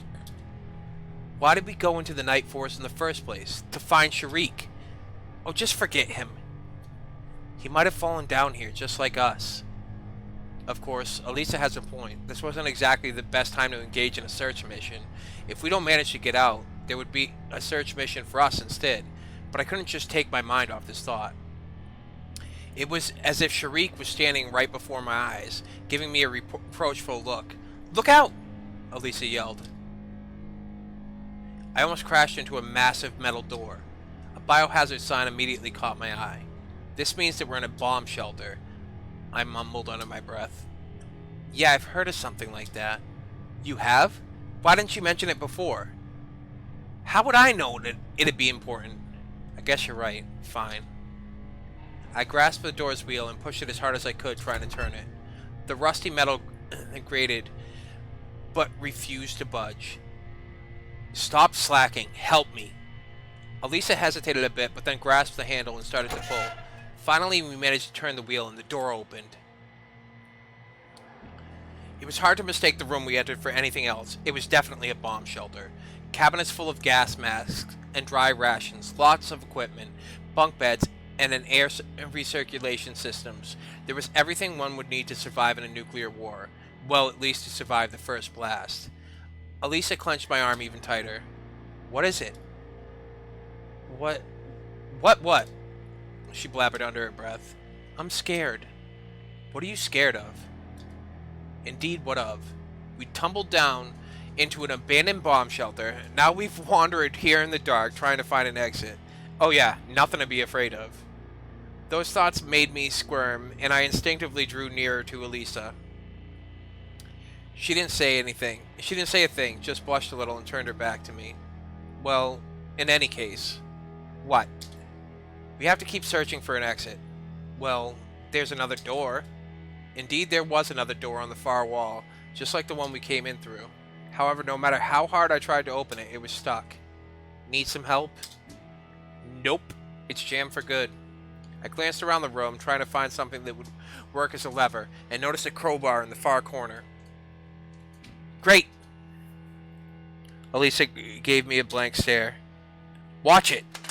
However, I still couldn't move the handle an inch, even using the crowbar. Totally exhausted, I flopped on a neatly made bunk and gave a sigh. We have to walk back. But we just came from there. Elisa seemed to regain a lot of her self-control, as well as her usual rudeness. Well, you can stay here if you want. There's water, ration kits, probably the radio's still working. She looked at me spitefully, but said nothing. My whole body ached terribly. It was only now I tried to relax that I began to realize how badly. A deep wound on my leg was bleeding profusely. My hands were heavily bruised. Blood was thickening in my hair. And are you okay? I asked Elisa, either out of courtesy or because I was really worried about her. It took her some time to answer. How can we be okay in a situation like this? Well, I mean that... I pointed to the wound on my leg. Oh! Cried Elisa. We need to sanitize it urgently. No need, I'll survive. Oh, stop. We must do it or you'll risk getting infected. And then they'll take your leg off. My granddad lost his leg that way in the war. Elisa looked truly concerned and I decided not to argue. Okay, but it's kind of a long way to the infirmary. Hang on. She smiled and started to rummage through the cabinets. There was a fair chance of finding some kind of medicine in a bomb shelter, and soon enough Elisa pulled out a first aid kit with a triumphant look.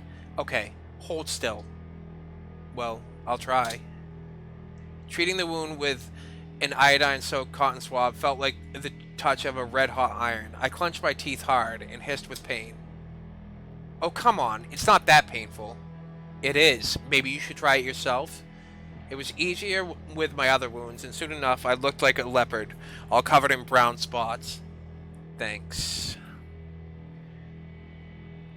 Don't you think that was anything special? We just had to treat your injuries. Elisa snorted and turned her back to me. Sure. I refrained from arguing and got up from the bunk. Even a short rest had definitely been good for me. Well, shall we go? Elisa clenched my arm, walking close in step with me.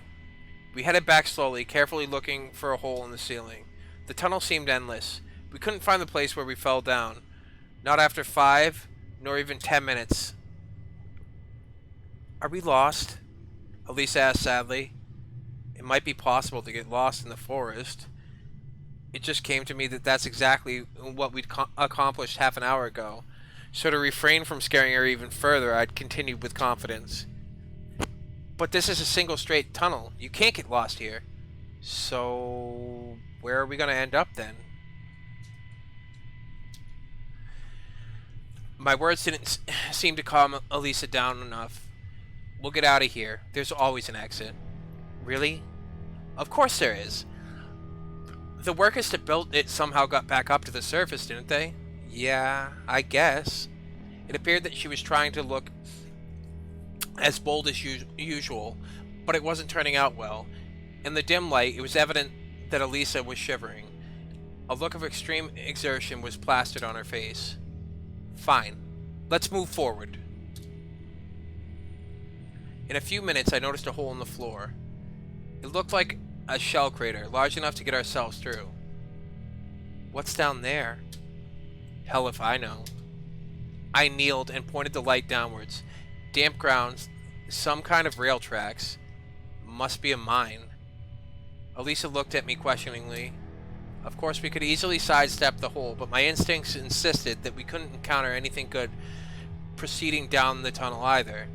There would be either a dead end or yet another jammed door. On the other hand, it was naive to believe that we would find an exit in the mines.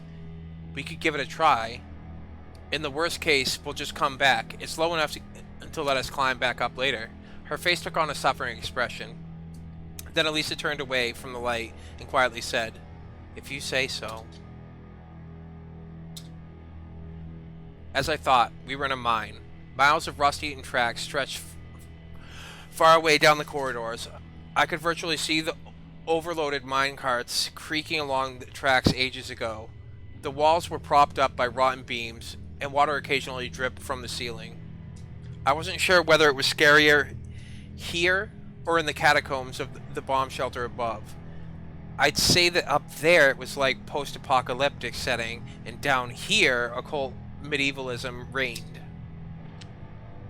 In any case, I was even more eager to get out of here, and to do so as soon as possible. Elisa didn't utter a word after we descended into the mine. She just walked next to me, clenching my hand so hard I started to worry. "Are you alright?" "No," she said quietly. "I understand that it can't be okay, but how are you holding up?" "Fine," she replied with an indifferent voice. "That's good because..." I really wanted to say because if you go nuts too, it's gonna be a massacre. Because we will find an exit. We'll definitely find one. Yeah. It seemed like she wouldn't last much longer. We should go faster. I quickened my steps, and we reached a fork after a couple of dozen meters.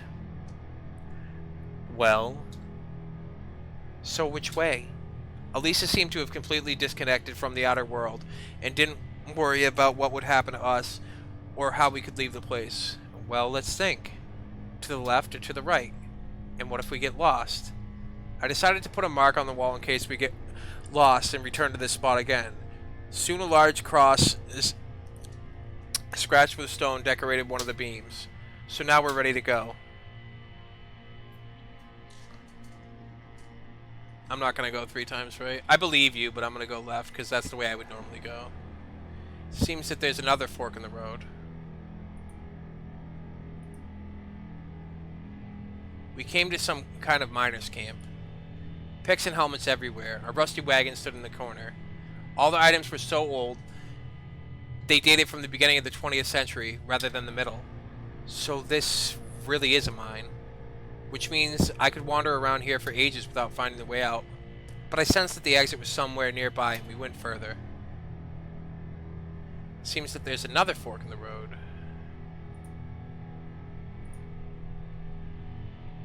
Another fork in the road. Another fork in the road. Another fork in the road. Following the curve, I saw a wooden door in the torchlight. There you go. Here's something. You think so? Elisa looked a little refreshed. Sure. Frankly speaking, I wasn't sure that this would be an exit behind the door, but it wasn't like we had any choice anyway. I pulled the handle. We found ourselves in some kind of room that resembled either a boiler room or utility room under the bomb shelter. Empty bottles, cigarette butts, and other bits of debris littered the floor. That proves that there is an exit from these caves. I scanned the room with a flashlight, and in the furthest corner I saw Sharik doubled up and trembling over. Sharik! Who is that? He stammered. Sharik, we've been looking for you. For all night, and you're just sitting here? Get up! I'm not going anywhere. He started quietly, but with every word, his voice gained strength until he was shouting at the top of his lungs. No, I won't go with you anywhere. You don't exist. You aren't here anyway. It's a hallucination. It's unscientific. Yeah, unscientific. What do you mean by you aren't here? Here we are. We came searching for you. Elisa had remained silent until now, but then she let go of my hand and took a few steps towards Sharik. What are you doing? I asked quietly. She hesitated for a moment, but proceeded as if not hearing me. Finally, having come close to the lost pioneer, Elisa fetched him a scathing slap across the face. You! We nearly died searching for you! Those damn woods at night, that bomb shelter, these freaking mines. I'm one mass of bruises thanks to you, and you know what? You're just hanging out, drinking booze, and seeing pink spiders, you bastard! Sharik stared at her with a bemused look. Now then, get your ass up and move! No. He began to whisper quietly. No. Somewhere deep inside me, on the very edge of my awareness, I got a feeling that something really bad was going to happen now. It happened. A premonition, intuition, or just an analysis of the situation from the way Sharik was sitting, or the expression on his face hinted at his following actions. And probably all of that together, I rushed to Elisa, the light furiously jumping all over the room and highlighting Shariq's face for a second, twisted with madness. He was wielding a metal rod, and if I had been a moment too late, he would have definitely smashed Elisa's head with it. But I made it. Everything was like a dream. The distant shout of a girl, a hollow thud, the flashlight going out, and the eerie silence, except for the heavy breathing of Shariq. It took me a while to come to my senses. What are you doing, you jerk? I checked my arm and it felt okay. The blow landed on the flashlight. So now we were in complete darkness. You won't get it! Won't get me! Shariq's hysterical laughter was quickly fading away in the distance. Hey, where are you going? Get back here now! Won't get... The yell vanished into the distance. What a freak. I've tried to fix the flashlight in the darkness. No way. Shariq has smashed it into pieces with his rod. Then I suddenly thought of Elisa. Are you okay? I heard a quiet sob, and at that same instant I felt her embrace hugging me tightly. Okay. It's okay. It's all over now. Everything's fine.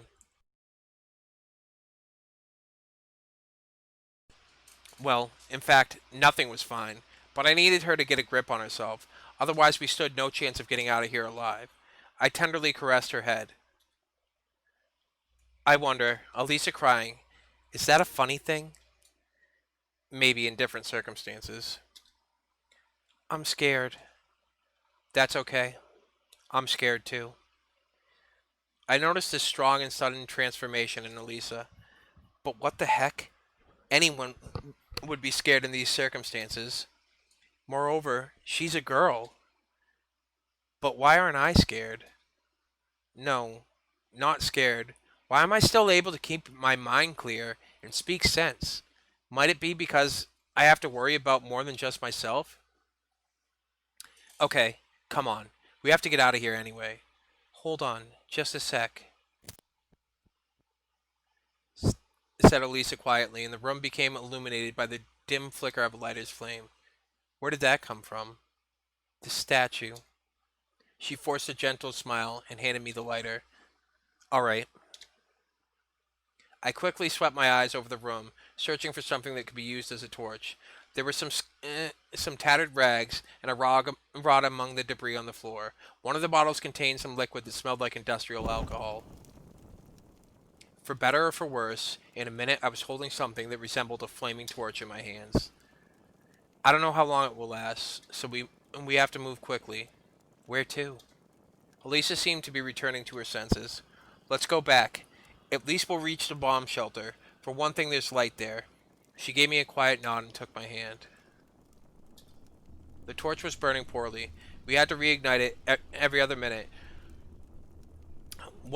It didn't have to be an oracle to predict that an extremely... yeah. One didn't have to be an oracle to predict an extremely short lifespan for that rag that we were using.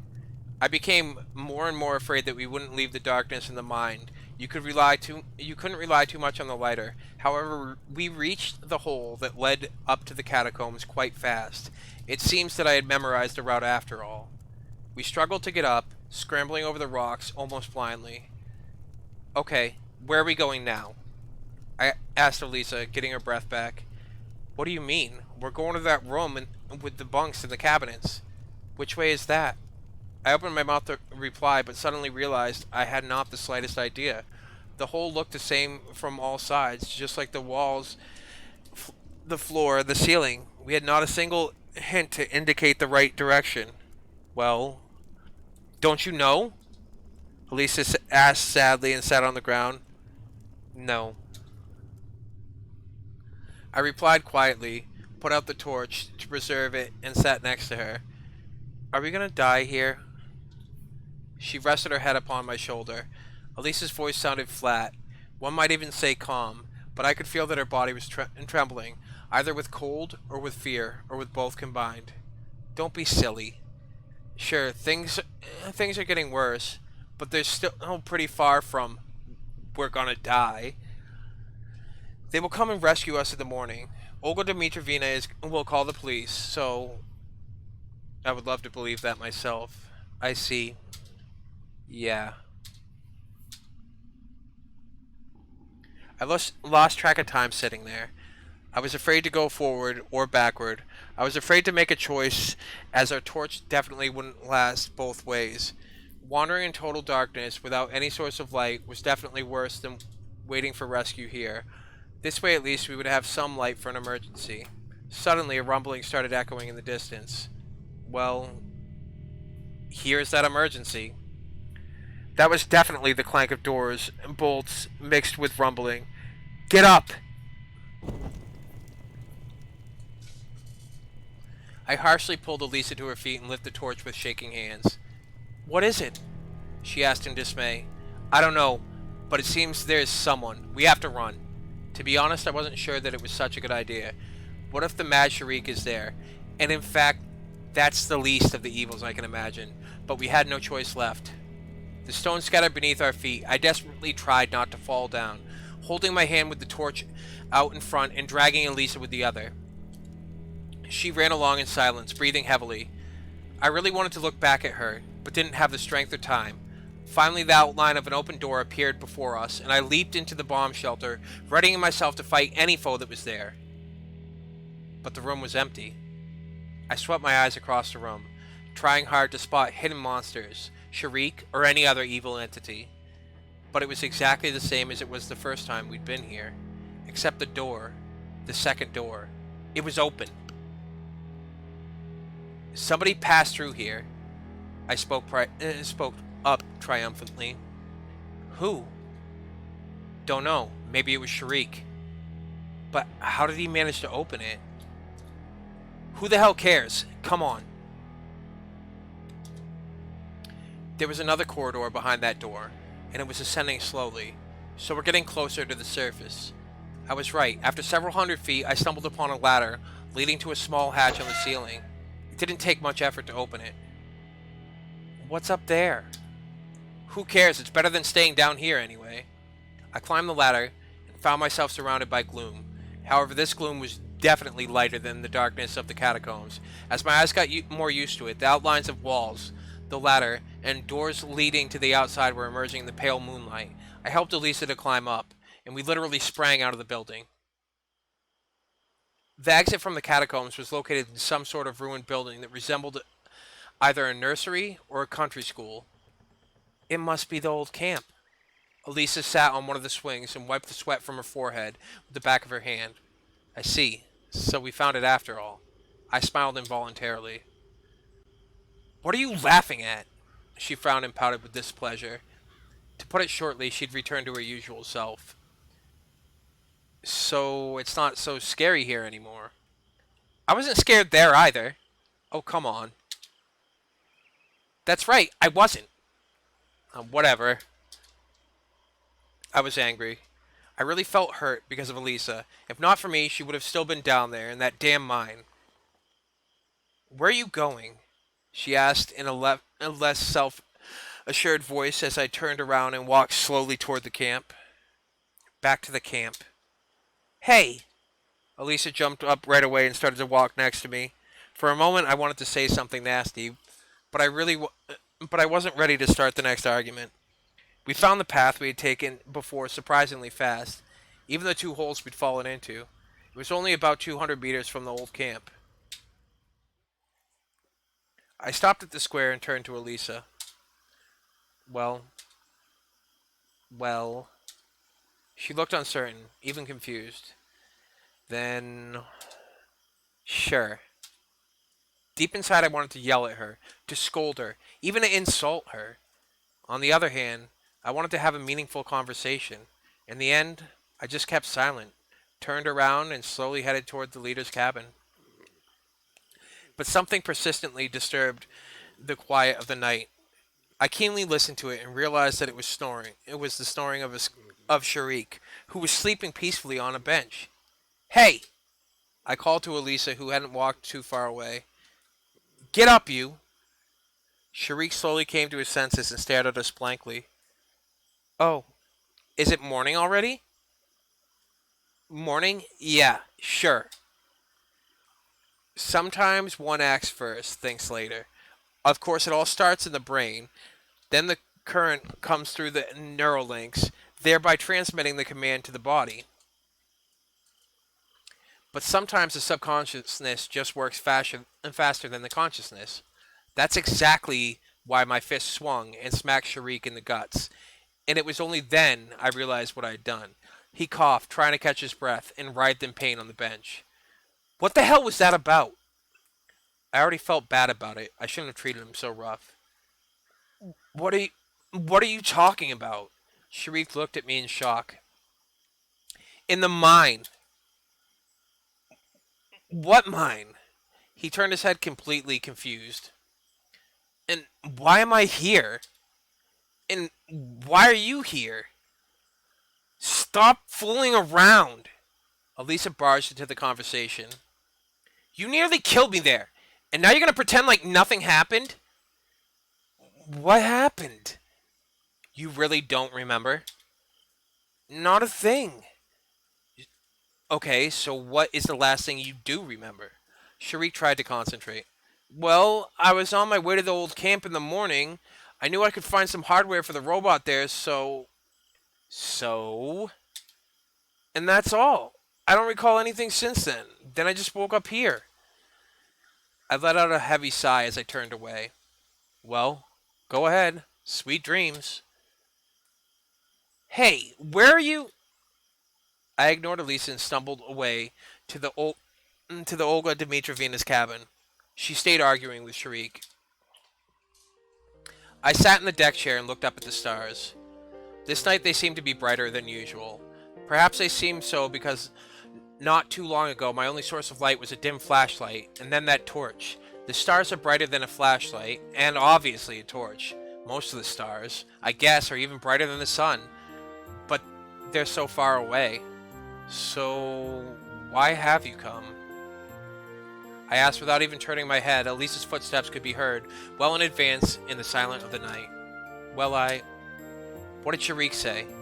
He said that he doesn't remember anything, that it's unscientific and nonsense like that. I think he really doesn't remember because of the shock and stress. Who am I to say? I was in the same boat not too long ago. I am still in it, though.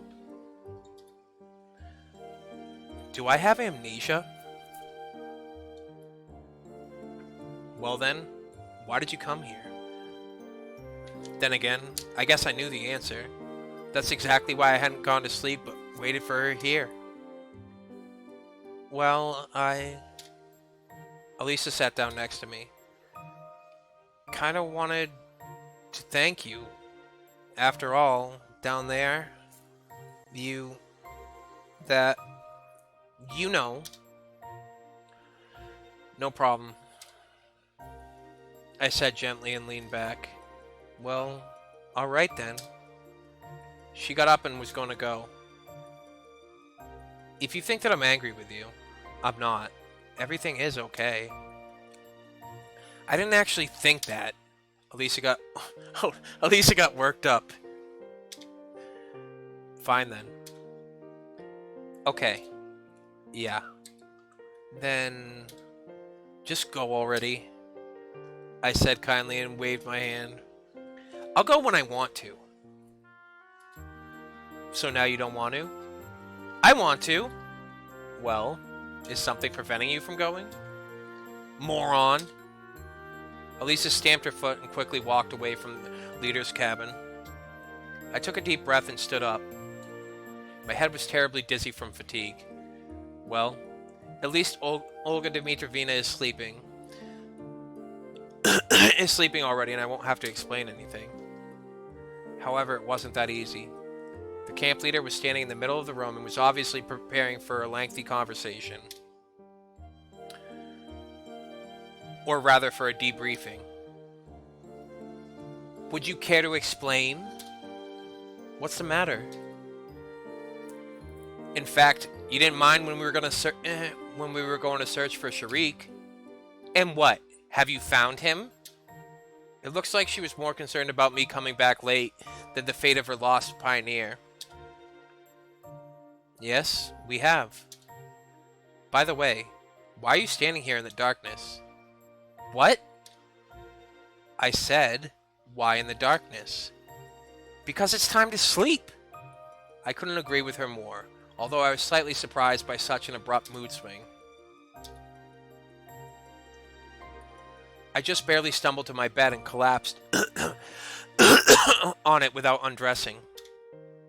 But still, Elisa. I just didn't know what I should think of her. It wasn't because she'd been acting strange recently. No, on the contrary, all of her behavior was quite consistent and understandable. Even her returning to thank me. I thought of Elisa much more than anything else that had happened tonight. Although, if you get down to it, there was nothing supernatural about it. Uncomfortable, sure. Frightening, even spine-chilling, sure. Something related to my arrival here. Hardly. These thoughts put me to sleep.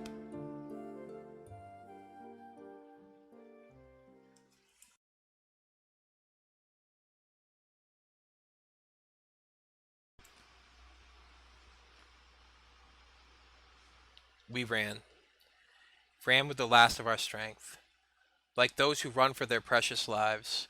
Like a doomed person, knowing that there is no hope to save his life, will still fight for the inevitable and his own fate. I barely managed to close the heavy metal door behind me. I have no idea how deep this bomb shelter is, or if it's able to withstand a nuclear blast, but we have no other place to hide. She gripped my hand tight. Don't be afraid. Bits of the ceiling were falling, and the walls were shaking. I was prepared for the worst. But death is the kind of thing you can't ever be prepared for. But suddenly, complete silence fell. It rang even louder than the explosions. Maybe it's time to say goodbye. She was whimpering. I wanted to comfort her somehow, but realized there's nothing I can do. Yes, you know A horrible bang almost split my eardrums. It seems that I'm under a piece of collapsed ceiling, but I don't feel any pain. All I want is to not let her go.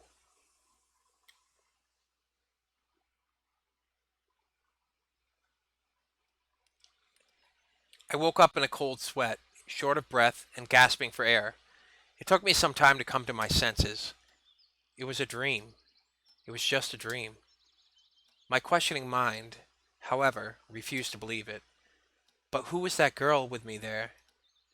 I didn't want to let go of her hand so desperately. Sadly, I couldn't recall her at all. The clocks was showing a few minutes past 10. I slowly came to my senses as reality started to stake out its claim on my mind, and my stomach foully growled. All right, war is war, but lunch should be served in due time. It turned out that Olga Dmitrovna wasn't here. She must have decided not to wake me up. Well, thanks. Thanks. Go out to our camp leader for this. After yesterday's adventures, I have to rest. I had to have a rest. Last night remained a blurry memory, which I really didn't want to think about. It's now more important to find something to eat and to wash myself. Exactly. Because a pioneer must always be clean and tidy. Though I would agree with this principle even if I wasn't a pioneer. And as a matter of fact, I'm not.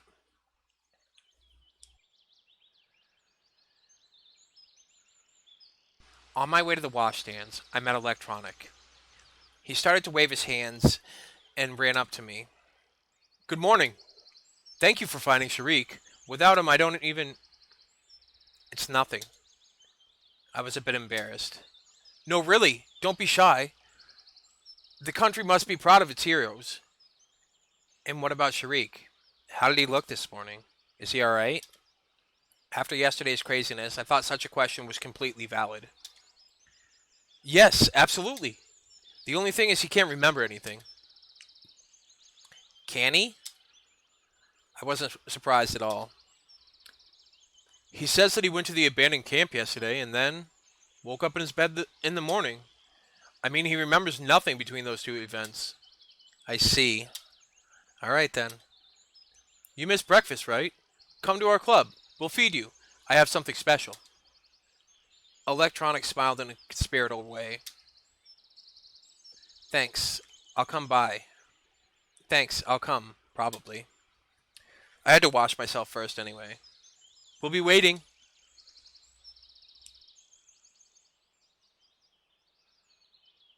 He waved at me and left to carry out his own business.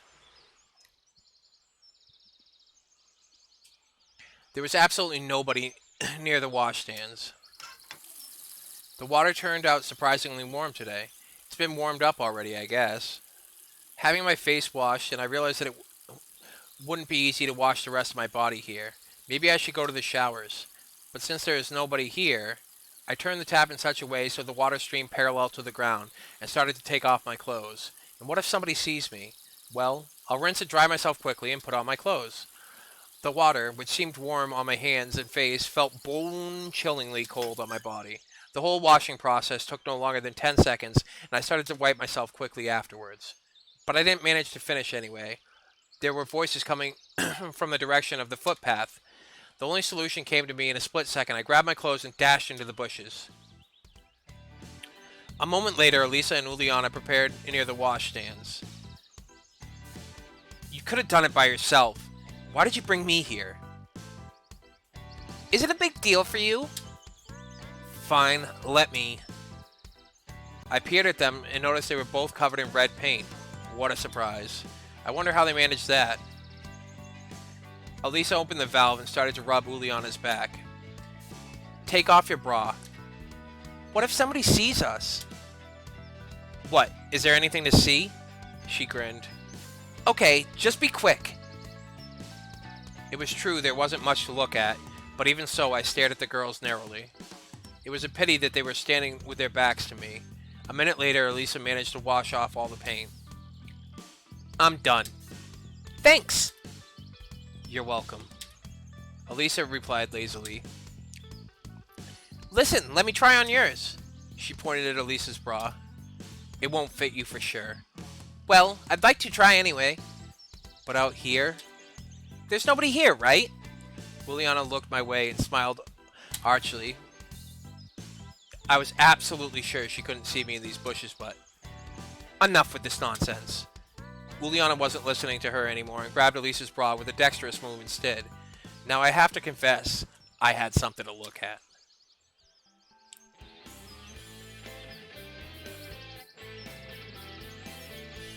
I'll get over it without the image. I watched the two girls chase one another around the washstands with bated breath.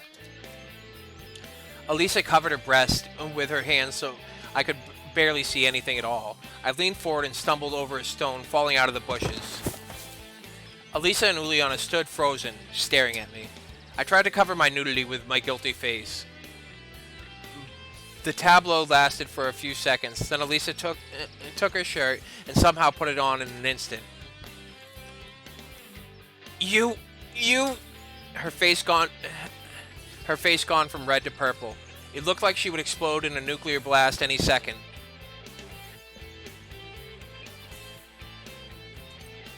The only thing I wanted was to disintegrate into the atoms and get as far from the epicenter as possible. He was sitting there the whole time. So she noticed me then. You... And I accidentally, if you know what I mean. Elisa rushed at me. Covering my butt with one hand and holding my clothes with the other, I ran into the woods. It seemed the best solution to me at the time, as showing up naked in the middle of the camp accompanied by two screaming girls wasn't a good idea. I ran without looking back, and stopped a few minutes later to catch my breath. It seemed that there was no pursuit, so I managed to save myself, but at the cost of lacerated, scratched, and bleeding feet, as I had no time to put on my boots. I sat on a tree stump and sighed. Some time later, having dressed already, I left the forest. I need to decide what to do next. My feet are hurting, so I should go straight to the infirmary, but on the other hand, my stomach isn't going to wait either. Maybe I should accept Electronics' invitation, or head to the canteen in hope of finding something left to eat there? Aw.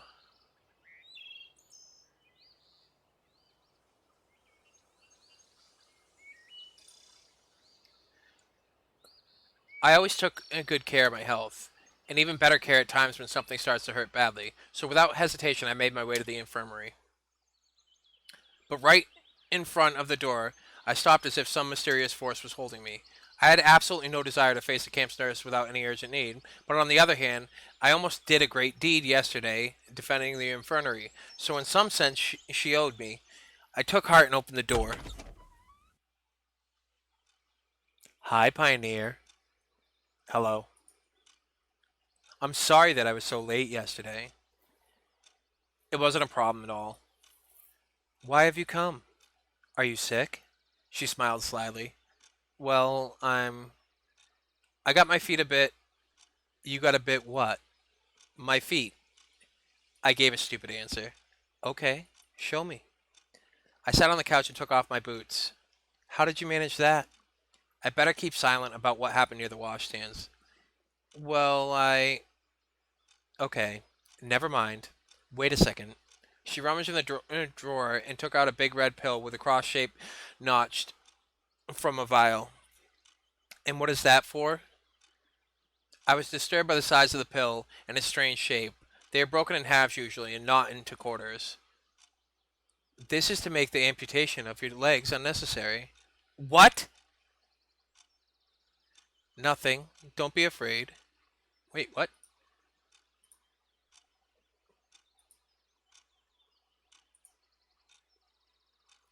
What?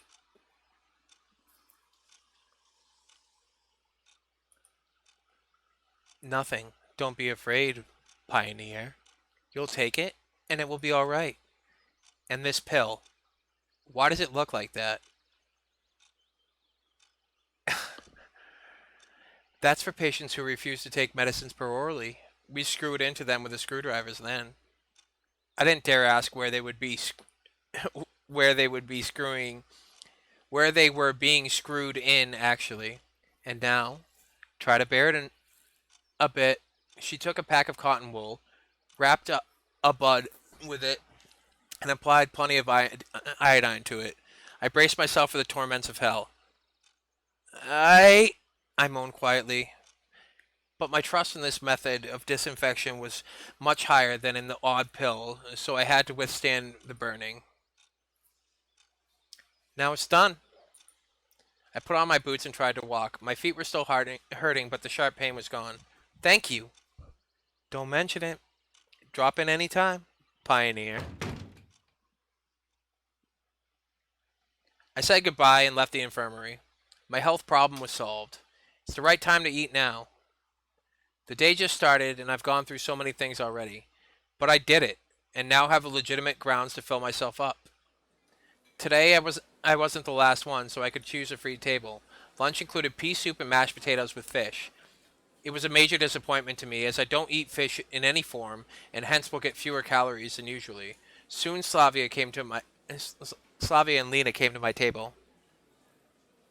Can we? She smiled nicely. Uh, yeah, sure. I stood up and pulled out a chair for her. Please. I was in an excellent mood at that moment. Enjoy your meal. Saying that, Lena began staring at me and continued for some time. But then, after realizing how odd she looked, she switched to her plate. You too. Do you have any plans for today, Simeon? Nope.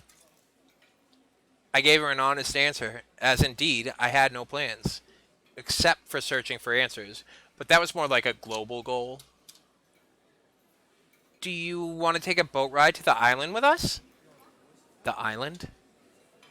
Well, I think I've seen it from the pier. For what? Olga Dmitrovna asked us to gather some strawberries. There are a lot of strawberries there, and they're so delicious. I could imagine the taste without even eating it just by looking at Slavia's face. Strawberries. And what are those for? I don't know, but it's indeed a great idea. Well, indeed it is. Moreover, I haven't been to the island yet. Yeah, sure.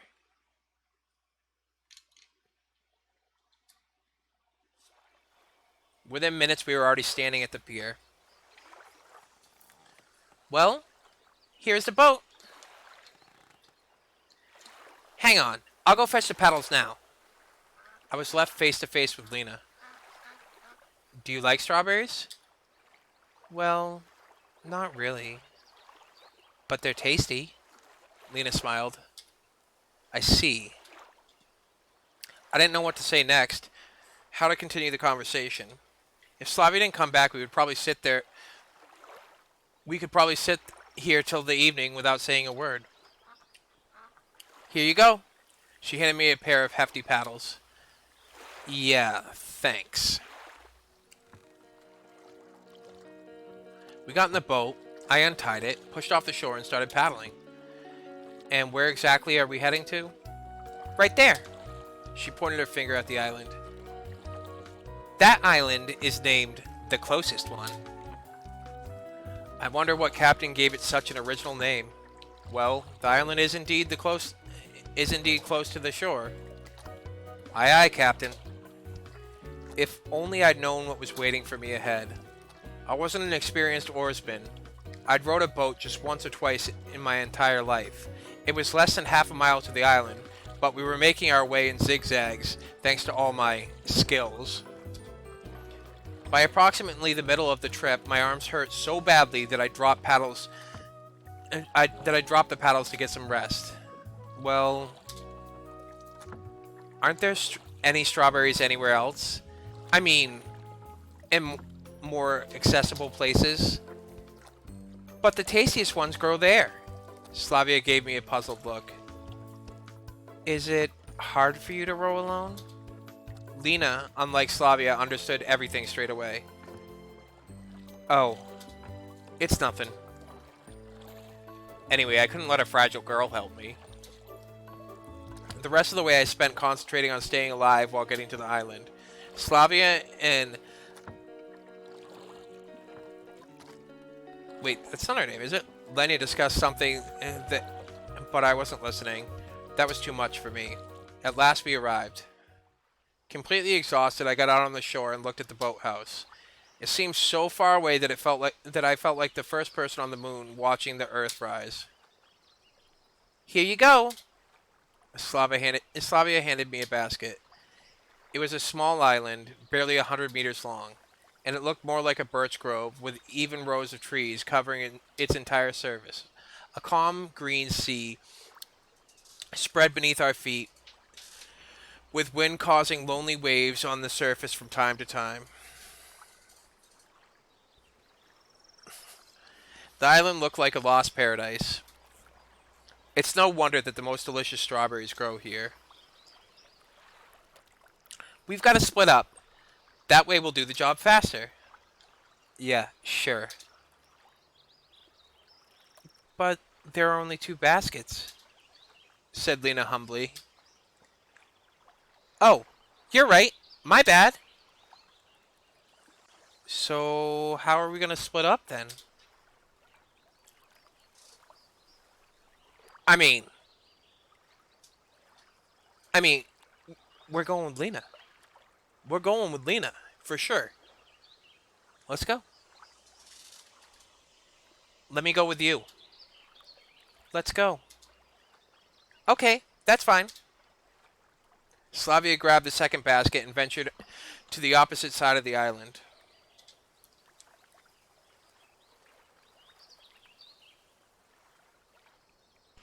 Well, let's go. Yeah, Lena smiled. Just pay attention. Don't leave a single berry behind. You too.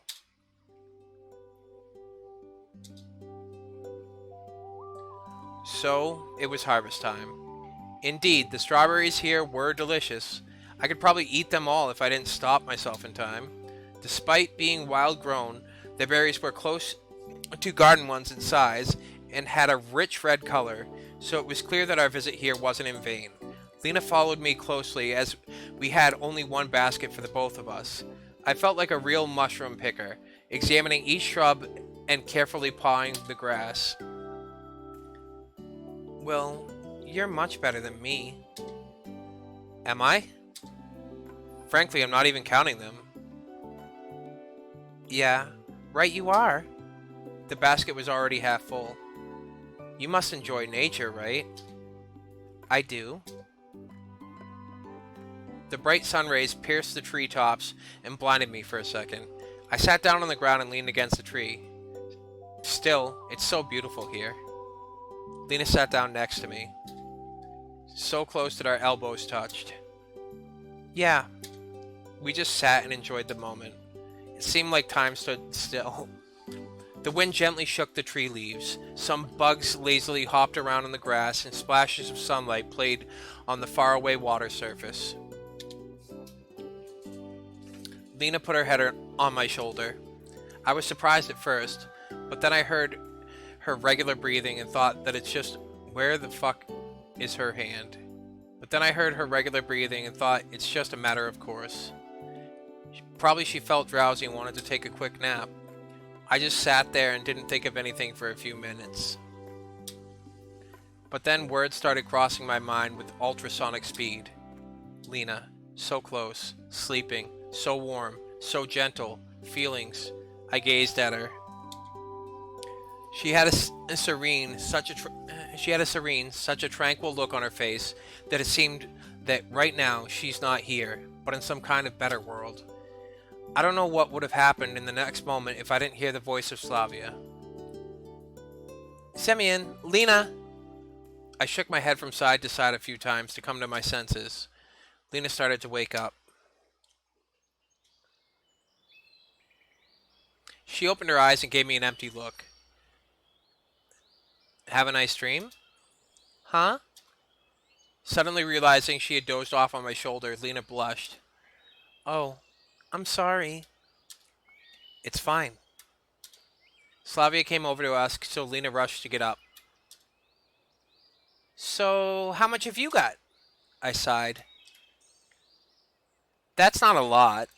Her basket was filled with strawberries to the brim. Well, it's enough anyway. It's time to get back.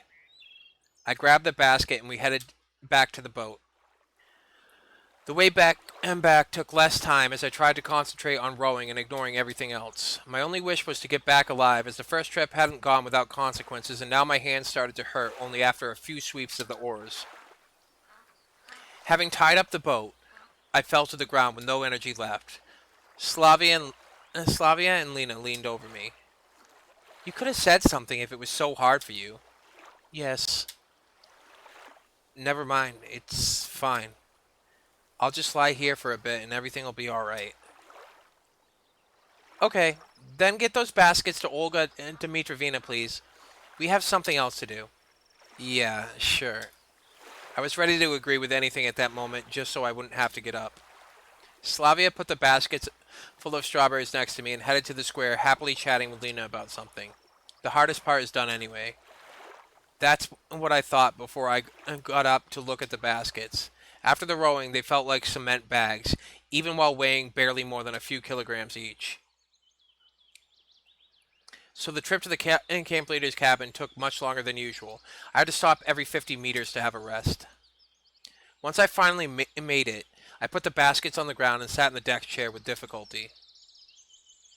Olga Dmitrovina! Olga Dmitrovina! I've got presents for you! There was no answer. I barely managed to get up and enter the cabin. There was nobody in there. If you don't need them, it's up to you. I lay down on the deck chair and fell asleep. I had a weird dream about a strawberry race. I was rowing a boat with the last ounces of my strength, trying to escape huge berries that were chasing me. My hands were failing me, and I could barely see anything because of sweat covering my face. Blood was hammering in my temples, but the strawberries were getting closer. They were baring their teeth at me. But wait, strawberries with teeth? Semyon! Semyon! I woke up. Olga Dmitrovina was standing beside me, shaking my shoulder. I see you got a rich harvest, didn't you?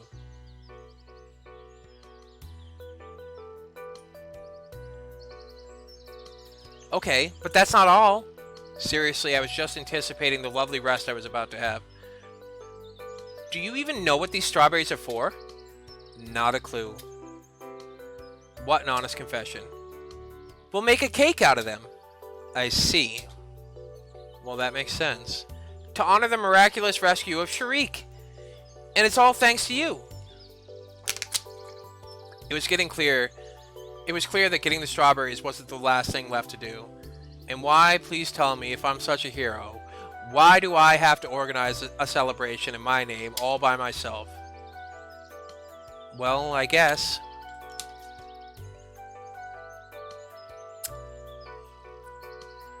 So, I have an important task for you. We are missing yeast, flour, and sugar, and need it all in the canteen before dinner. And those who will make the cake can't deal with it on their own. Wait. And those who will make the cake can't deal with it on their own somehow? I asked pitifully. Of course they can't. All of them are busy. And you are the only one in the whole camp who does nothing. While her words were partly true, that doesn't make it any easier for me now. Moreover, those words felt like a bullet to my head. So, write it down. You'll get yeast in the infirmary, flour in the library, and sugar in the clubhouse. Wait, I have no time. I'm in a hurry. Good luck. She smiled slyly and left. Of course, there are a lot of strange things in the camp, but... Yeast in the infirmary? Okay, I can deal with that, but... Flour in the library? And sugar? No, it's way beyond my comprehension. I spat on the floor. Missing heat? I don't want to, and I will not believe this. Tell me you're just pulling my leg. I would not be surprised if a crowd of fat green trolls would appear here right now beside me, with every one of them feeling obligated to laugh at me. So maybe to hell with this cake. I weighed my options for some time. No. If such a major plan for Olga Dmitrievna's fell through... What the fuck? I'd be for a world of hurt. And it would complicate both my life in the camp in search for my answers. It would complicate both my life in the camp and my search for answers, which I've stopped for quite a while. It seems I have no choice.